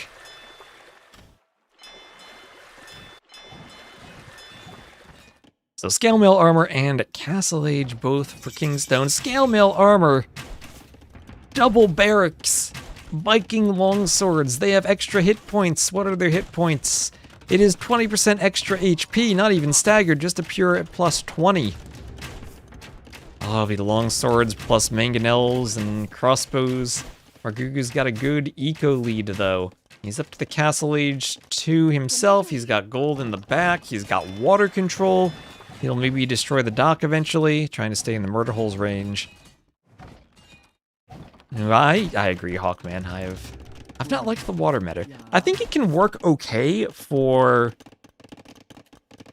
the larger, more spaced water maps like Islands or Aquarine is the best water map.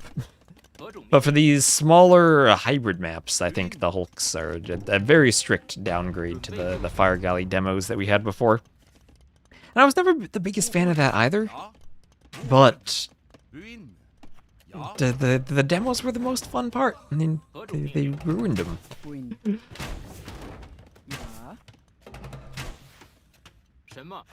Okay, nice mangonel on the crossbows.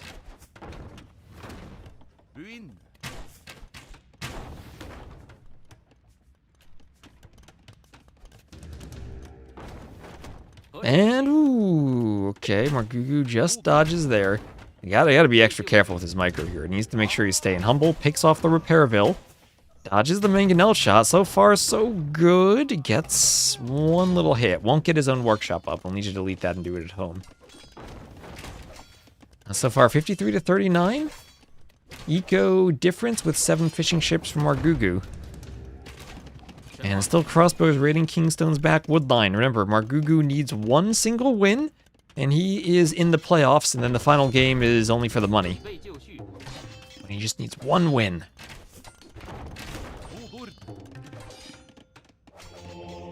And there's a monastery for KingstoNe.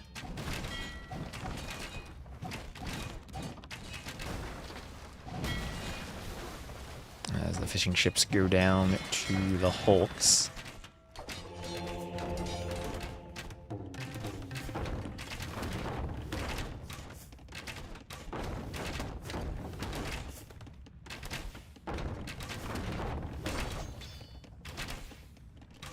Mangonels will hit the houses.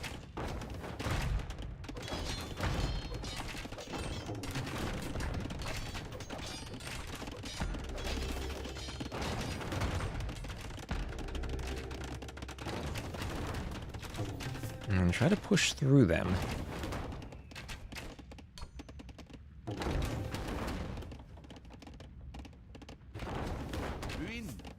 Mangonel going for the crossbows.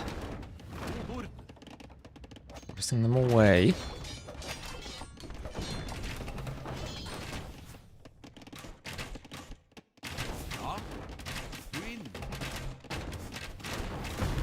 Should have utilized Hill. I think Margougou's holding. I think he's holding. That's a forward monastery, but Viking monks, not all that threatening. Not all that threatening at all.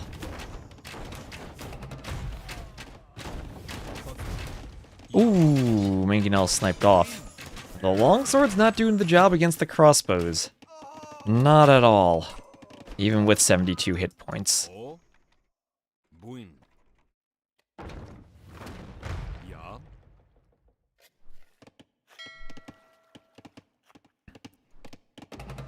Mangonel comes over to fight the Hulks.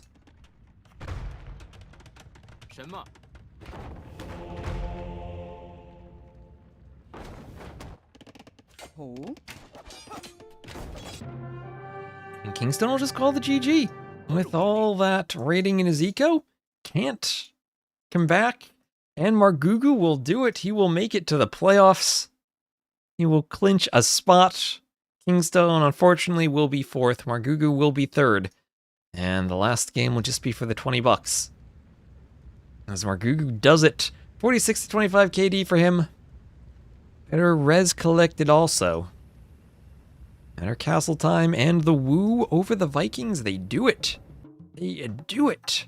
So congrats to Margougou. Sick gameplay for Margougou. I was not expecting Margougou to be in the playoffs at the start of the season, but here he is. And oh my gosh, this last game could be a while because it's Quarry. What are we going to see on Quarry? This might be the craziest Quarry game we see all season, because this is a map that could last an hour.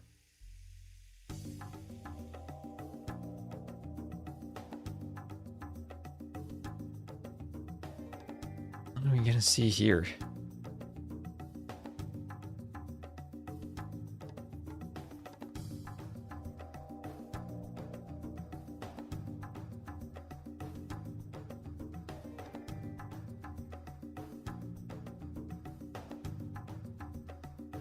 Let's see. Oh yeah, Doubt's streaming. I see he's streaming his new Onamaru tag.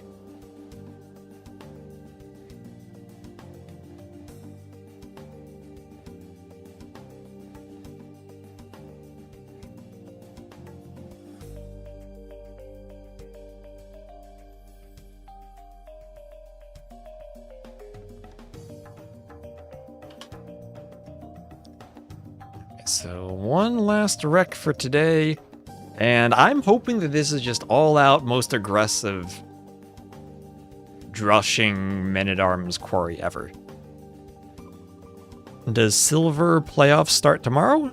That is a great question. I'm not actually sure what the schedule is. Let me double-check. Silver scheduled message. Playoffs, March 1st.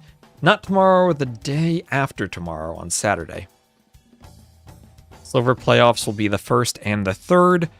Gold playoffs will be tomorrow and Sunday. So Gold playoffs start tomorrow. This will be our final game of Gold League, and then the playoffs will be this weekend. And then Silver also has their playoffs, and then next weekend Platinum will continue. So Platinum has a week off, and they get a bit of a breather, and then we'll have 4 weeks of Platinum. All right, game number 3. QR base.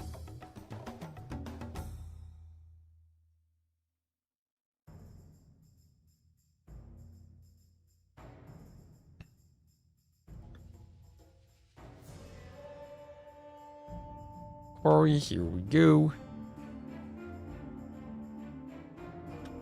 And, alright, let me do the same colors and get the civs written.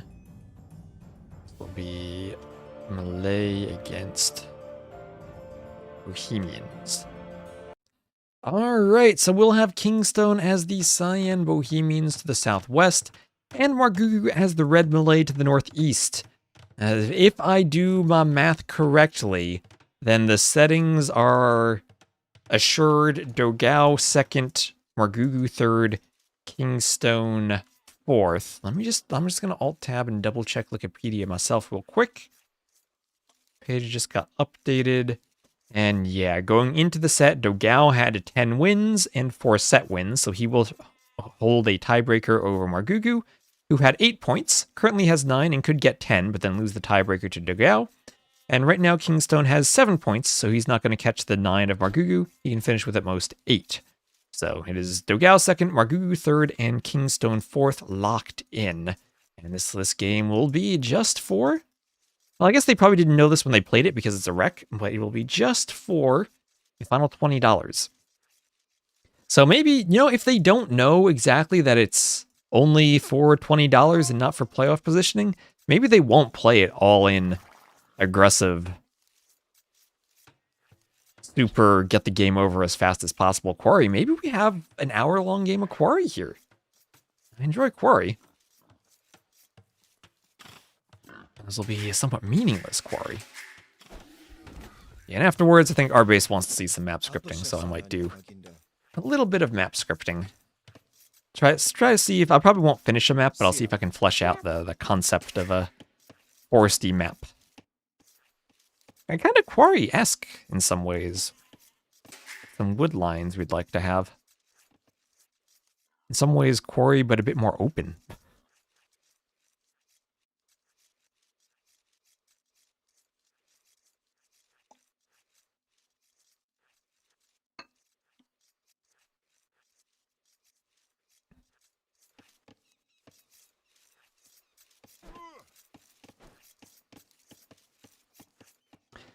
So deer push here. Bring that into the TC. TC will shoot the boar. And the boar will be taken down by the TC. In some ways, I kind of like it to be Quarry, but the sides start open and there won't be as much wood in the middle. Oh, that could be an interesting concept. Ooh, I like that idea, actually. And kind of some consistent wood stuff going on in the middle. Some wood on the outside. Yeah, okay. Now I got some ideas. I'm thinking now. I'm thinking properly.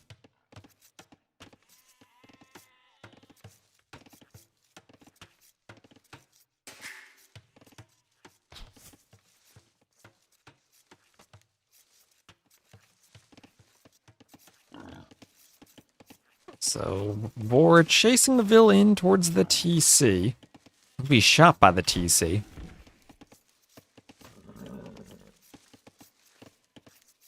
As the scout pushes in the deer.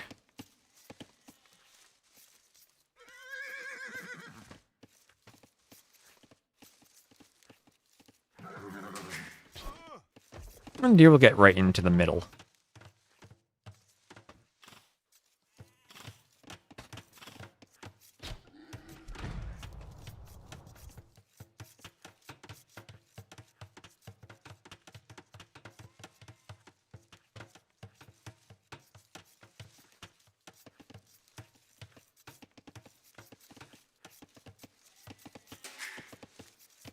So what are we going to see here? Drush, maybe? From Margougou? Or maybe Men-at-Arms. We can see aggression in towers and Men-at-Arms on this map. The barriers are always forward, so it gives you something to target with a tower rush. I realize I can't see my chat right here. For the Brazil... Yep, doing some map scripting for the Brazil land.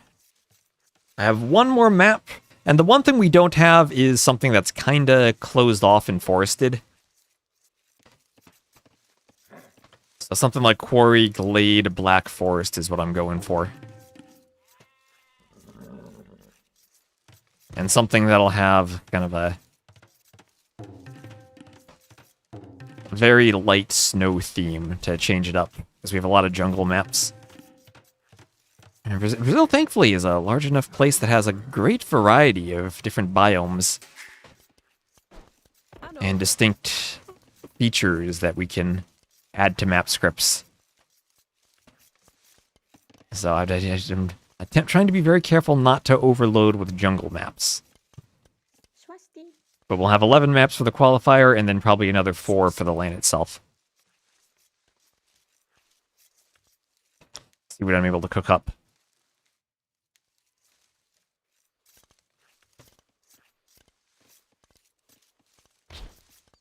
Oh, KingstoNe's on Onamaru too. I keep forgetting that.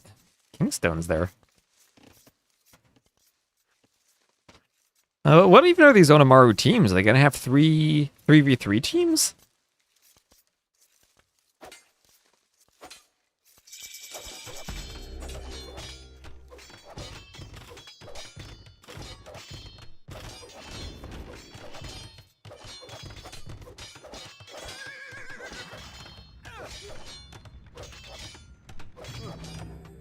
Another tower going up for Margougou, and an archery range for him too. We will have double bit axe for Margougou, double bit axe also for KingstoNe, as we also have horse collar KingstoNe.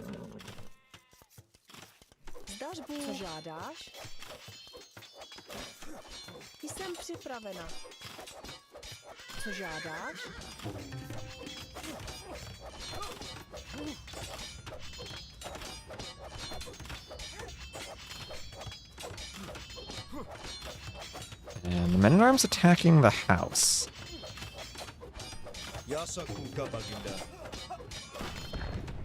House goes down. I'll see if the men-at-arms can get through, maybe between the mill and the range. Nope, there's no hole there. So, aggressive tower rush on Quarry. That's exactly what I wanted to see this game. Aggressive tower rush, give us an interesting game.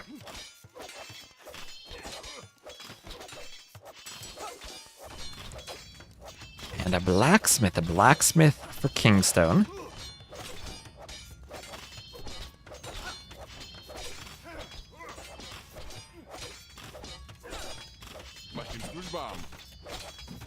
And thank you, Hama Gregorian, for the follow. Welcome in, welcome in.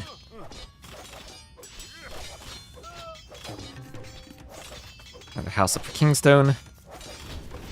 Mill just about going down. The men-at-arms take it out. And is there a hole by the mill? No, the fruit bush is behind. Close that up.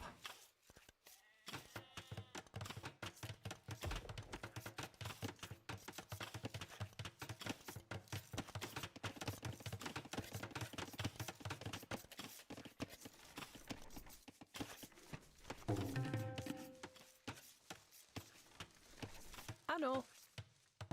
Jsem připravena. Ano. Co žádáš? Zdař Bůh. Co žádáš? Zdař Bůh. Ano. Jsem připravena. So far, so good for walling. I like how Margougou is using the forward vills to take the berries.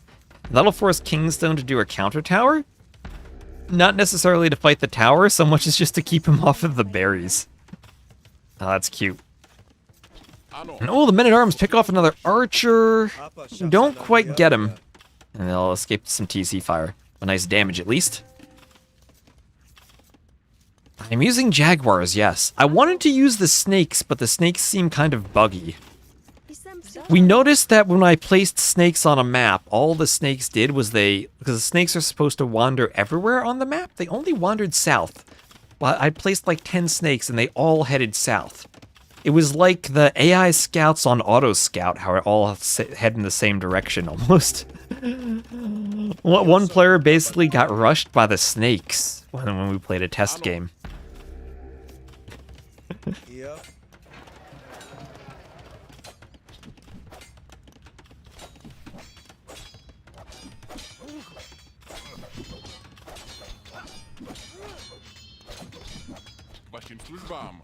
Archer's popping around. Ended off by the skirms though, they'll have to run back.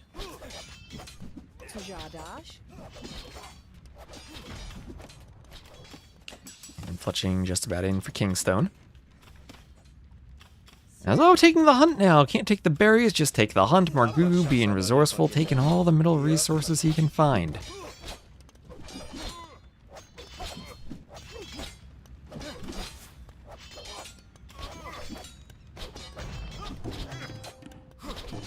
All's going down. Men-at-arms trying to breach through the houses.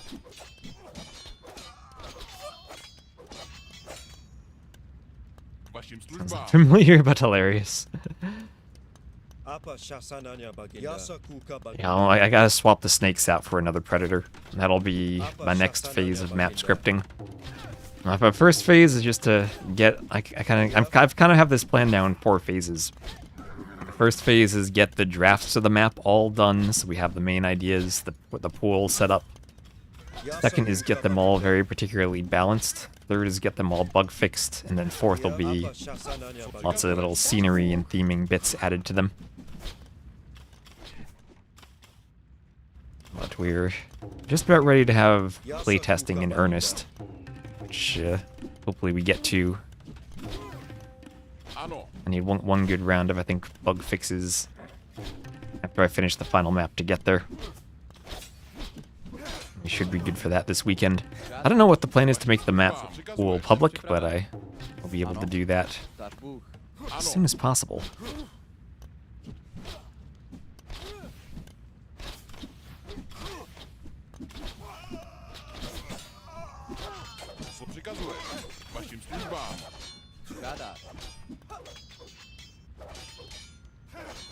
Ano. Jsem připravena. Co žádáš? Anvils. This house needs to be repaired. This house needs to be repaired. And double blacksmith. Let's go. Blacksmith walls for KingstoNe. Blacksmith walls. That 1 HP scout around the back. Man, at some point I'd just like to see a player chop through one of these reeds on the side and go through the side. Some point, someone is going through there.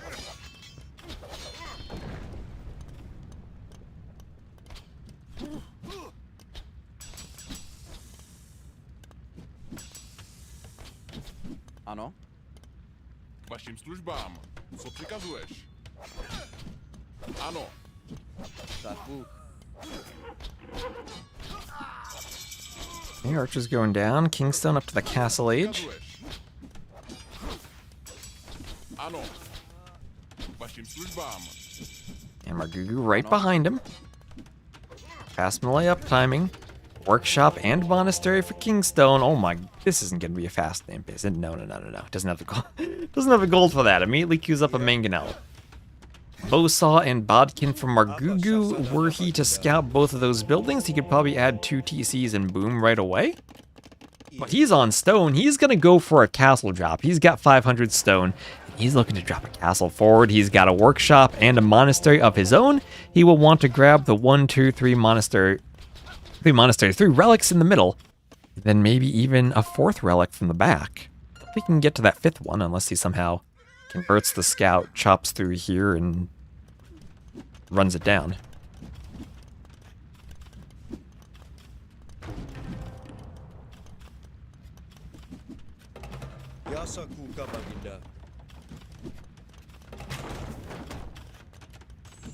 Co přikazuješ? Apa šasanania baginda. Vašim službám. Ano. Co přikazuješ? Zdař Bůh.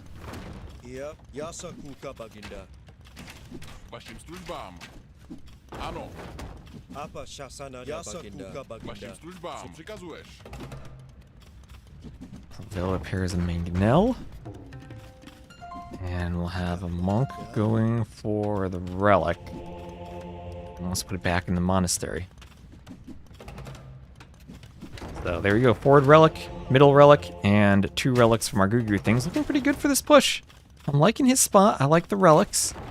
KingstoNe with a 2nd TC, though. Or with a 3rd TC, actually. 3 TC defense. So he does need to defend, and Margougou, trying to dodge the mangonel shots, picks the Repairville. Flips and dodges, and somehow doesn't get hit. Somehow dodges again. The hills and the perspective always... Oh my gosh, look at that. Sideways shot from the mangonel. Ooh, finally connects. Finally connects. Co žádáš? One mangonel goes down. One mangonel splattered. It's putting relics in the monastery. They'll repair in the mangonel.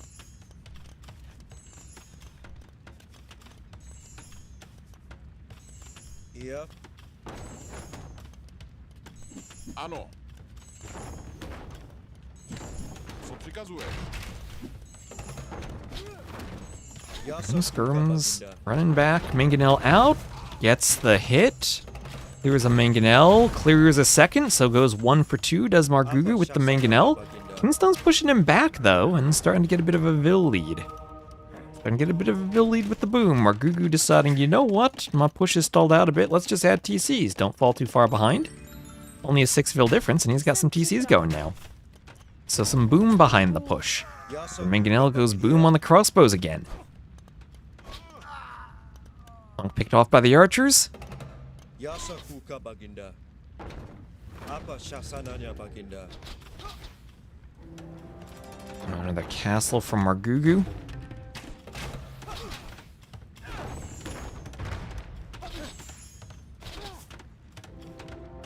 And then the crossbow upgrade on the way for KingstoNe.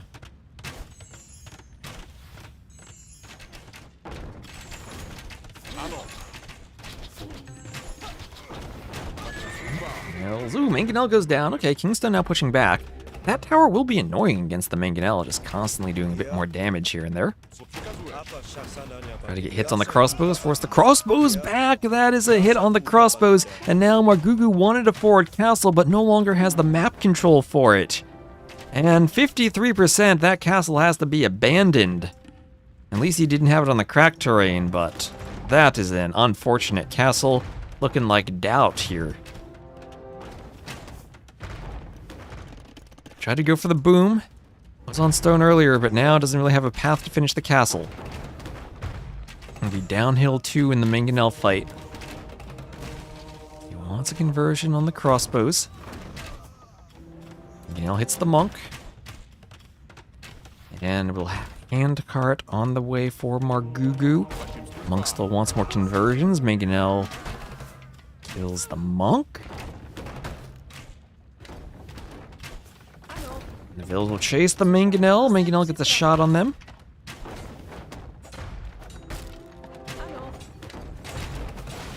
And Mangonels trade off against each other, but that's good for KingstoNe now, who has a 10 Vil lead and will do his own castle. Don't Mangonel your own Vils. Do his own castle and he'll take the victory.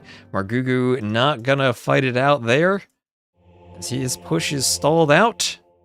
KingstoNe holds on. Unfortunately for him, though, he needed a 2-to-1 win.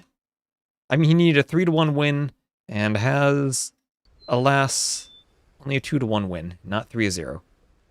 What's with hello, Foxy Fox? The cracked terrain is simply a damage multiplier. If a building is built atop the cracked terrain, it takes 20% more damage. So KingstoNe wins 2-to-1, but that is enough for Margougou to make the playoffs. As let's go check out these standings one more time. KingstoNe will win Quarry. That was Bohemians over Malay. So checking out the standings on Wikipedia now. Let's make that full screen. This needs to be updated, but Margougou gets himself up to 9 points. KingstoNe gets to 8. So it will be JorDan, dogao, and Margougou. In JorDan advancing straight to Platinum, dogao and Margougou in the playoffs. KingstoNe will not be relegated, but he also will stay here. Stay right here. In gold for next season. So meanwhile, the rest of the divisions also have finished. Classic Pro, JorDan, Kapach, and Prisma will be our champions. Prisma there winning the tiebreaker over Wide, I believe. Where is that? Yeah, Prisma won 2-to-1 over Wide. Wide played very well. Valessa made a run for it. At the end, made a run for sweeping Prisma, but Prisma did what he needed to at the end of that set. And Valessa will have one more win than Valas does, so Valessa makes the playoffs. He'll be third. Wide playing extremely well. I think he's a good closed map player. The map will certainly help him. Kapach, Doubt, Sorokuma. Feels like the group that was most top-heavy were 3 really dominant players. dogao playing pretty well in Group C too. And then Group D was crazy. Classic Pro Stone Please, Kasvatur's Daniel. If Daniel had won his final game over Kasva, Turs would have been eliminated and Daniel would have been second. Well, yeah, the standings ended up pretty crazy there. So that'll be it for TTL. I think I might just do a tiny bit of map scripting.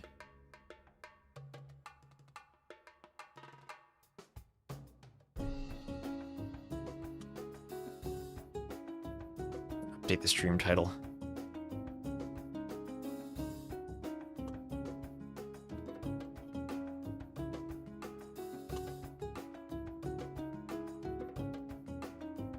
Just throw a map into the title. Oh, did my copy and paste break?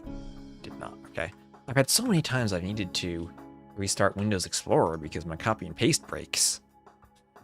I don't know what's going on with Windows these days, but Explorer needs to be restarted all the time.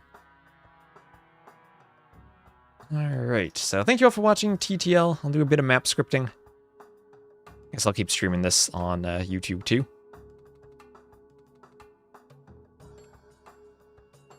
I'll show you where the magic happens. Let's see, let me just open up all my stuffs real quick.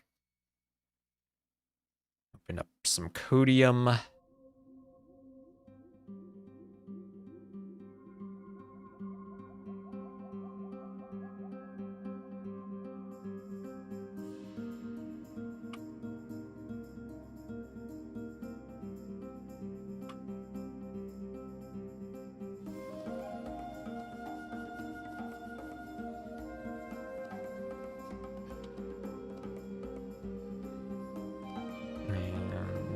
What do we want here? This needs to be full screen. Make that emphasis slightly larger so y'all can see it. Have everything on one side of my screen so this works. Activate the scene swapper. Great. And then this will be nothing so far, but I'll do that. There we go. All right. And I should be able to go directly between VS Code and the game. Good. Right. Map scripting time.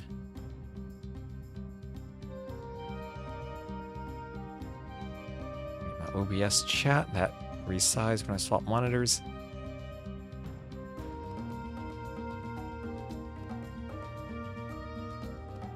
And one more map. So I showed off all the other maps earlier. This one I have no idea what I'm doing. So we're just gonna figure it out, I guess. Just gonna figure it out. So let's see. I want to try something a bit different. So I'm gonna base terrain pine forest. Let's not do this avoidance distance stuff. I'm just gonna do good old grass and dirt there.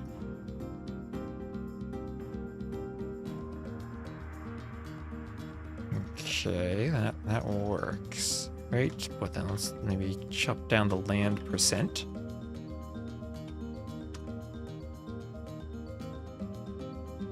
Oh gosh, kind of black foresty.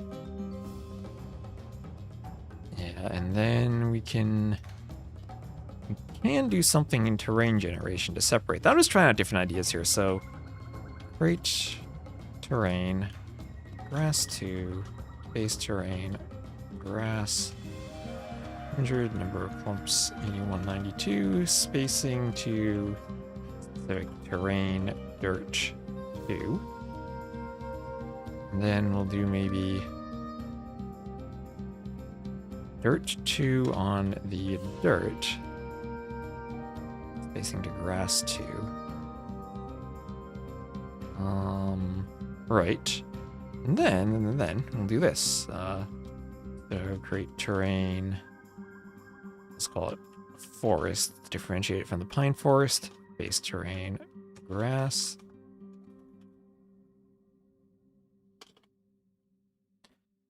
Then maybe something similar with on the dirt. And boom, okay, there we go. So I can separate them this way too. Interesting, interesting.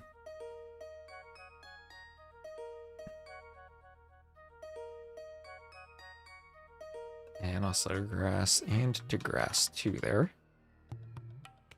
Does that help? Grass 2 should be like 4.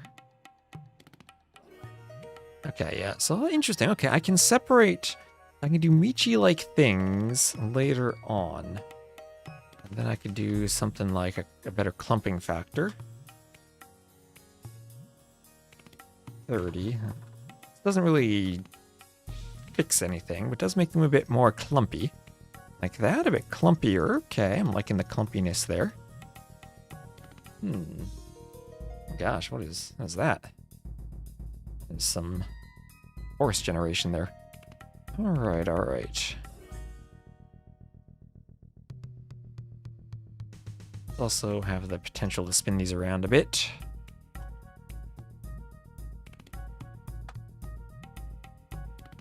This is where we do some hacks.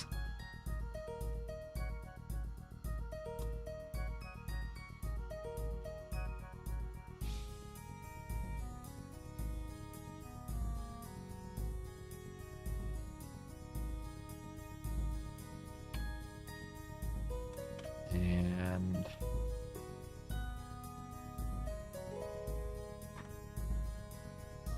this will be trig. Calculate some trig functions.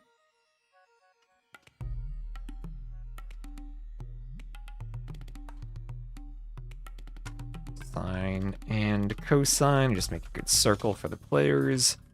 50-50 centers them at the middle. And then we'll just do land position.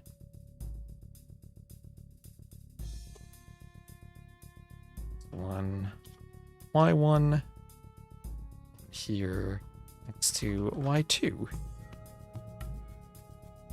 And this should rotate them around. That is not right. What's going on with these positions?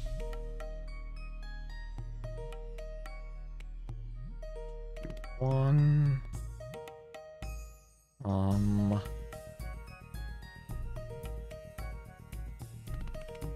Oh, right land position there. Lovely. You can actually do for loops? No, you cannot. That's just a macro that I have. That's just something I have set up so that I myself can write some for loops. And it is twist magic there. This map, this is not actually the map script. The actual map script is here. This is the output. I have a whole bunch of stuff where this $I here, or I can just show it here, this $I here is simply dealt with as a textual replacement and repeated several times. So where I say for this $I from 1 to 3, everything within, can drag everything within here is just a find replace on that character sequence.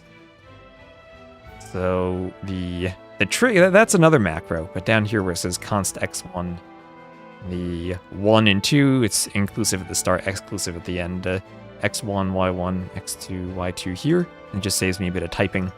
Trig here is a macro I have for computing some trigonometry. So I'll randomly compute an angle and then compute some X and Y positions based on that.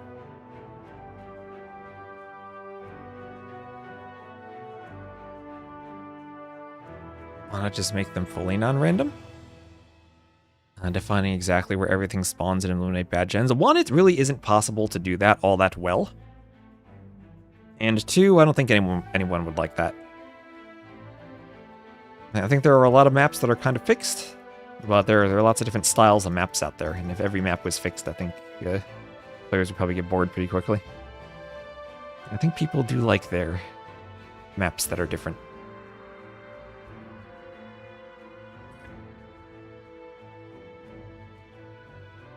Do this zone 1, zone 2. So let's do some ideas here, right?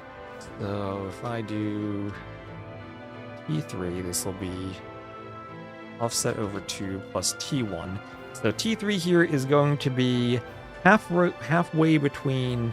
So T1 will be the angle made from the center of the map to the first player. It's hard to see here, but from the center of the map to the first player, T2 from the center of the map to player 2, and T3 will be perpendicular to that. And then let's do Trig T3. I call this, I don't know. Some letters. What are good letters? A1. Let's see. 10 times cos T3 plus 50. Parenthesize that. E2, 10 times sine T3. Those ones that are nearly fixed already. The ones that are nearly fixed, it's not really possible to assign things in set locations all that easily. You can't really do that per player. You can assign the center of the player base, but you can't pick fixed locations for villagers or individual objects to spawn.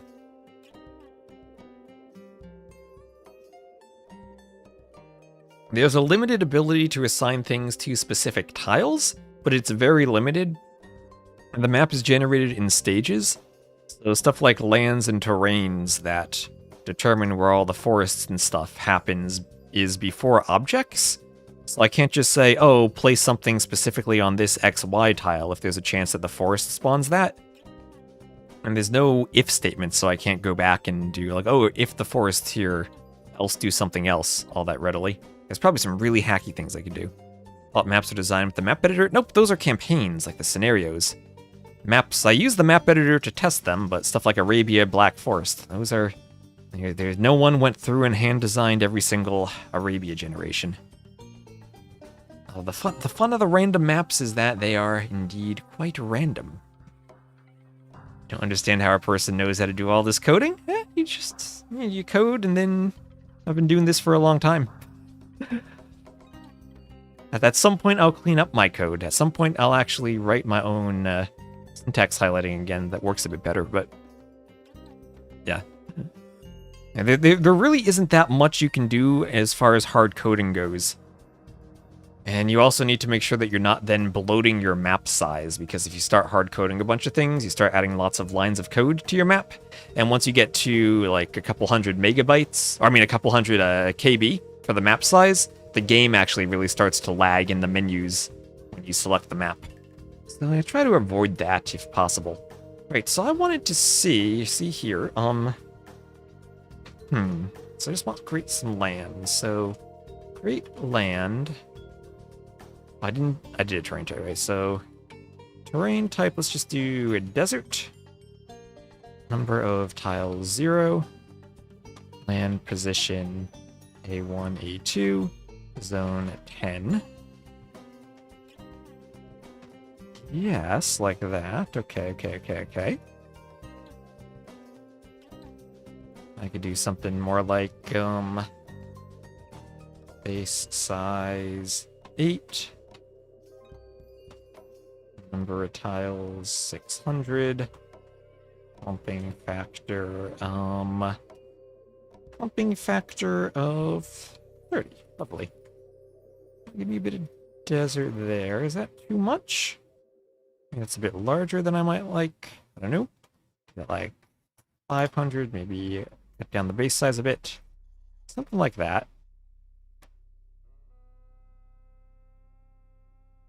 Okay, let's do one of these. A, B, probably more like 30.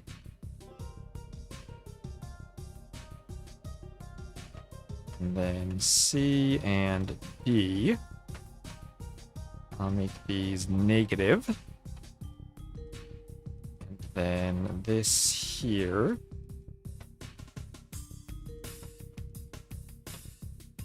$11. I'll give them each different terrains, right? So instead of desert, we'll do like road. Do maybe some snow. And then it's another good one. Road 2. Road 2. Hello, Arbase, how you doing? When I told him they had to be forward, that wasn't too hard, because I could place the gold and the stone forward based on the location of the water, because the water is outside. Oh, and thank you, Lexi, for the follow. This one you were following already, but thank you. This is the map bar base where we're still experimenting.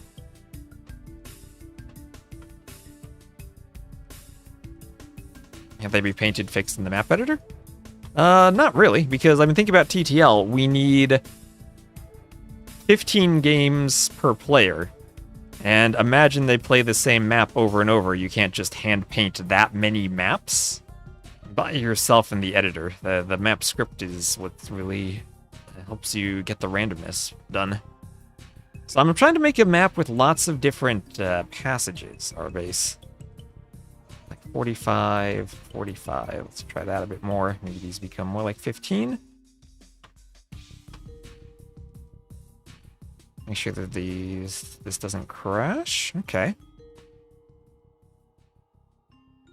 Oh, your account got suspended, so you made another one. Ah, okay. Good old chat filter. Striking again.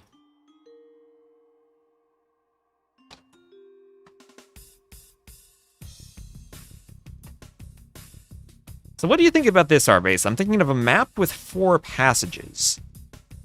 4 passages here.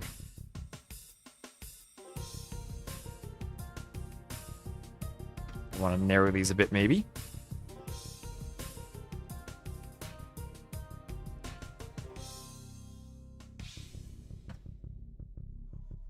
And then quadruple tunnel, kinda, yeah.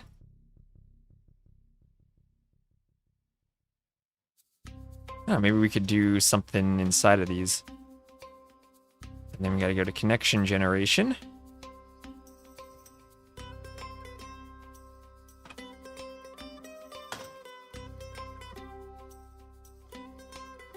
Let's see, what is this called? It's create connect specific land, I think.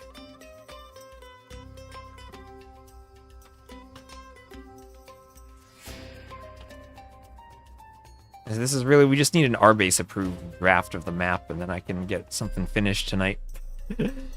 Now, what is the connection generation? This will be create connect land zones like this. So we do 4.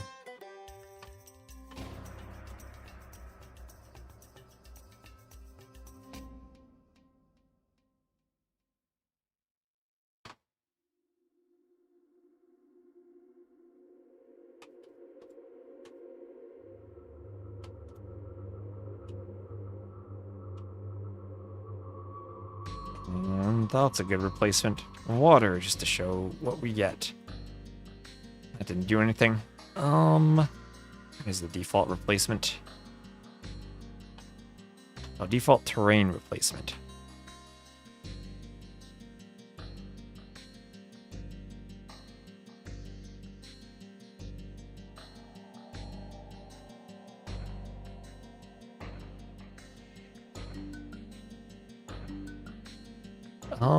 Yeah, kinda like this. Kinda like this. Okay, let's just make these... where are we at? Where are we at? Make this a bit smaller. Or 100.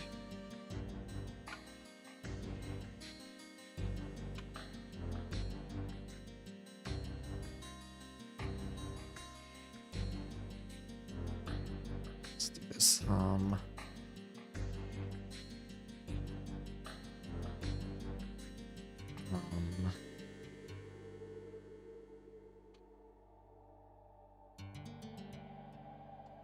Call them spots.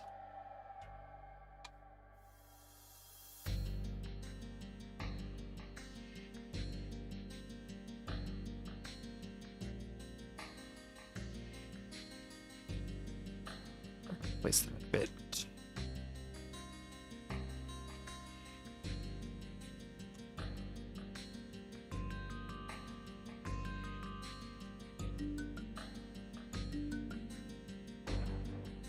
Yeah, and then just kind of connect this a bit. This is gonna be awkward though. I don't think I can get this working properly.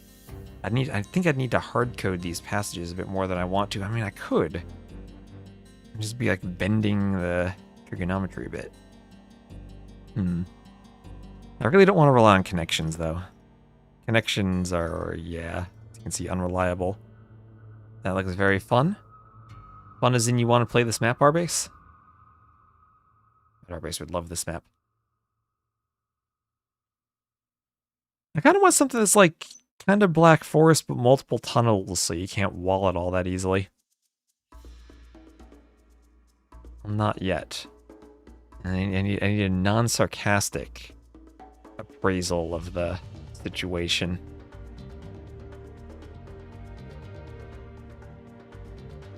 Let me also do something like this.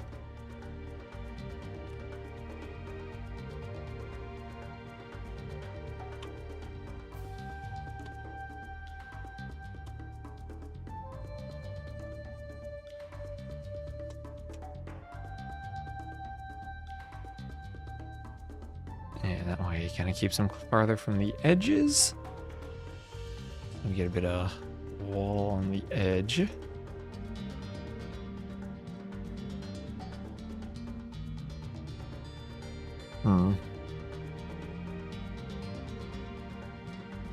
Maybe we cut this down to like 2 tunnels. Then it gets kind of like Quarry, but without the reeds. This does kind of work. I don't like the way the connections generate so angled, though. I would need to do a lot of land hard coding as arcs. I mean, honestly, just triple tunnel itself. We had thought of that earlier, but able to rotate a bit might be fun. Which definitely could be done. I don't know if 4 passages is right then. Maybe the map isn't large enough for 4.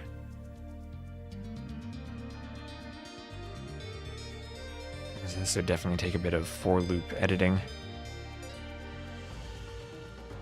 Think for a moment.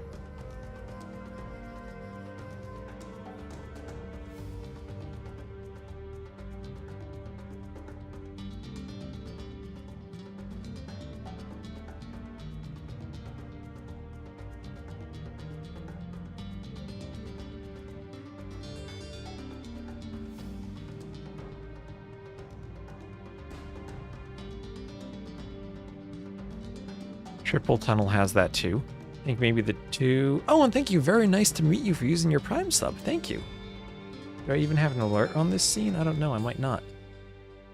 I do. Yay. Thank you so much for the Prime sub. You challenge my every decision. It is as if you seek to lead the Huns yourself. I think maybe the 2 in the middle are easy to wall, and the 2 on the outside are farther away and harder to wall. It does kind of have that. Because right now we don't really have the, like, any resources in the middle. Right? They're all kind of on the outside. And you do end up going pretty close to the outside. I mean, maybe even this touches the outside, which I'm fine with, right? The base size, we're very close to the outside there.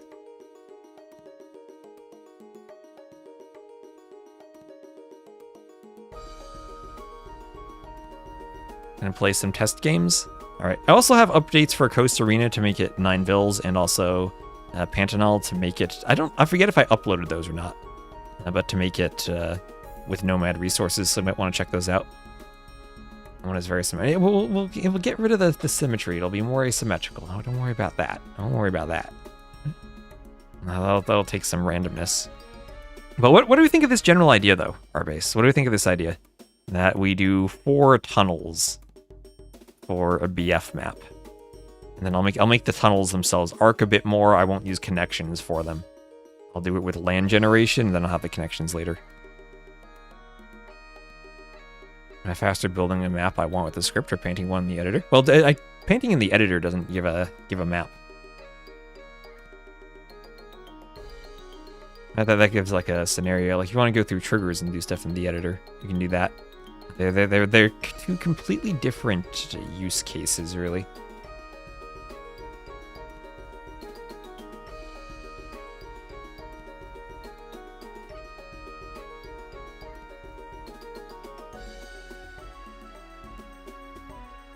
Because painting stuff in the editor is really just something that's used once, whereas generating a map is something we want to have lots of randomness and used many times. Arbase says, you think it could work. Okay. I'll get a prototype of this set together then. Instead of water, let's just do...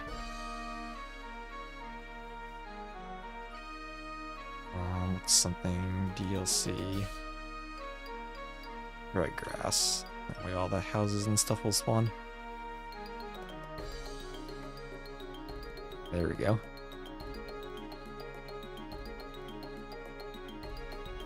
Yeah, so what I would have to do, I'll have to manually hardcode a few lands, and then make sure I connect them with connection generation, but that I can do.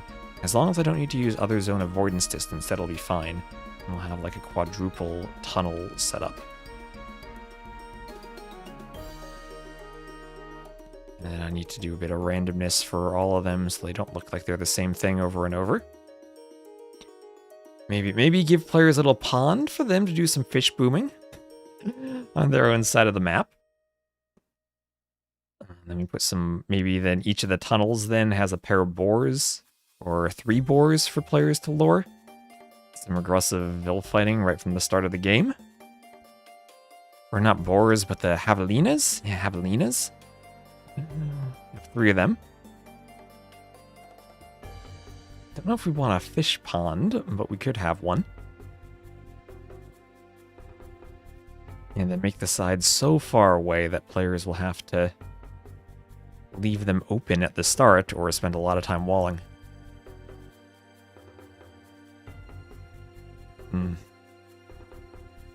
Yeah, I think this will be possible, so I'm gonna need to then go to connections. Where are we here? So completely different setup here.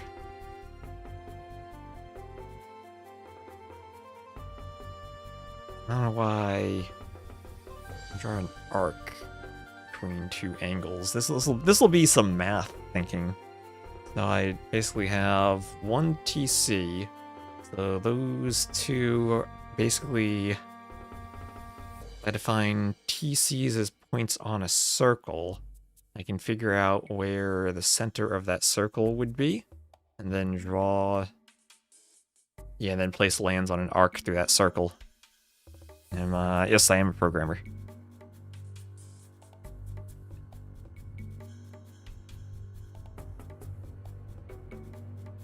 Yeah, it would be an arc between 2 points. So that would be getting the smaller angle between them. Or I guess the arc would be on different sides depending on which way I want to draw it. This will take some thinking. Or maybe I could do like a sine wave in between a couple of them. Oh, that could be cool. You use some actual trigonometry for drawing like a squiggly passage. Oh, what if instead of 4 passages, we do 3 passages, but the middle passage is squiggly? And I guess maybe we don't have too much room for squiggly with the wood generation. Ooh.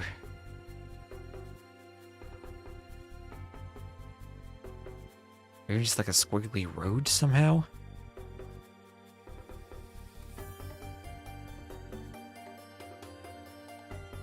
Ooh, okay. I have an idea. This is going to take a lot of math and figuring out for me. I'll make a very basic map as a prototype, and then we'll enhance it as we go. But yeah, I like the triple tunnel idea. I'll force Sawtooth Wave. Yeah, I don't know how smooth the sine curve will look. I think we can do this. I think we have the trigonometric powers to make this work. This would then be a curve that goes through the middle. Maybe instead of circle arcs, I could think about this as Bezier curves.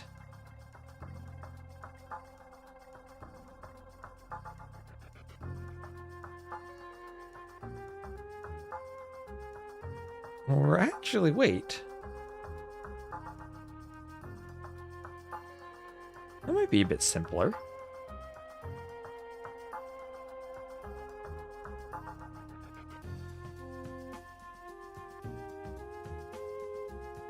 Map are we making? Hello, Dancing Cactus. We are making some type of black forest, glade, quarry, kind of forested, somewhat closed map.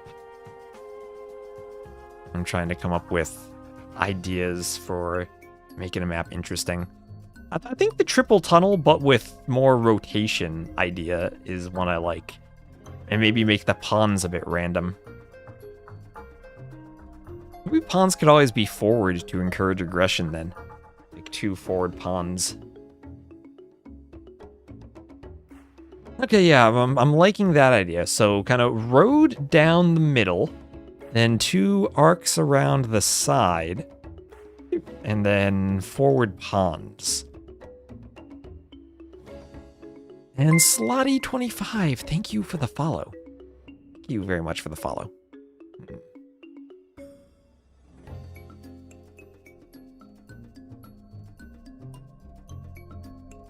Yeah, I'm liking this idea.